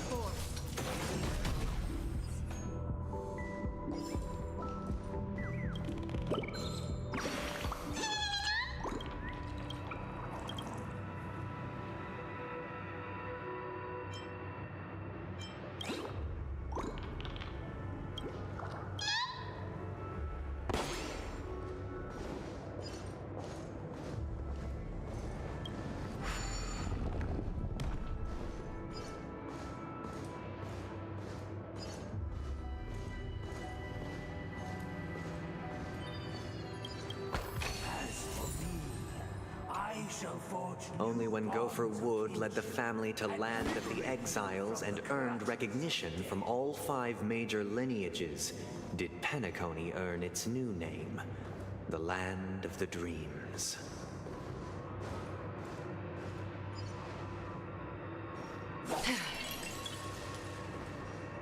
Dear outsider, I beseech your aid in purging this mansion of the poison spread by the lurking instigators. They introduced quite a new amount of bosses. You want us to help you? What do you need? I wish they could regain their reason and cast away the shackles of hypocrisy. This is the second act. Looks like it's about Penacony's journey to becoming the Land of the Dreams, during which the family plays a crucial role. But this new master seems like a bad guy to me, don't you think? Perhaps this is the truth Sunday is trying to express, if you read between the lines. The Harmony changed Penacony just as the guards once did. Looks like we've gotta help those guys kneeling down over there calm down a bit, right? Can I just hit you? In the absence of my master, I am free. But without their guidance, for whom shall I sing?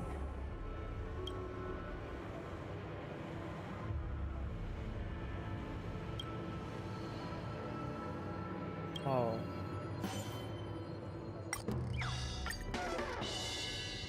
This puppet isn't responding at all.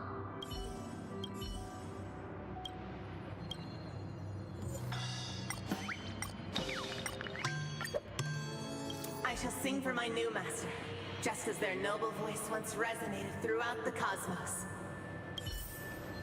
Master! Oh, you will return in due course, and I shall stand.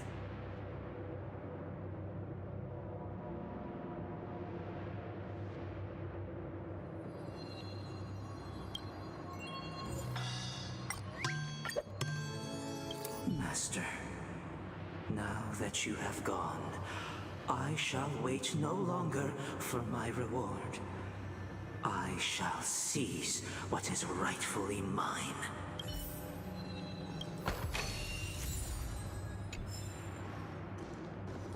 Once, I stood as the most loyal guard among all the servants. Now, with my master banished, it's my right to assume control of his dominion.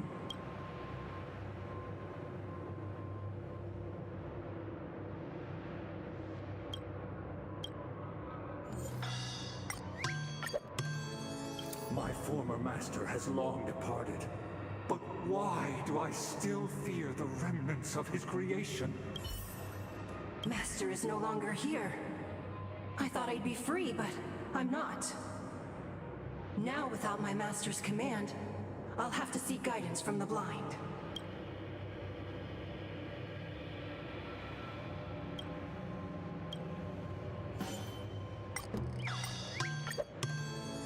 Master is no longer here. I must seek a new master and serve them faithfully. Wow, from one enslavement to the next one. Either I shall be my own master, or I shall return to my former master. I shall not submit to a new master under any circumstances.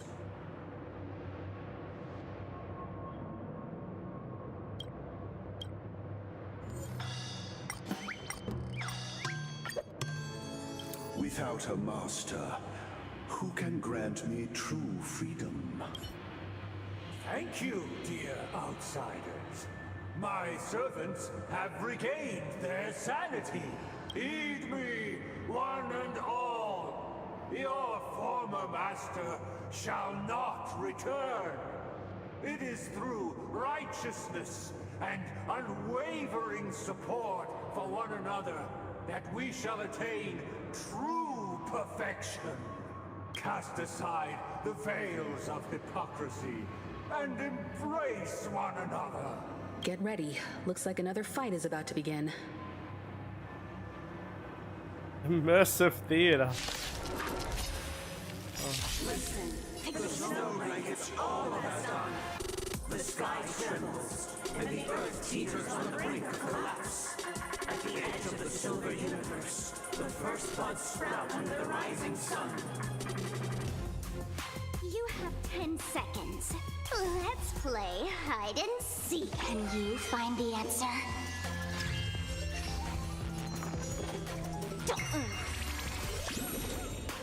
On the still waters of oblivion. A quick divination.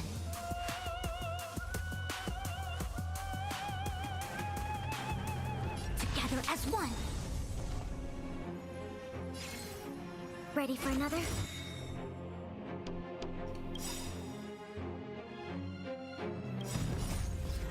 Net markers activated. Time for a good old counterattack. I weep for the departed.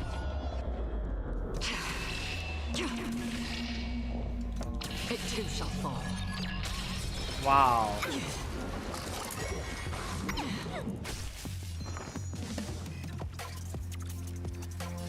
Feeling spiffy? Free will, destined for oblivion. Alas, they remain but slaves till the very end, with the illusion of freedom. Thus concludes the second act. Amidst an illusory harmony, Land of the Exiles charted its course toward becoming the planet of festivities. This is how Penacony fell under the family's control. Since the arrival of the Harmony, the Land of the Exiles has undergone dramatic changes, not all of which have proven beneficial. This guy really loves dramatic scenes. Bet he comes from a whole lineage of stage performers.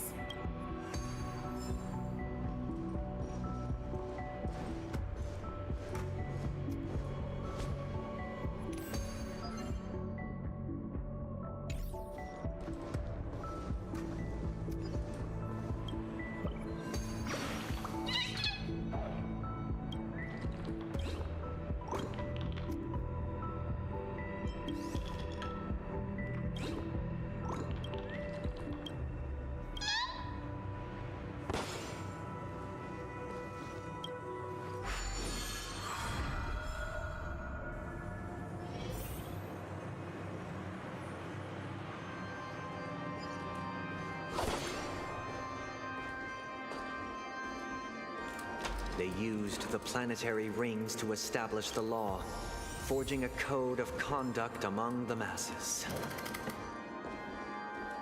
A grand lyre with black and white keys served as an instrument, while symbols of articulation and numerical notation took the form of musical notes. The downward flowing river became a melody, and the canon of law dictated the form. Thus, all mortals found their unique place within this symphony. That marked the 5th and 6th days.